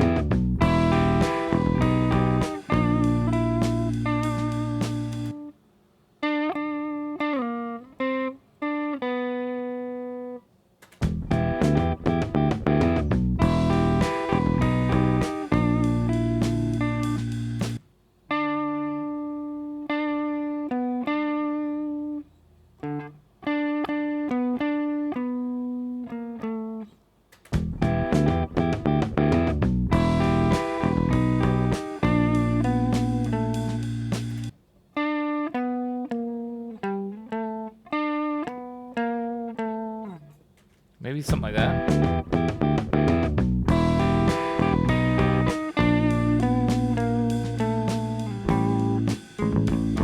This is much better. I like this more. Hang on. Oh, hang on.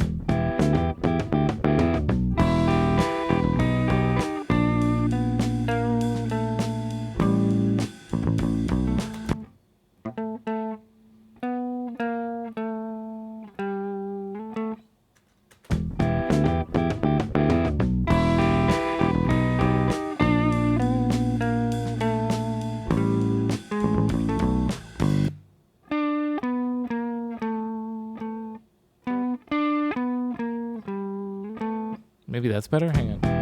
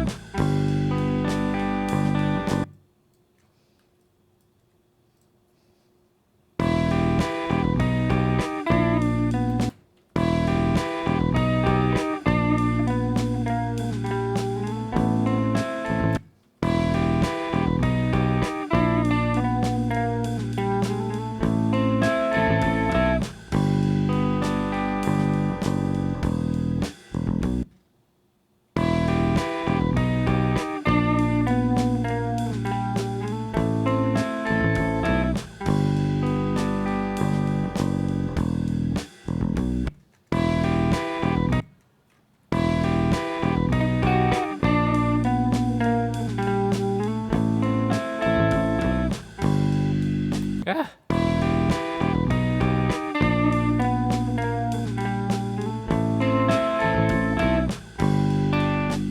Fucking fuck. I can't believe how bad I am at my own riff sometimes.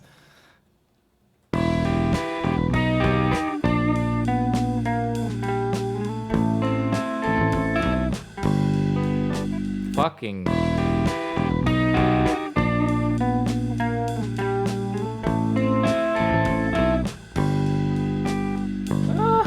I love that I can play it all the way up until the part that actually even matters then too. Hang on a minute.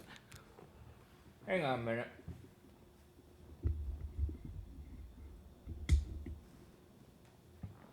My mic stand's pissing me off too. It's like in my way for how I need to play. So I need to raise it up and then tilt it down a little bit better. There we go. There we go. It's like felt like I was trying to dodge it the whole time. All right.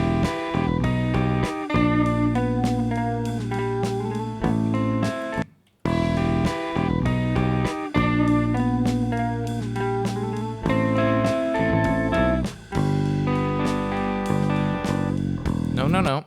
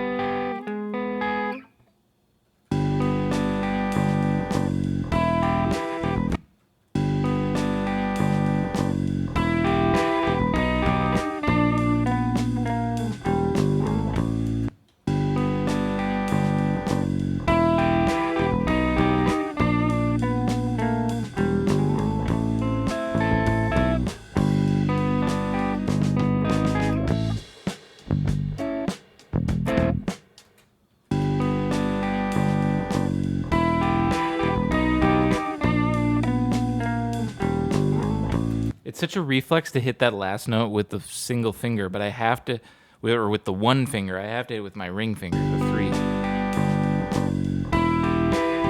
It's the biggest habit to break right now, and it's driving me nuts.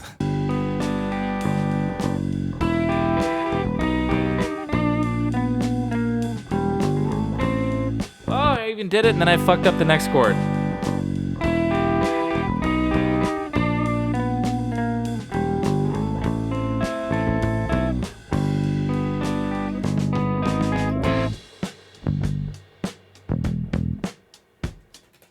Did a little strum at the end. We'll see if that's good.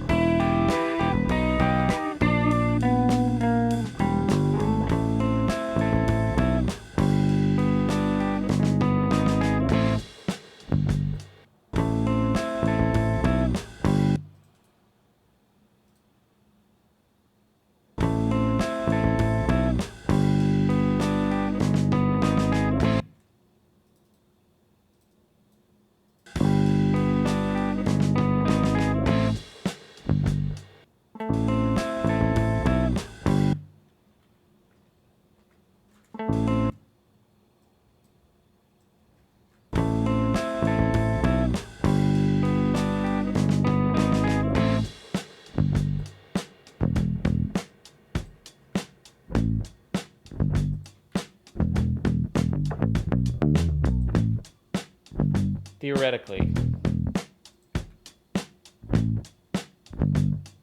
this could work. All right, here's what I'm gonna do.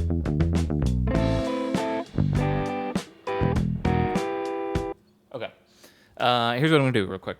I'm going to stretch my legs again because I need to stand up. You should too. This Tunesday is coming along nicely. I should save it. It's been a while. I'm gonna play it through right now, and we'll hear it. I basically just copy and pasted the guitar. So we have a verse and a chorus. Now, I could just copy and paste it. Like I said, we could call it done right now. We're done. But that's going to get too boring, right? I want to add variety, but it'll be very subtle and very light variety. So we will need to re-record these things, but I'll have to find little ways to change it. And I'll think of that in a second. Because actually, I need to go use the bathroom. So I've got at least 3 minutes. Hang on, let me make sure. Okay. Let me just do one last thing. Copy and paste. We'll see how that sounds. Because I didn't build a transition. I remember I had to punch in a custom bass transition here. All right, now I'm just copy and pasting it. So I know the very ending won't work, but who cares? All right, I will be right back.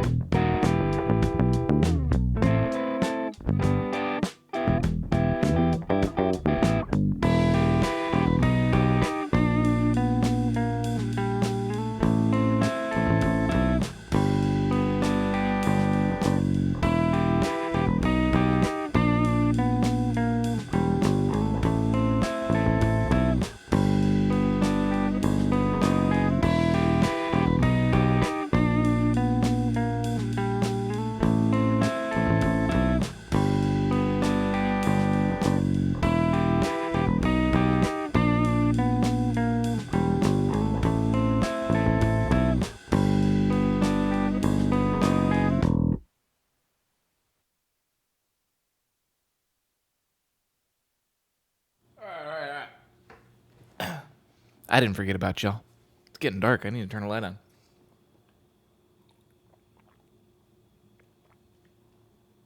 It's going to blow out my color, but let me try.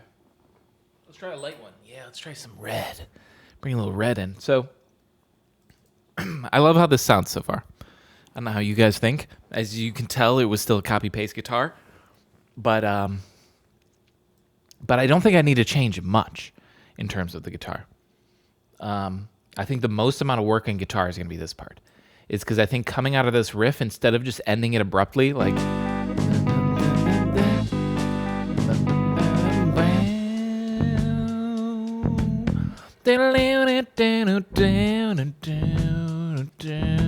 You know, that's what I do with the guitar. But not... Yeah, you got it. You got it. Speaking of which... Let's play exactly what I just did.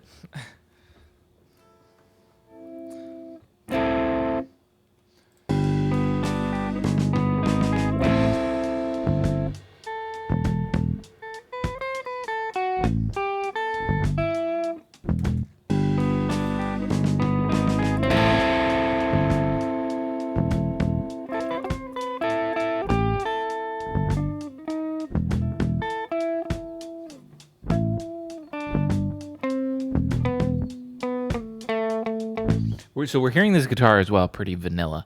Something else I was going to mess with is, and this could change some stuff, is adding a delay. You know? Like,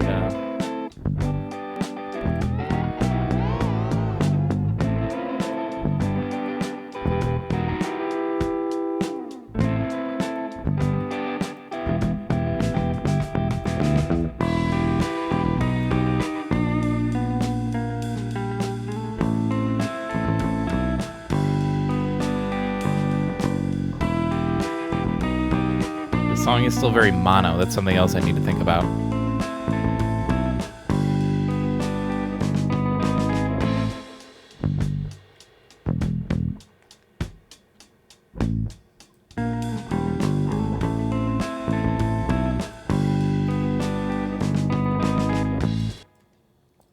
Where's my thingy? Let's punch this in quick. Let's work over here. I know I need to still go back and add little variations through there, but let's work on this part, because this is actually going to be the fun guitar part, right? This is when I get to solo a little and, like, go off script, because these ones, I think I want to follow this general formula. Well, okay, this one doesn't need to change at all. It's this other part that needs to change. What's going on, Aeon Upheaval? Welcome back. And I'm not sure how I'll change this, you know? Actually, you know, one thing I can do is I can go... Like, do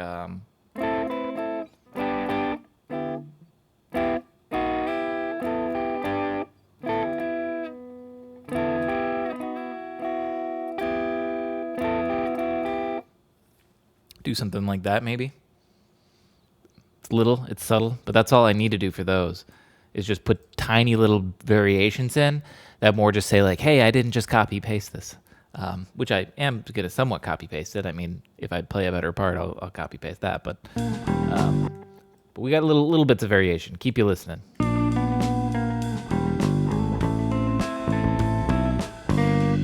Let's see. Then it goes... I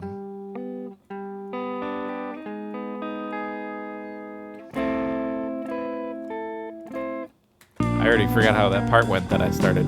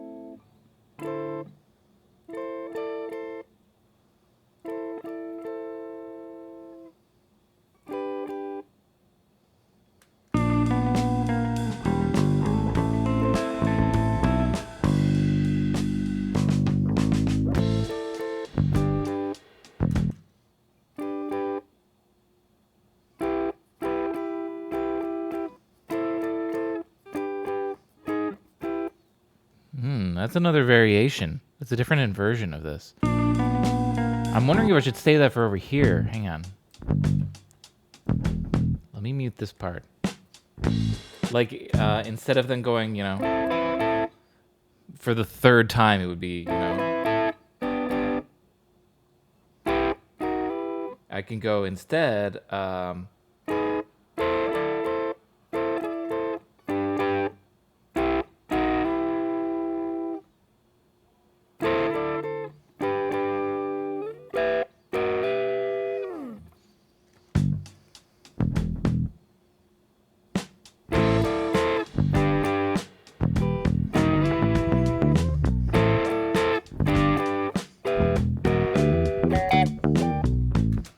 want to, before I hit record and stuff, I'm going to just play around on it because I want to find little variations that I could do, like,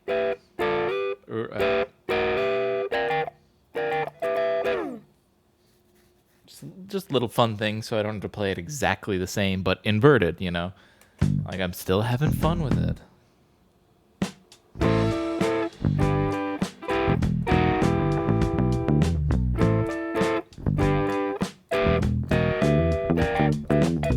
But I don't want to step on the toes of the bass, too.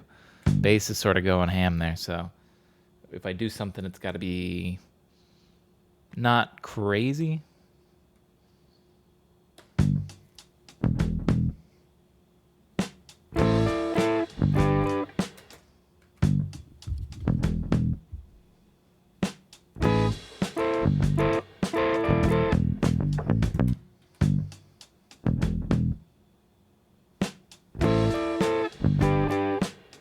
Yeah, hang on a minute.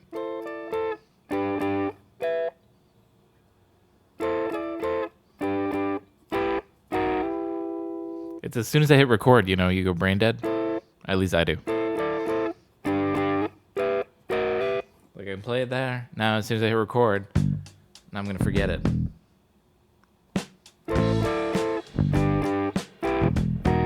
Came in too early.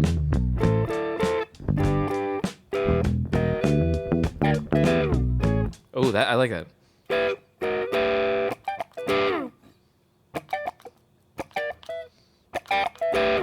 That's it, if I can get that.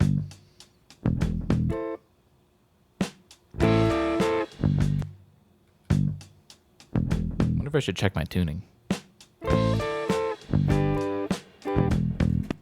I mean, it sounds fine. I'm fine.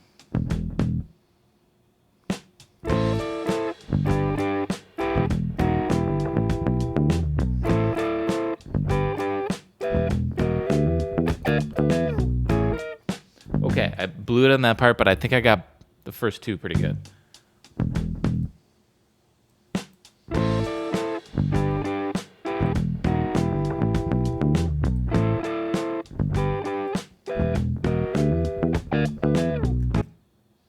Ooh, perfect. Love it. Replace it.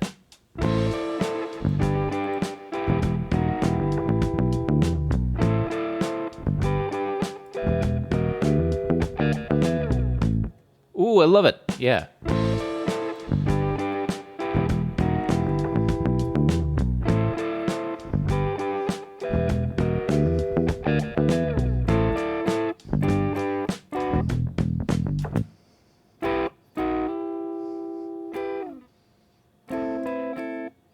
Oh, and then we'll slip down on the last one to the original, so you can hear the contrast. Yeah.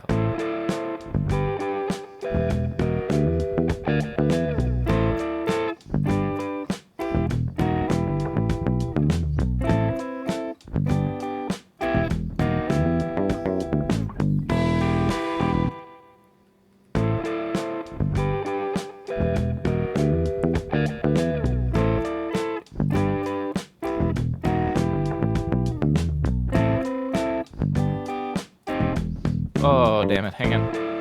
At least get this first part.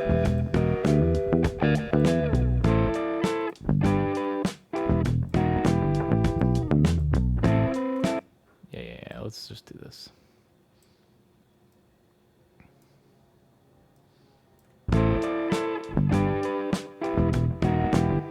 See, it feels a little early.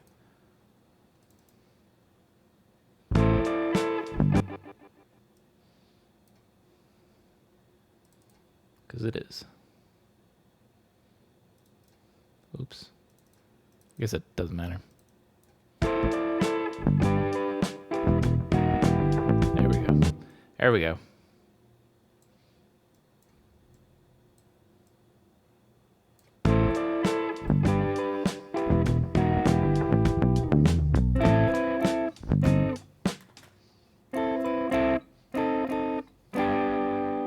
No, we're not doing that. Let's end it all happy.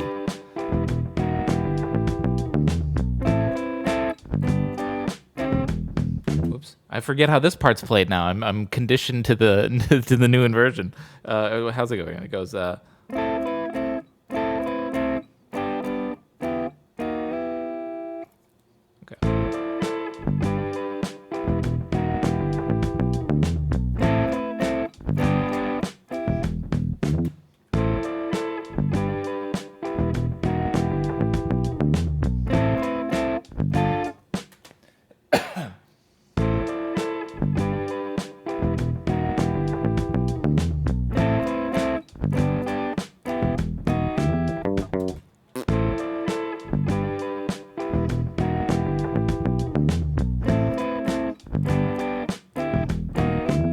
Just copy one of the other ones and paste it in here. Let's do that. Hang on.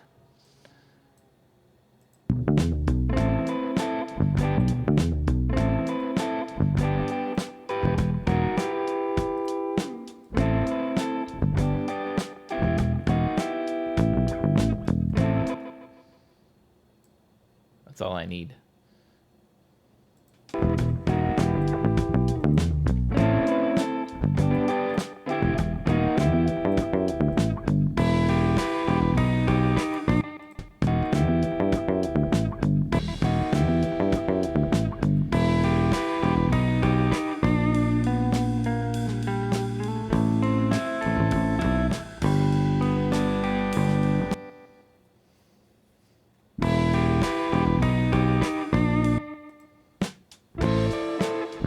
Okay, well, I did it in a weird order, but here we got one variation right here in this verse.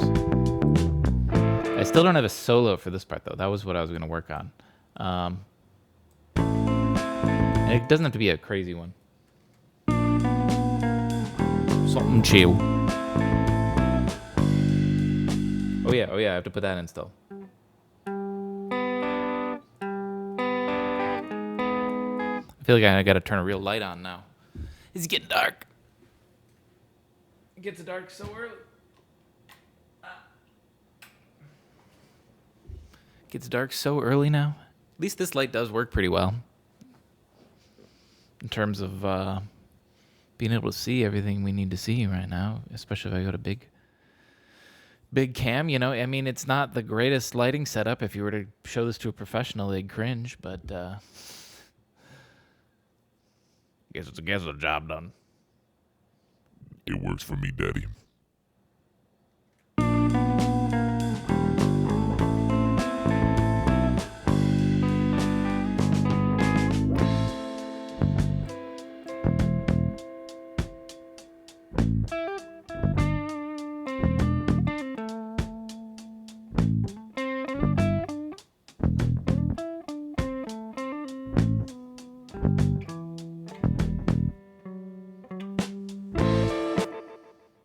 God, I wish I was fucking recording. I just didn't play it that flawlessly. But see if I can remember what I just did there.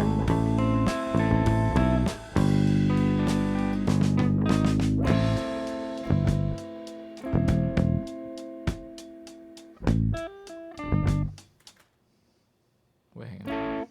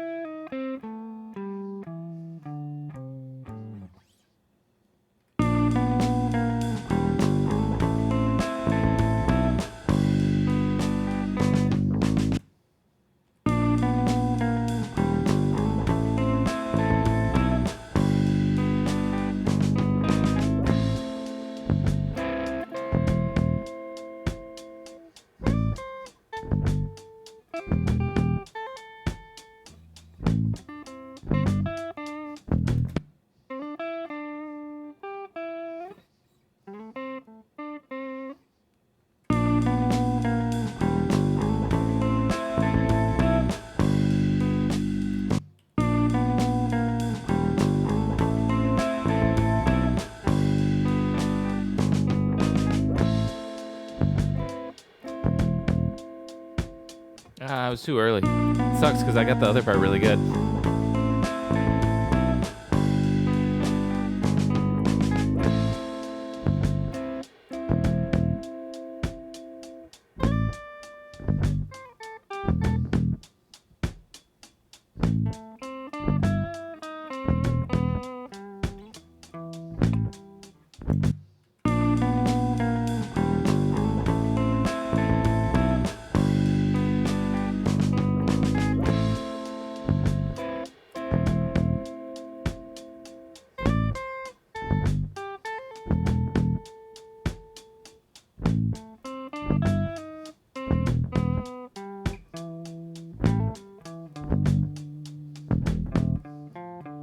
Fuck.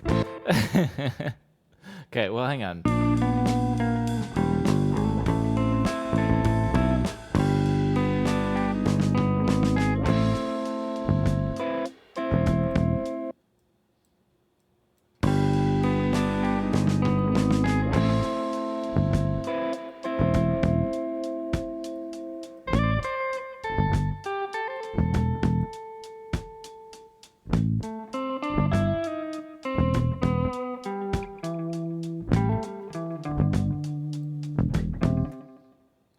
I can just play that better, I think.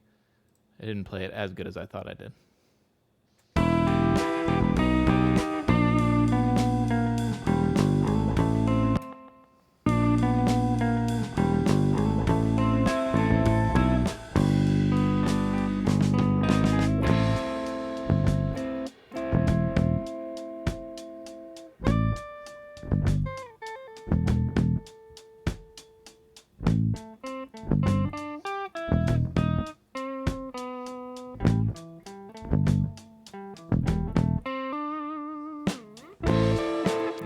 Shitty end again. I can't quite seal the deal on this.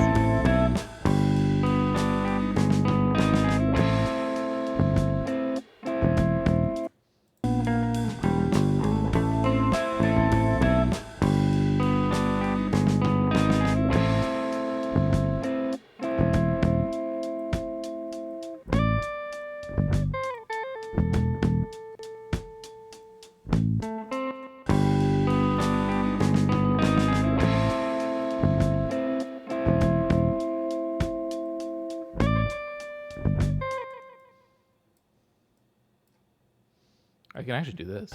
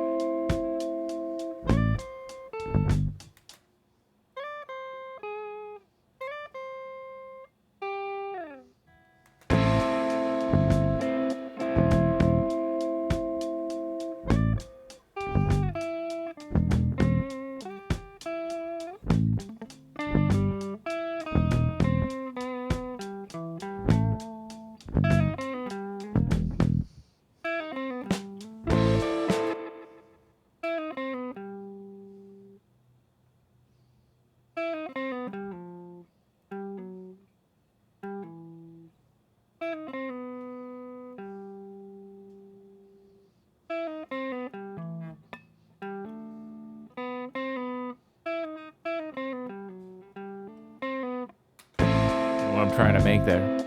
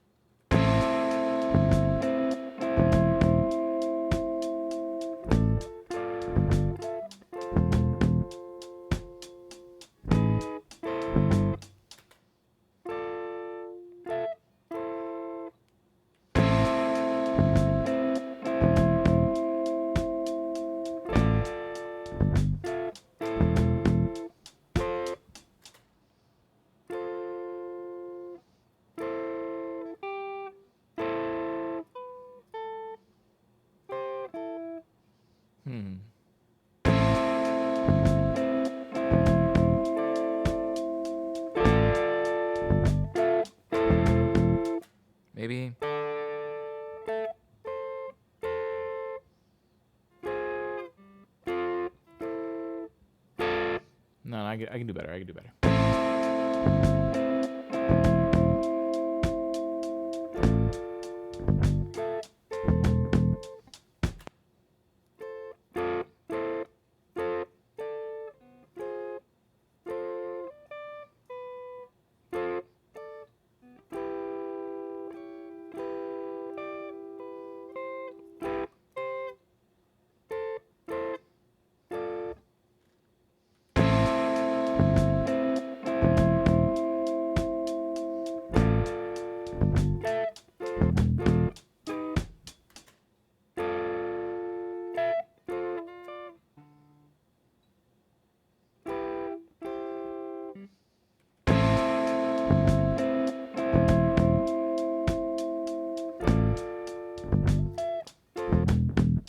What am I trying to do?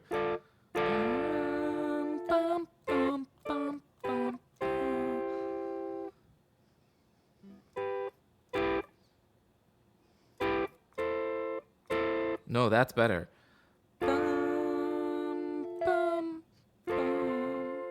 Wait.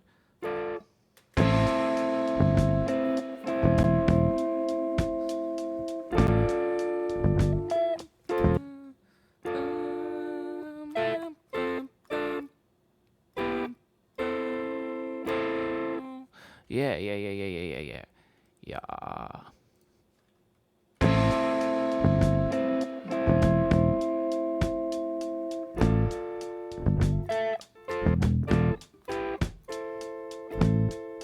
Oh, that was it, except I fucked up maybe the ending there.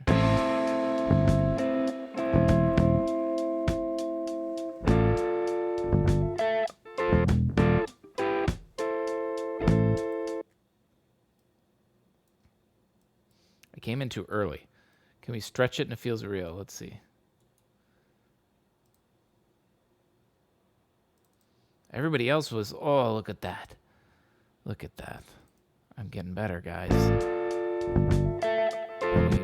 We can't see entirely. I'm in the way. But look at all that. Look at how good those were on the beat. Oh, you can hear it. You could feel it in your soul. Wait, did my... Oh, never mind. I'm just amazed at my new transition where it actually goes the right way. Finally got that working right.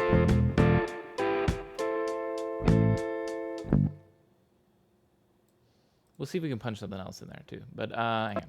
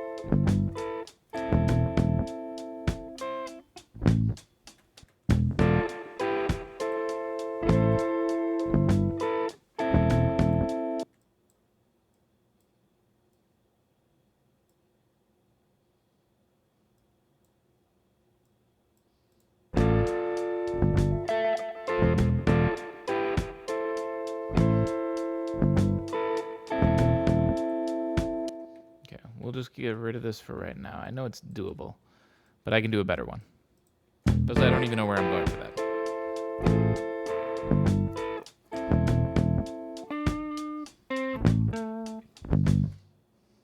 This has become like a chord solo. I had planned to go out do my noodles, you know?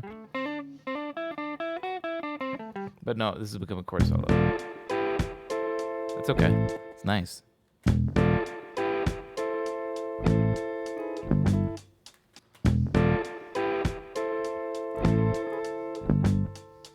I should.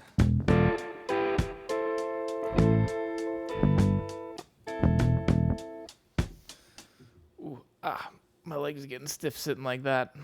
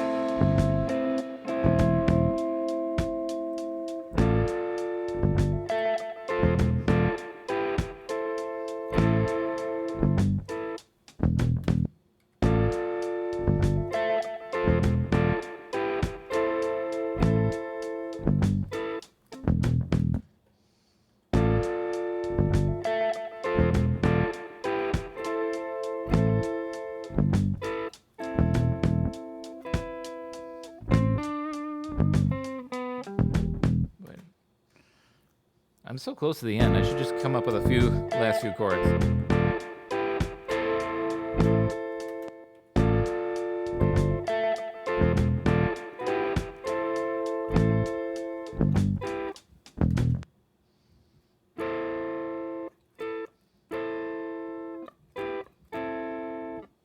Maybe that's easier. Hang on a minute.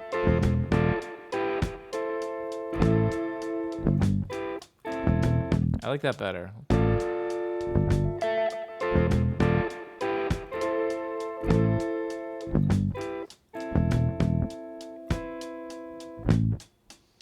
How's that? And then I can punch something in after that. So we get some progress.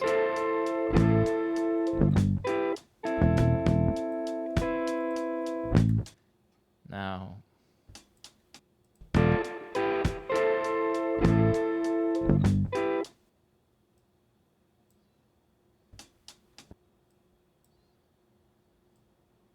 What if we just did this?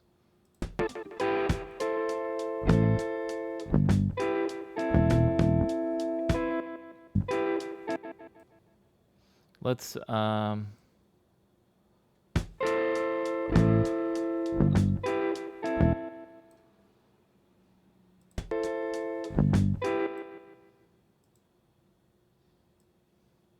coming in a little early, isn't it?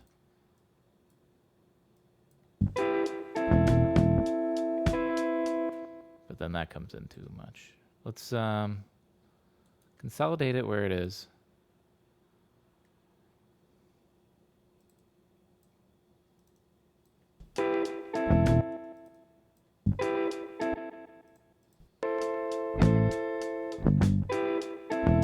Just fix these little nuggets there.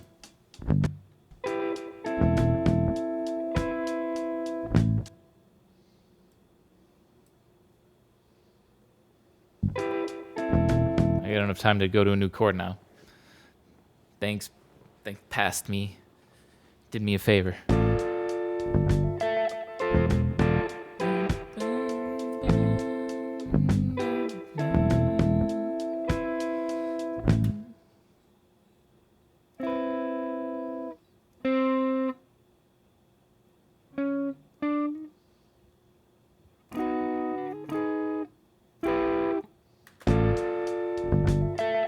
I don't need this much.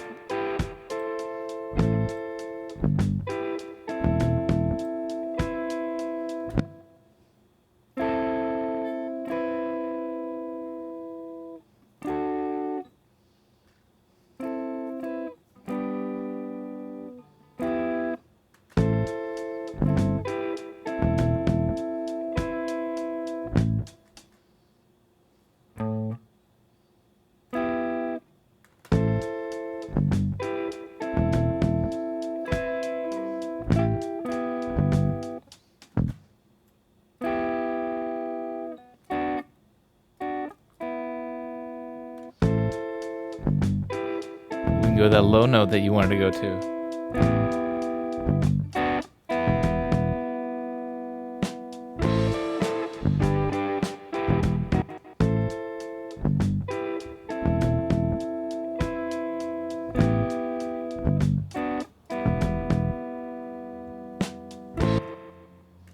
Let me try to do a chill.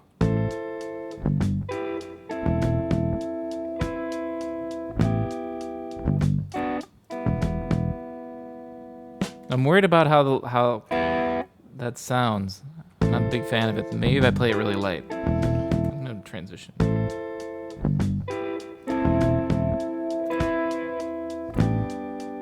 Oops.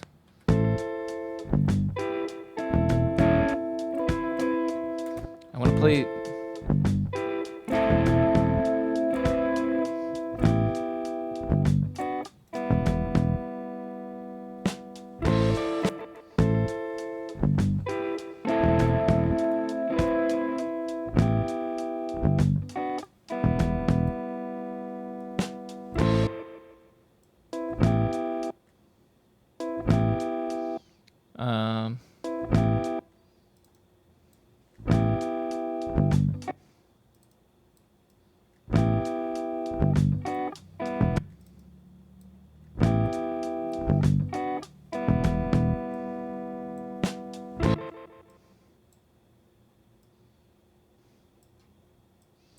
I should cut it when the snare comes in, maybe.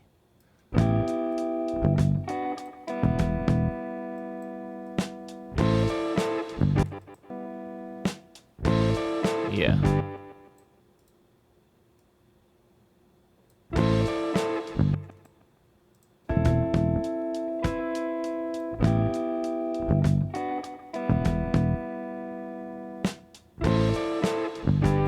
Okay, so now the whole middle part sounds like this. This is the third verse, I guess. The little breakdown.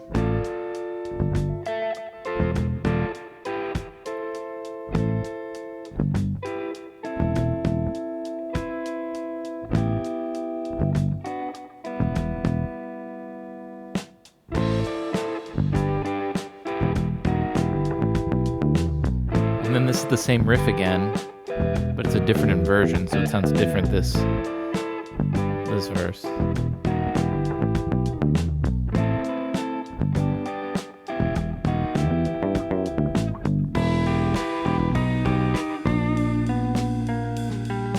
All right. While we're on the verse kick, let's go back to here.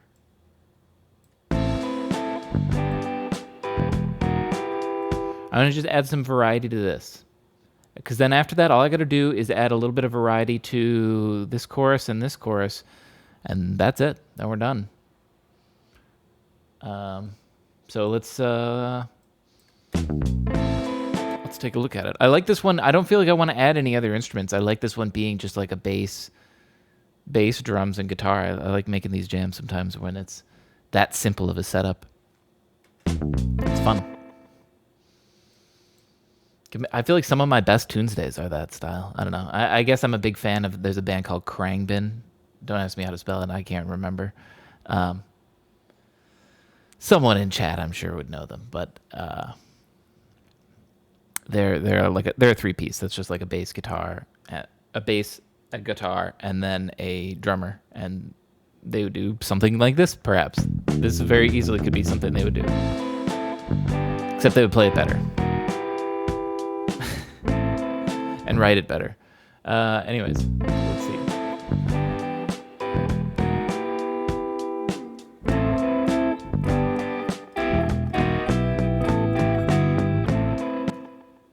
Let's punch in.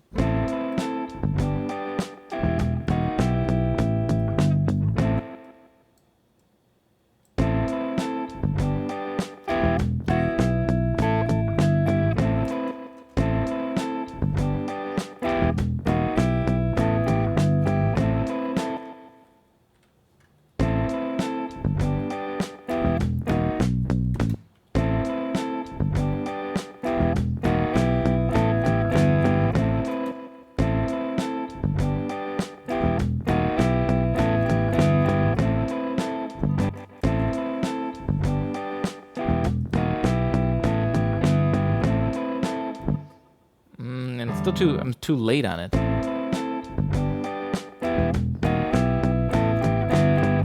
I'm always too late.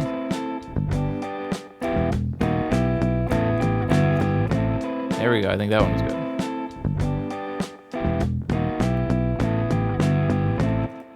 Yes, yes, yes. Squish it in right there.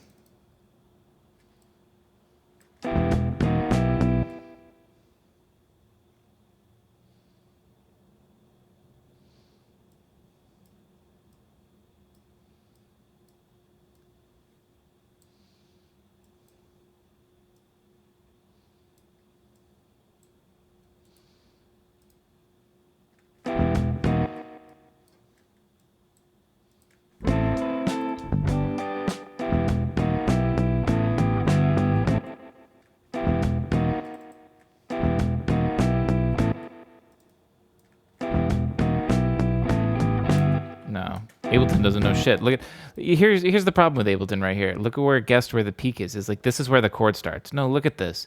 It clearly starts like way more right here. I would say this is the start. In fact, it looks fine. It sounds fine. I'm not gonna touch it anymore.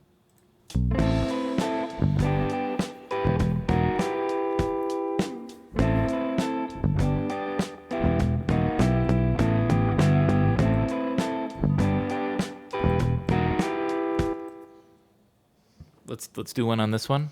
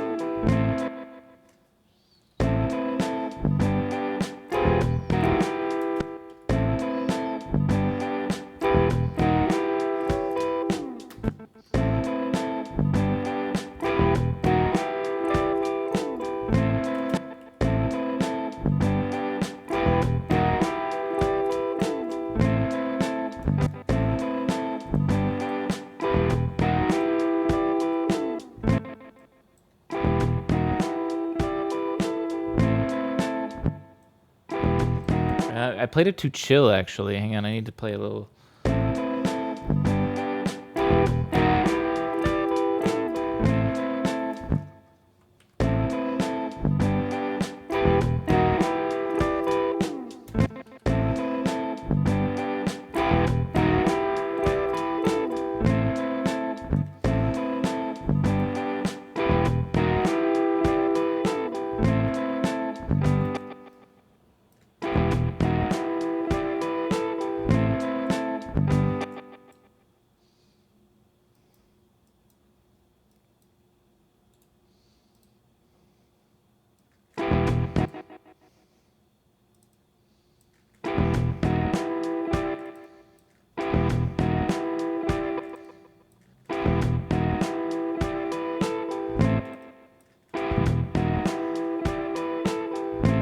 No, that one sounds bad.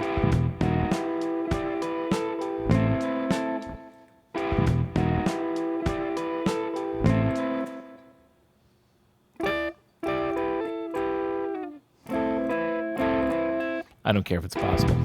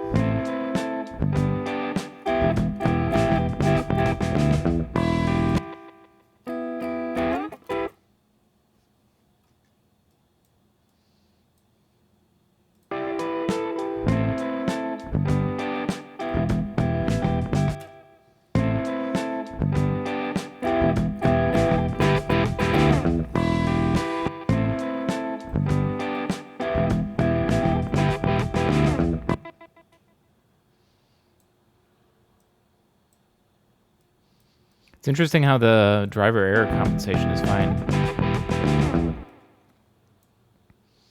Totally fine now.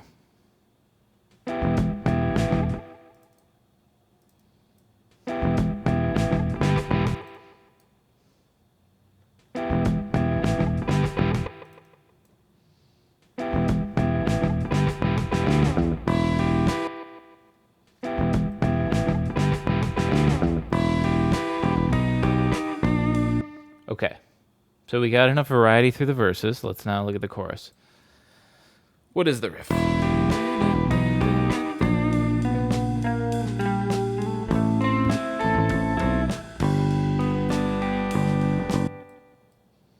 Let's right away here. I can think of some here.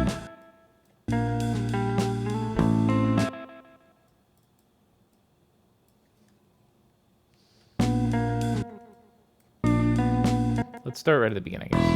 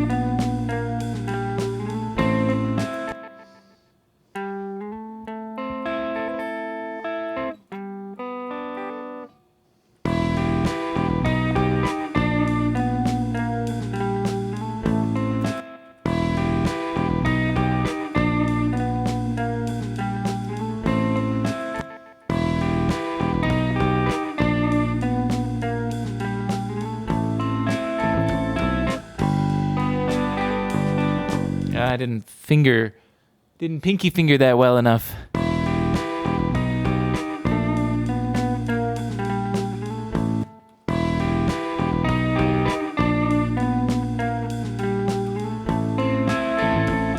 No.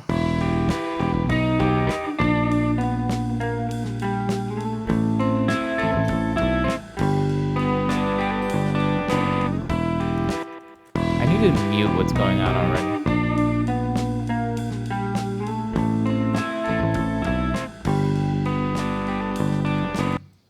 It's fucking with me hearing the other thing. I mean, I'm playing very similar, but I'm...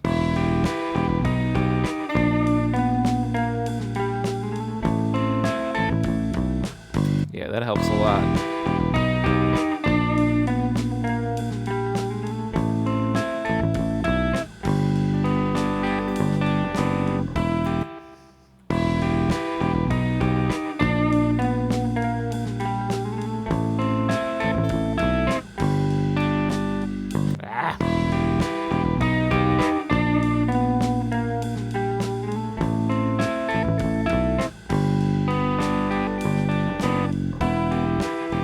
Good enough of a break there, I think. Oh, what sound effects would you associate with the Midwest? Good question. What sound effects? Cows? Crickets?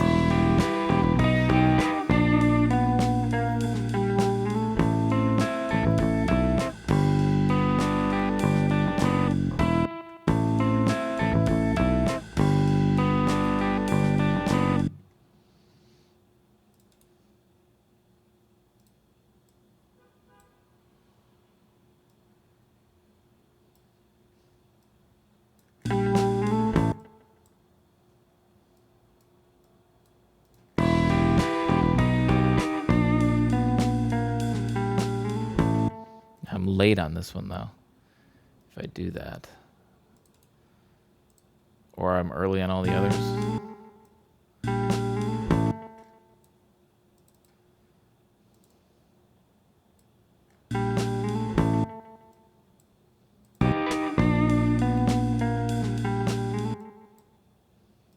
Why does it feel so late? The other one didn't go that late.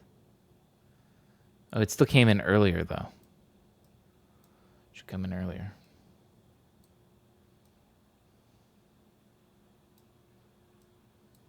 Damn it. Consolidate it longer. Grab. Oh, come on, you bitch. Stop fighting me, Ableton.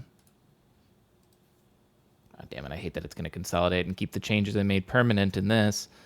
That's okay.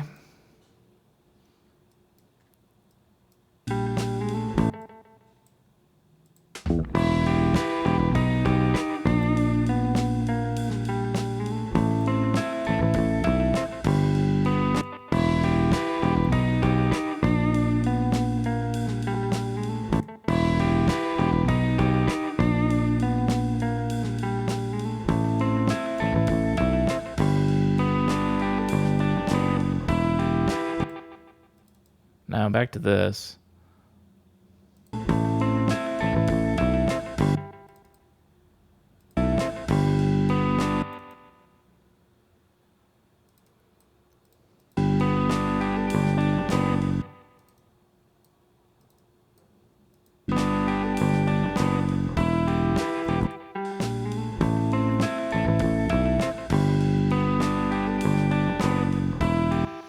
For some reason, first thing that comes to my mind is train horns. You know, super long train horns. The ding ding sound when it crosses the street. Yes, I know exactly what you're talking about, and yes, that as well.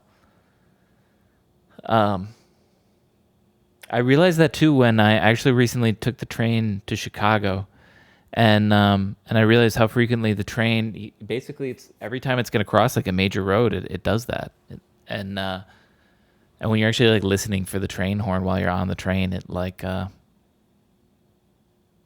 don't know, you realize how much it happens, how much they do it.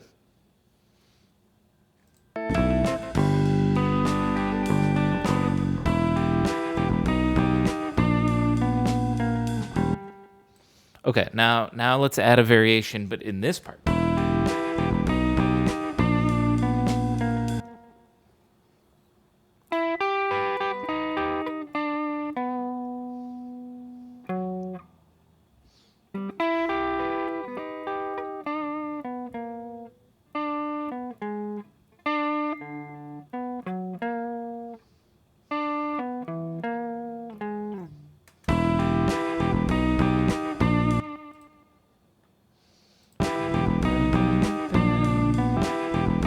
Where am I punching this in?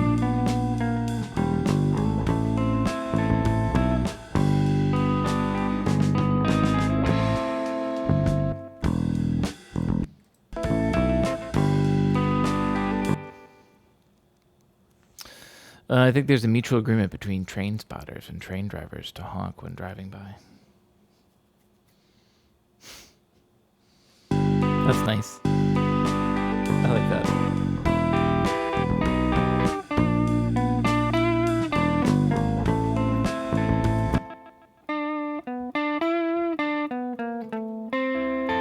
I like that. Let's do that. Hang on.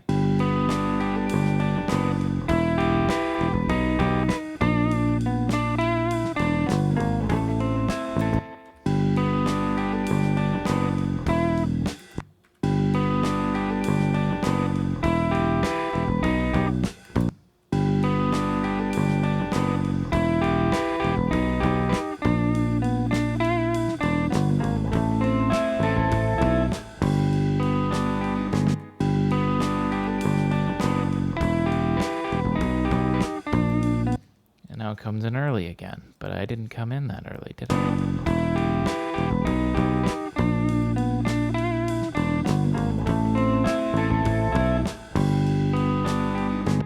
Should be able to just like flow right into this. Probably even get rid of this.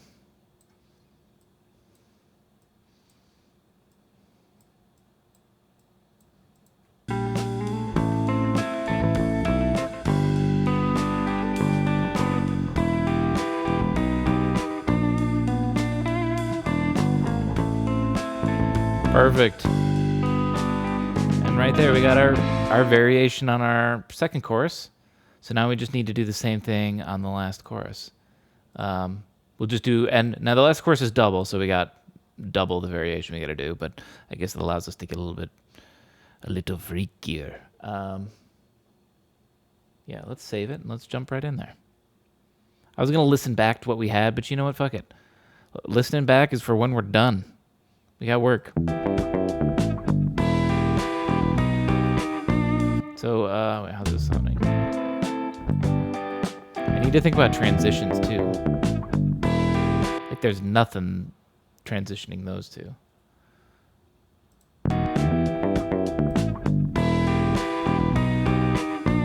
I'll do that later. Let's finish the guitar stuff and I'll take the guitar off my lap and we'll worry about the drums. Okay.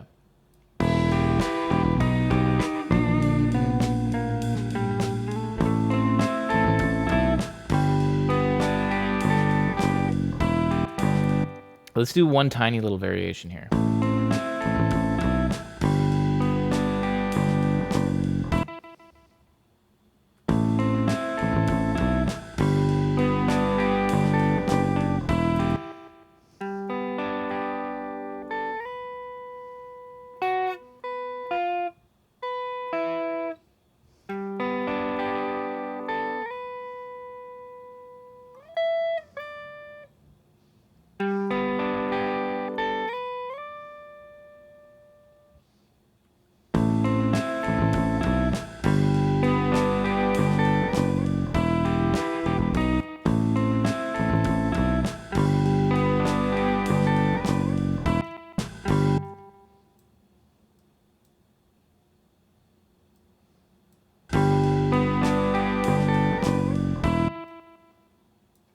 I like it, actually, if I can time it right. I think this comes in a little early. Let's do this. Shrink this in. Consolidate.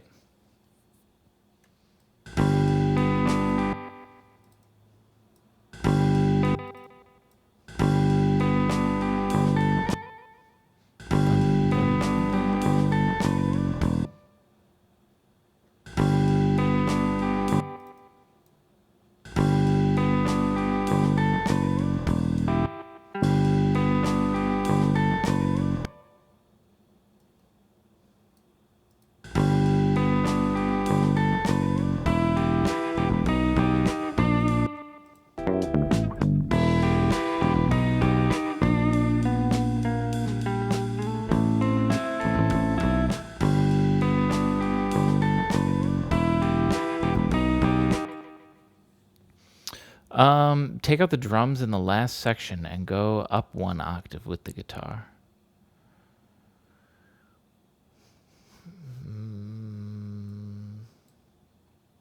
In this last chorus, you mean?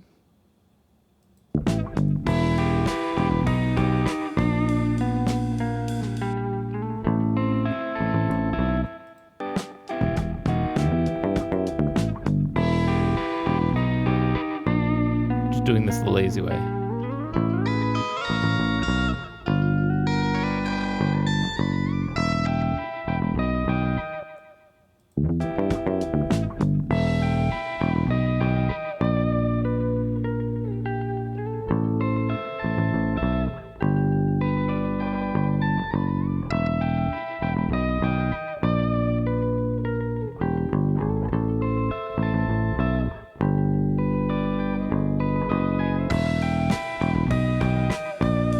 I do like the idea of cutting out the drums. I don't know about the octave up.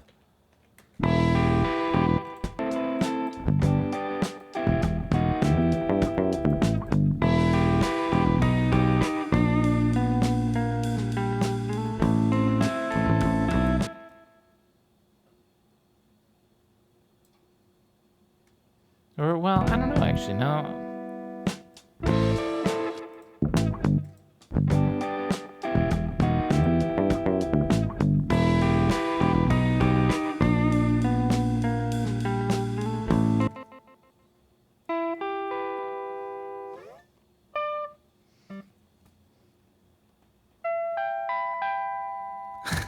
Trying to play it on real guitar.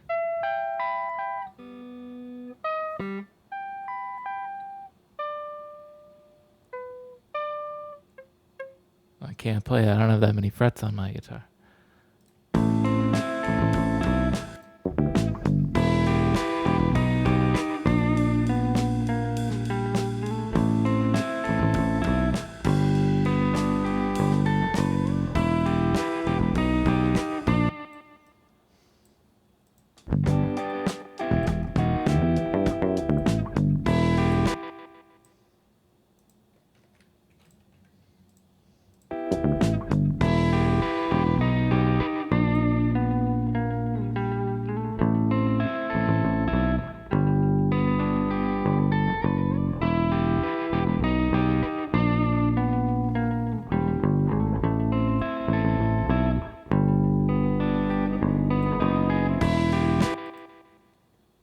Yeah, I gotta fix that part still, because that was never meant to loop back into the chorus again. That's why it sounds really bad right now.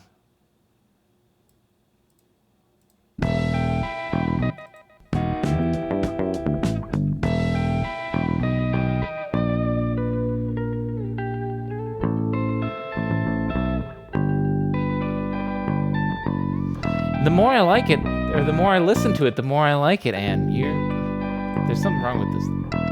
Why is this one? This one's so intense. Oh, is that it? Because it was transitioning funny? Hang on a second.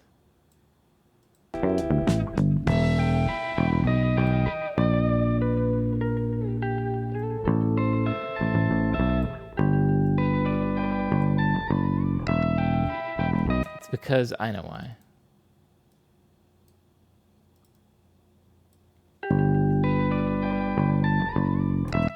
Wait, hang on. Keep that there and pull this into there. Actually into like right there. Stop clicking. Why you gotta click?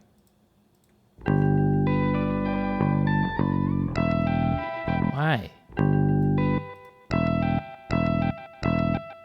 It's clicking at the start of this one every time. Why though?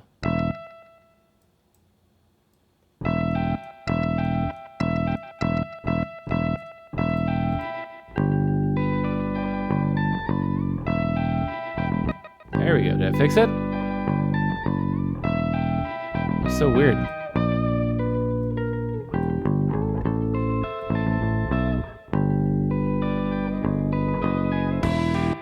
A good place for it to click. Yeah, that's the weird thing. So at first I thought it was like a weird bug that I noticed sometimes where it's like essentially if it doesn't complete the audio waveform, it's like basically not doing the auto fade that it's supposed to.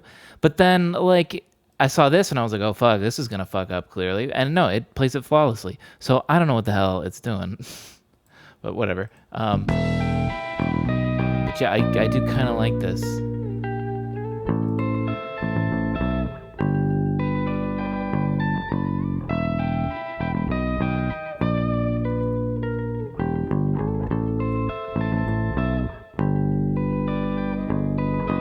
Now I gotta change this part still.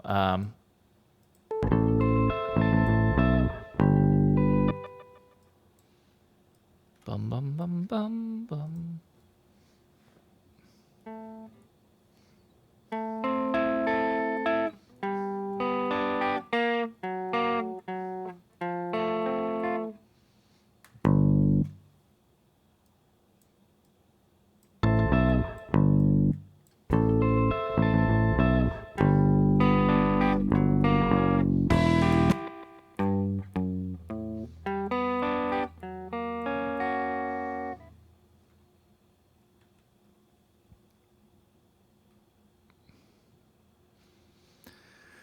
You can bring the drums back in and just drop the bass out so you don't go full energy back in. I might want to go full energy because then it's the last, this is like the last final chorus officially before the very end, Because I know what you mean, but I think I might still keep it all in because I like the full power, Good finale. But I like this because this helps, this is a good idea to help like break up the double chorus, right?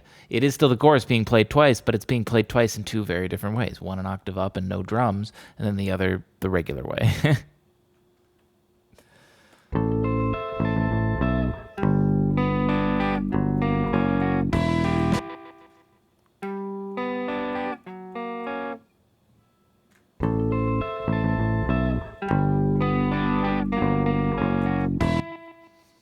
What am I looking for here? Hang on a minute. Can I do that? Can I get away with that? I mean, I know I gotta pitch it up an octave still.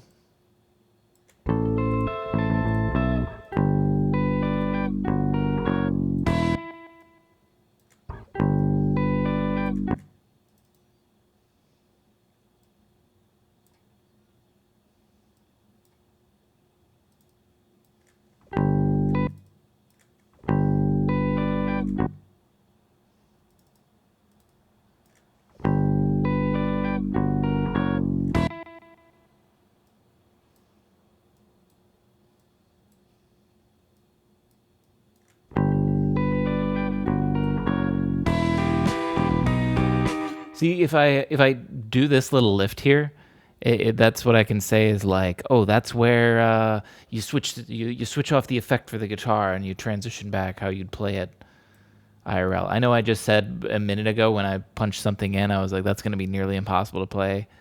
Like, really? And I was like, I don't give a fuck. Who cares? But now here I'm making it actually realistic.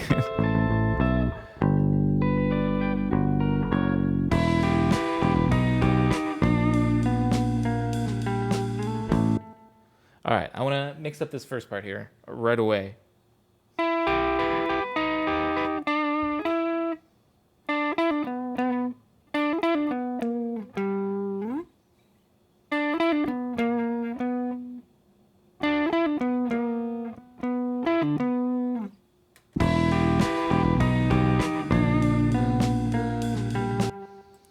Let's mute that. I need a little bit more lead in than that.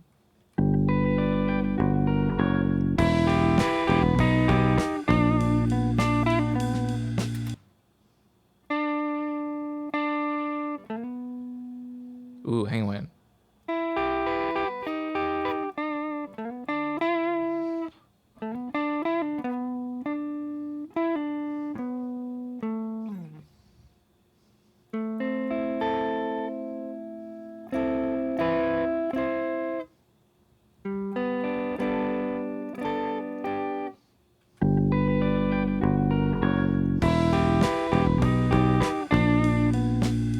I just play it the same way by reflex.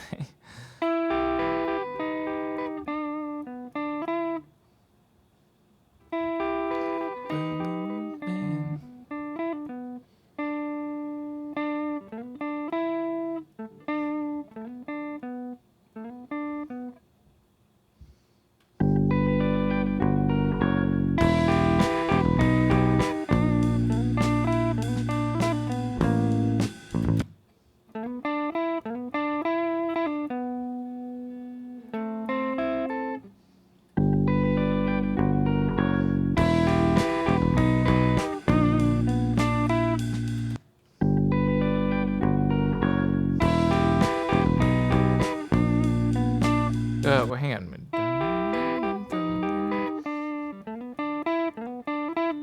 That's okay. Now I can play it.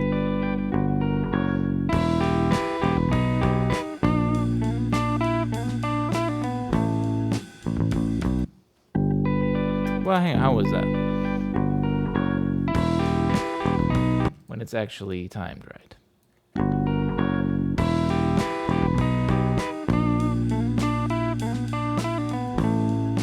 Okay, not awful, but I can do better.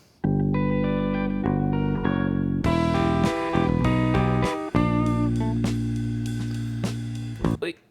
Oh, I gotta stretch my legs real quick. Ah. Oh, I'm getting stiff. I'm getting sore. It's a long Tunesday today. A little bit, 5.5 hours. Little on the longer side, but it's coming on good. That's what it always comes out longer when I gotta record the actual audio, and I can't just let the computer play the music. MIDI music feels sometimes just more like orchestration than like making music, you know what I mean? Because you're just like telling the computer what to do, and then the computer just actually makes the music. Not to devalue that, I do that all the time, and it's still fantastic, but that's what it just feels like when I'm writing, you know? This is actually like, it's on me, I gotta fucking play it. And I gotta play it right, and I gotta play it well. Well, right enough, I still fix it. Fix it all in post, you know?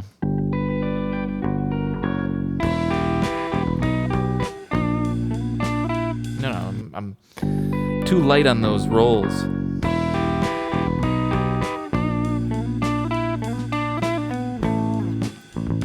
I gotta like really...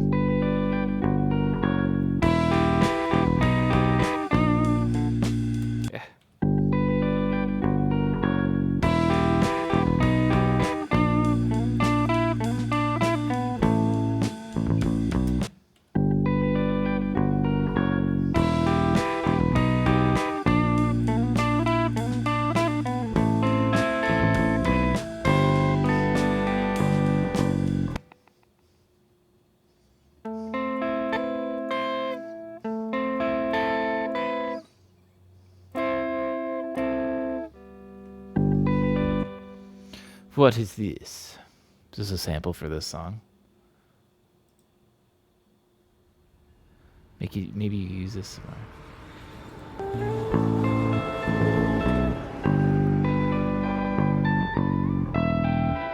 Where's the horn? Hang on.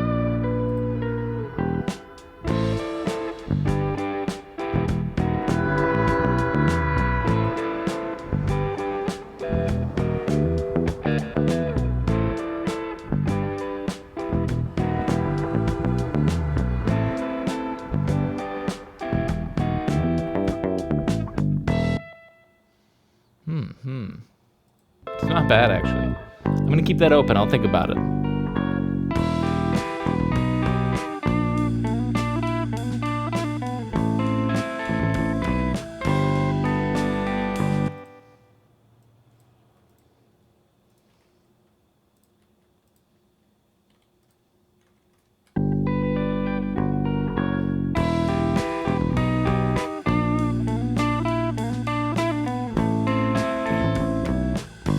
what happened to my string? It's like fell out of the socket.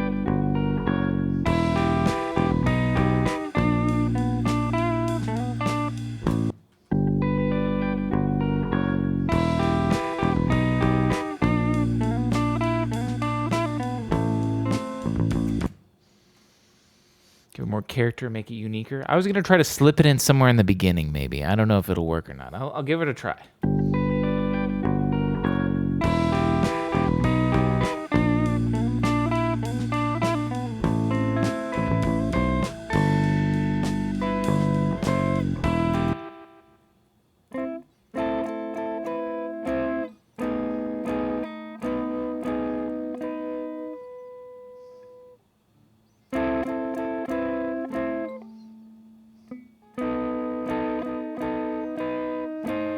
That's a hard chord to play.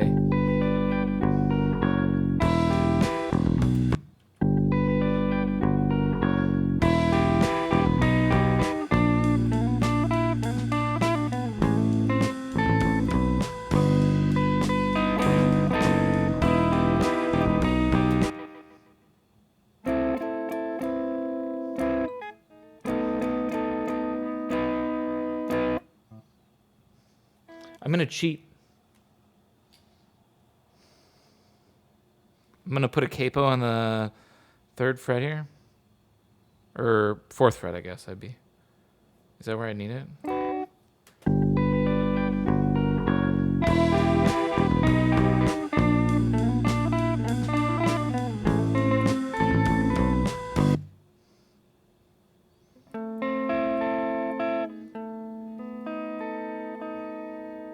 Because that's what I want to do.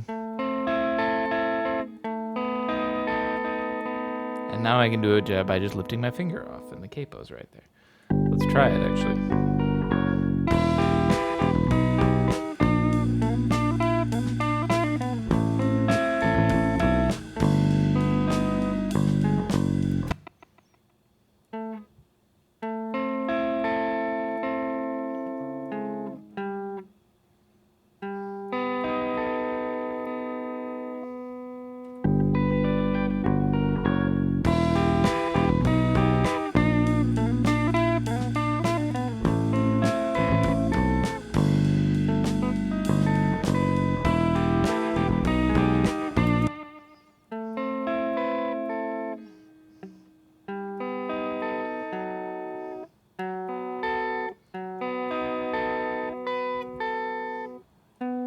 Yeah. I sort of like that less.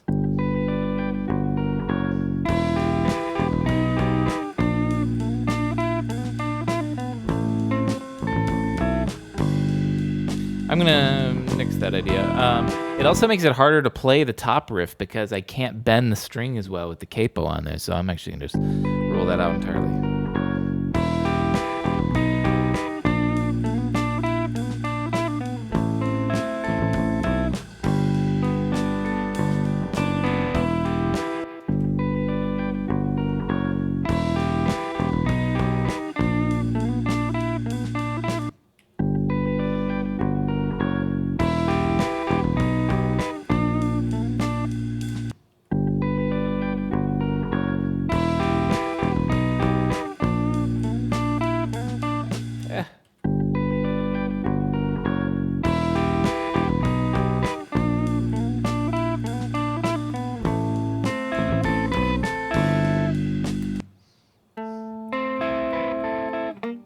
Maybe that's my variation.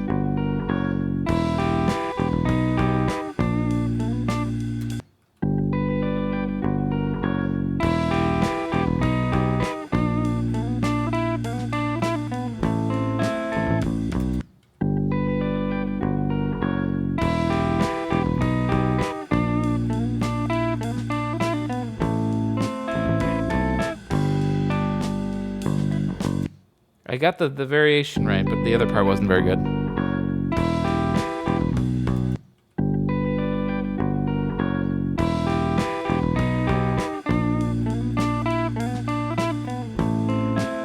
Damn it.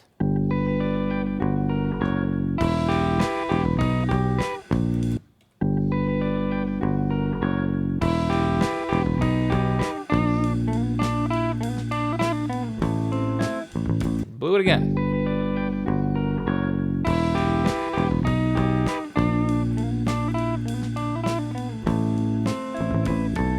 I didn't play that well, but I wanted to stick through to make sure I remembered how the next part goes.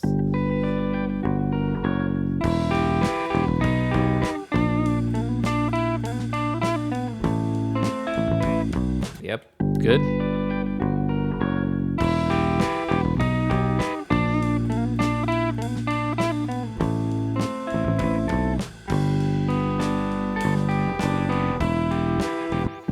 How was that?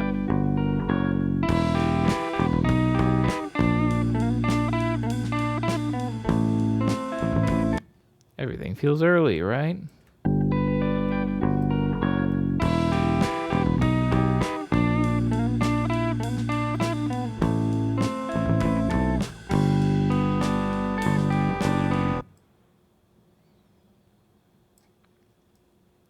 Let's do this. Consolidate it where it is there.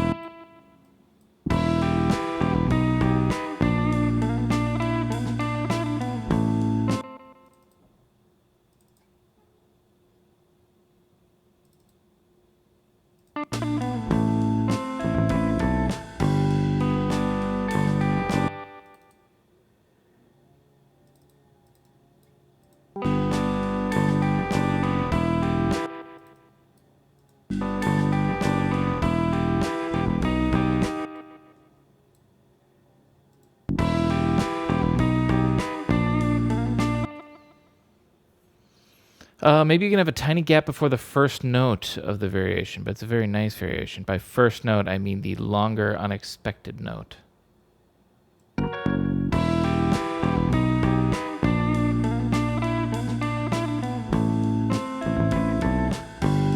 Not sure, the longer unexpected note.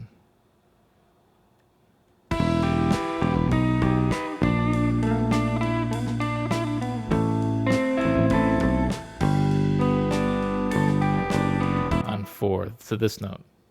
Can I do that on the next time, maybe? Hang on. What if we keep this as it is?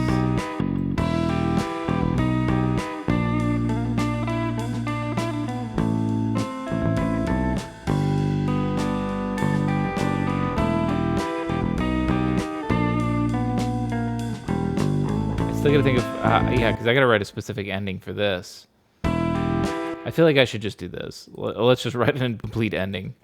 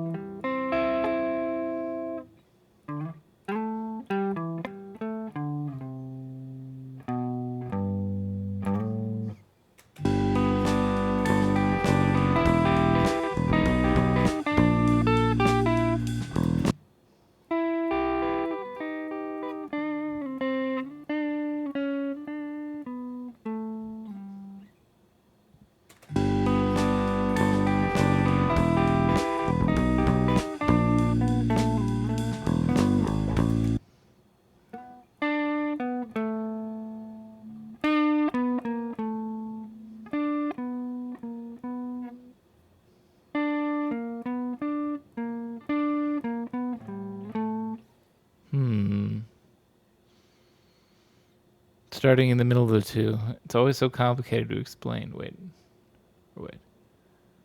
So it's played right between the kick and the snare, I think.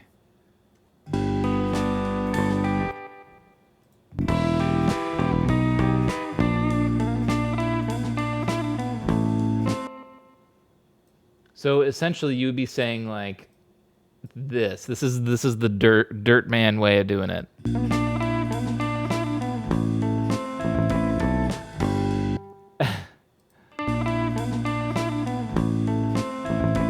I like that though. It's not bad.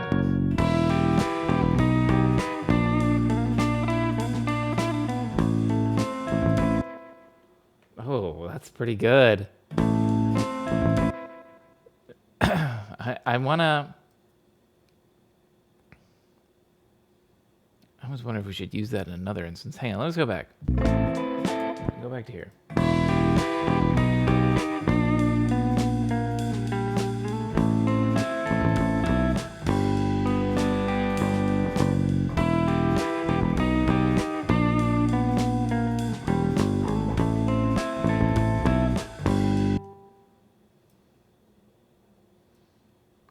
Come over here. Come over here. What if we put it in on this first one?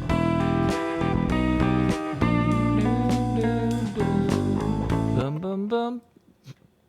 And we put that little break in.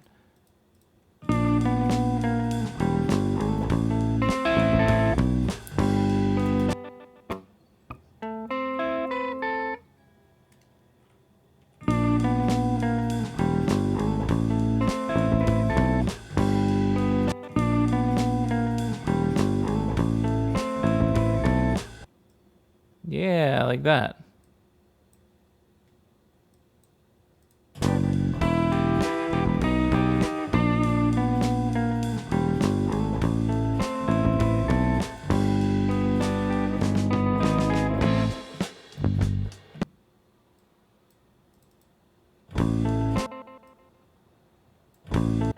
Coming in a little early. That's better.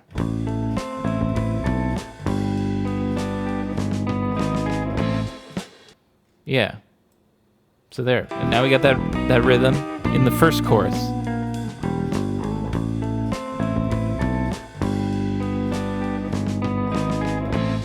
I like it. Sounds good. That's a whole extra layer of variation, you know? That's like a variation of within the first chorus still even.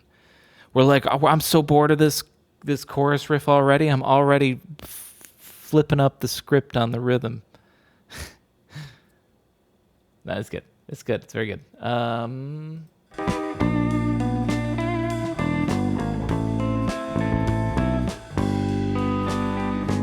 let me go back to here. Let's do this.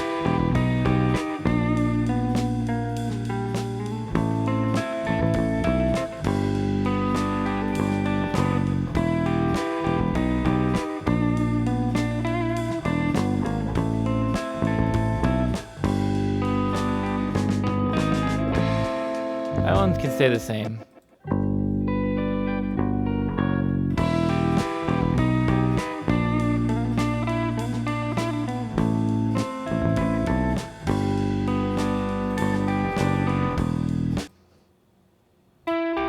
All right, let's write a last one. Last little one here. And then we got to just do a couple little touch-up things.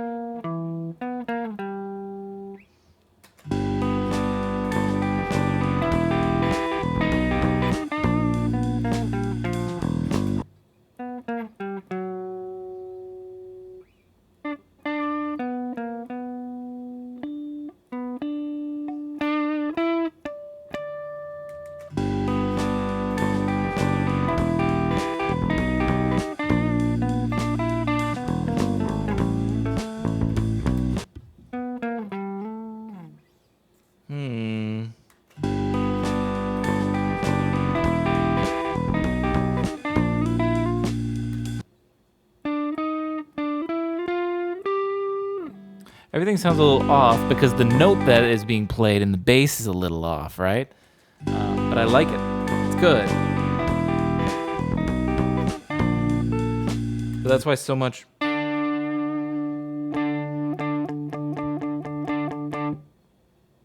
Whoa. That sounds good.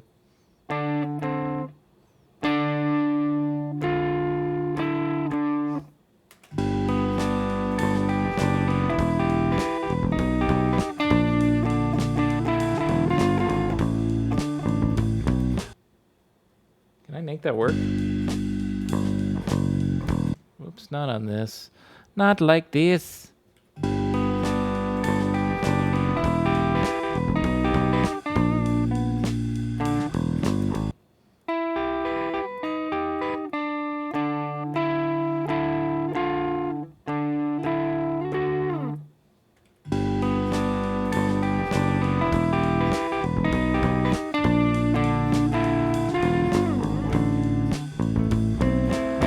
I don't know.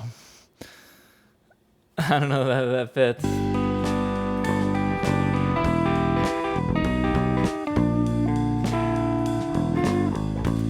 Hang on.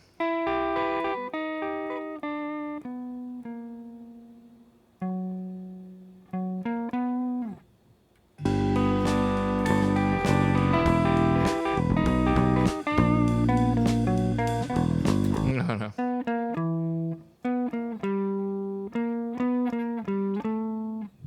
Maybe I just dance around that a little bit.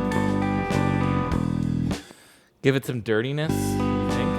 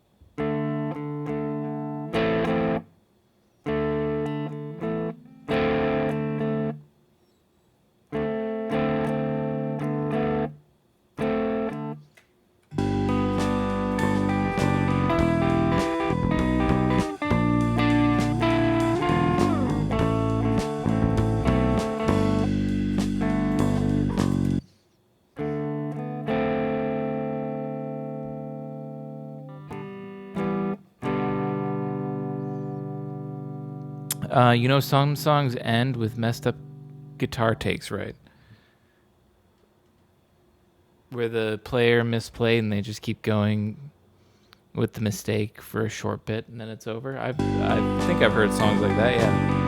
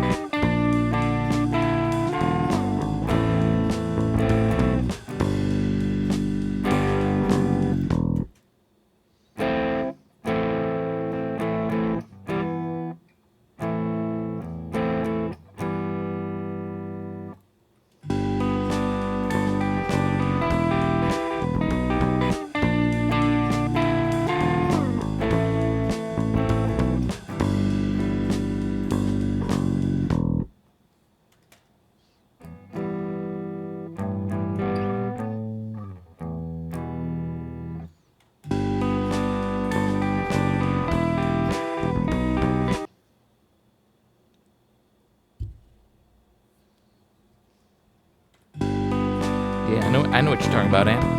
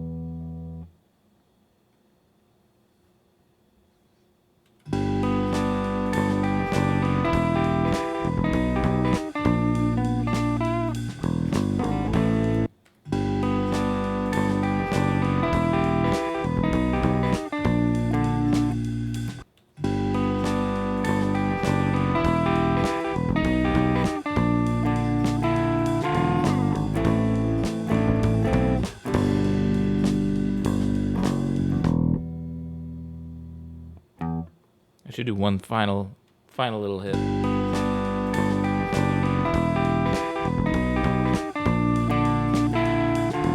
Too early.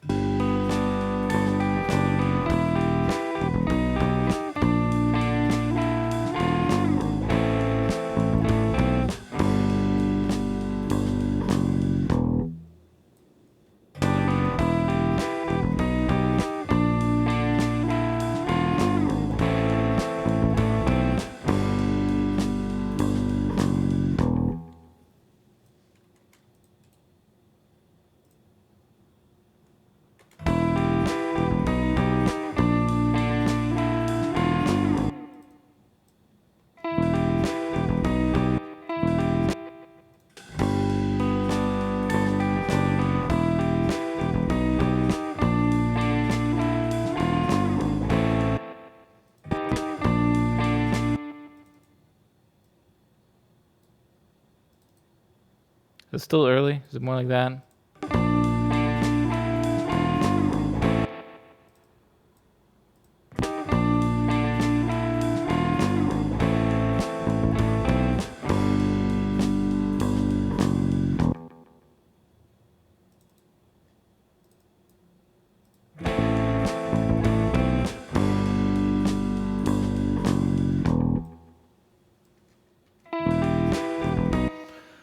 All right. I'm going to get up and stretch my legs a little bit, but I think I'm going to save this.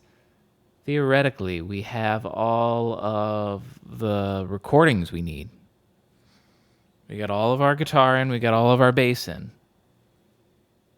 I think I just need to touch up some effects, balance it all out. One spot I still want to change, I think, a drum fill. But let's take a gander at what we got with our song.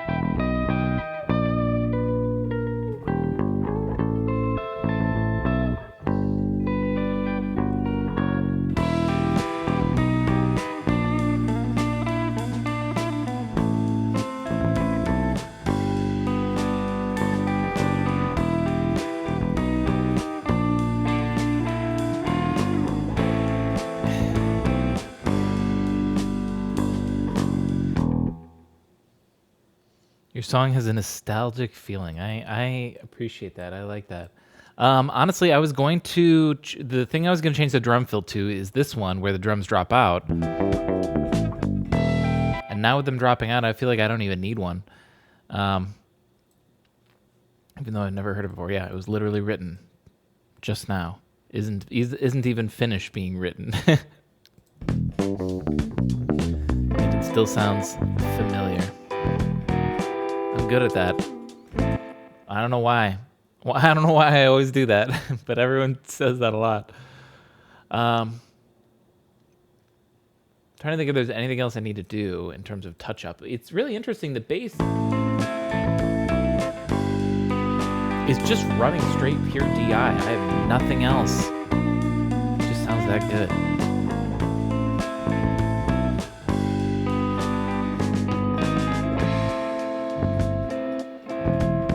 Turn the bass down a pinch, maybe. Or maybe the drums up. Maybe that's what I need.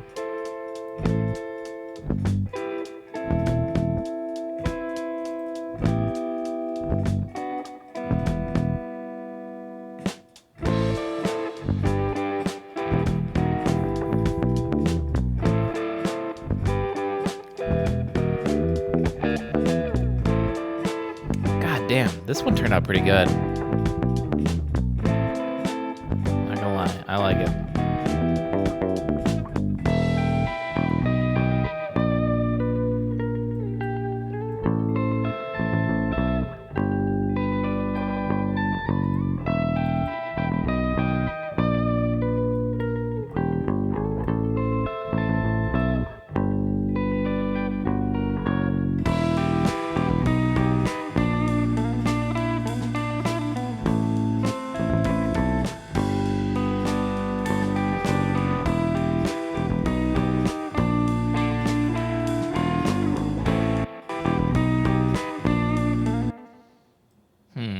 I think I can do something a little bit better. Hang on a minute.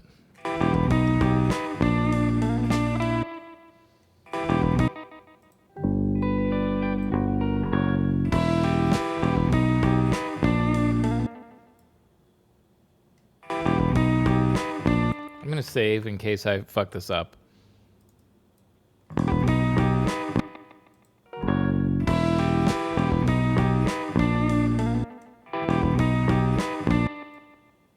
Oh, okay. Never mind. Go back.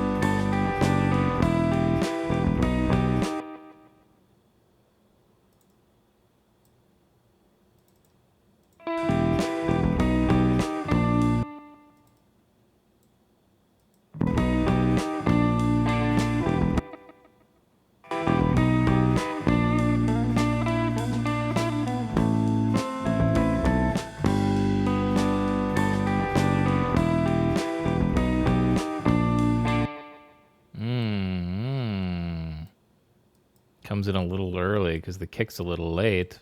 Sounds off.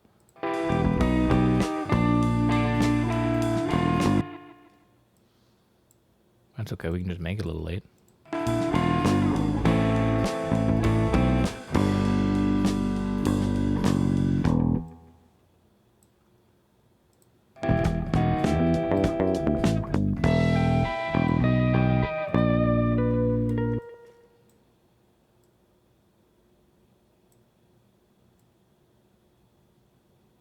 I dialed this all up.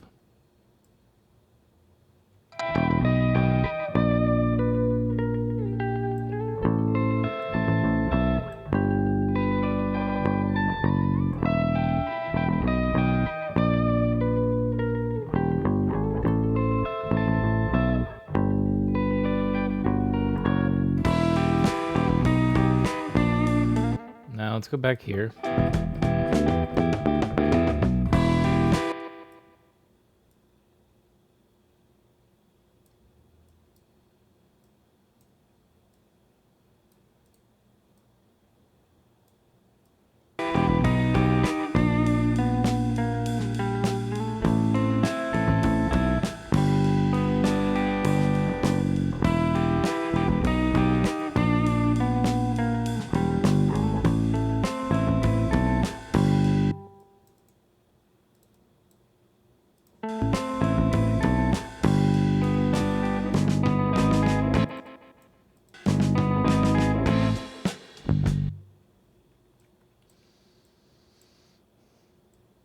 Copy this.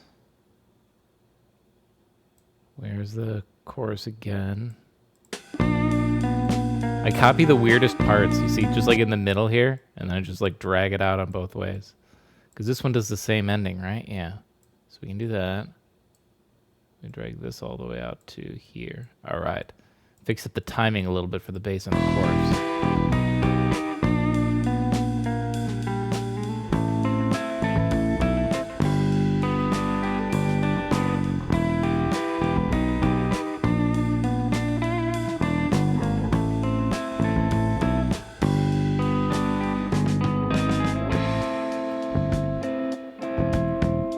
Still gonna turn down the bass a little bit.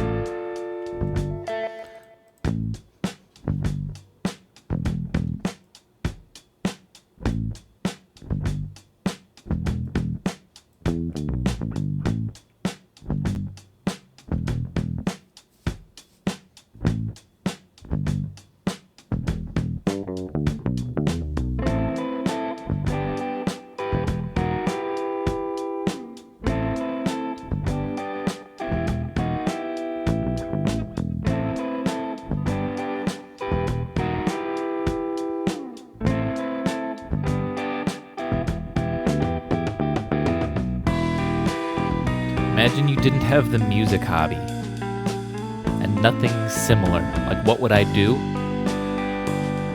Is that what you're asking? What would I do with my life? Good question. You know what I would do? I would get a lot more into skateboarding. For real.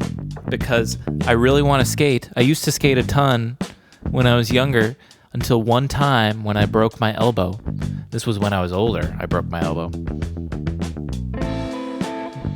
But because I broke my elbow, I missed out, or almost missed out on a commission, like music thing. I was able to recycle something old I had done, but I couldn't record. I was basically out of commission for doing music.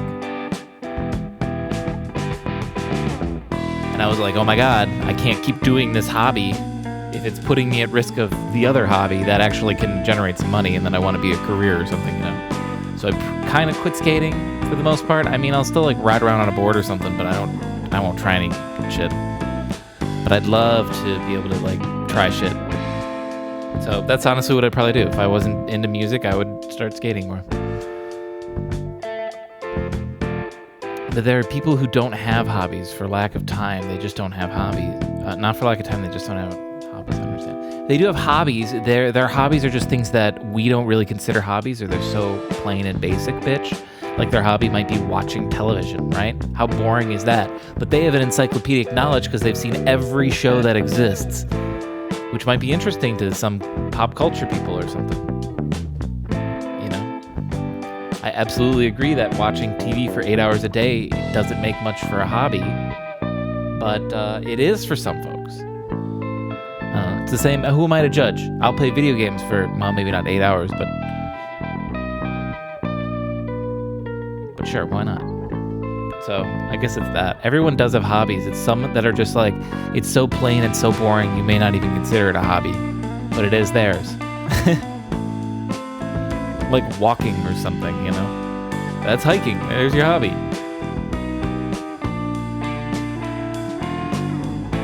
I like that ending there.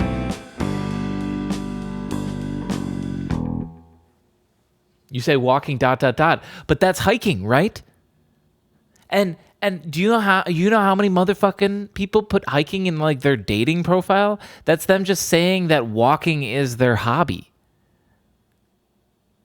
Right? No, no. Explain to me how that is different.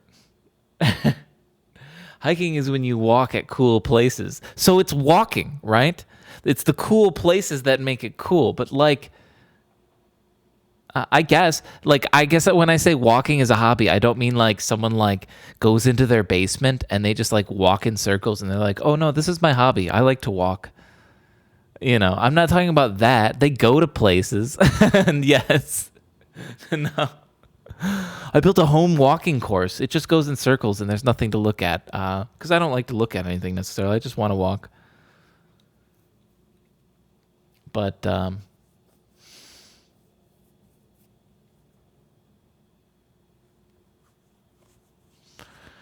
and if you consider your home a cool place, exactly, right? Grim's right there. Why? I'm just home hiking.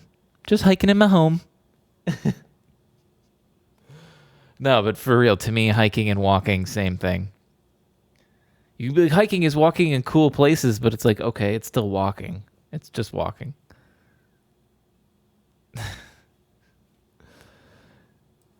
Can't convince me any other way on this one. So there we go. Yeah, if your hobby is hiking, then congratulations, your hobby is walking. That's okay. Just also letting you know that. I think that's gonna do it for me today. Look at that, we hit 6 hours. Not bad, not bad. It's interesting to think that it took 6 hours. No, fuck you, man. I'm doing this meme. No, wait. Or you actually do want to share something. What is this? Is this the thing you made? Conrad Steve? Is this the music video that you're making? Yes, it is. Okay, okay. Well, let me stop the YouTube recording. Ignore your kind of. Goodbye, YouTube recording. Thanks for watching.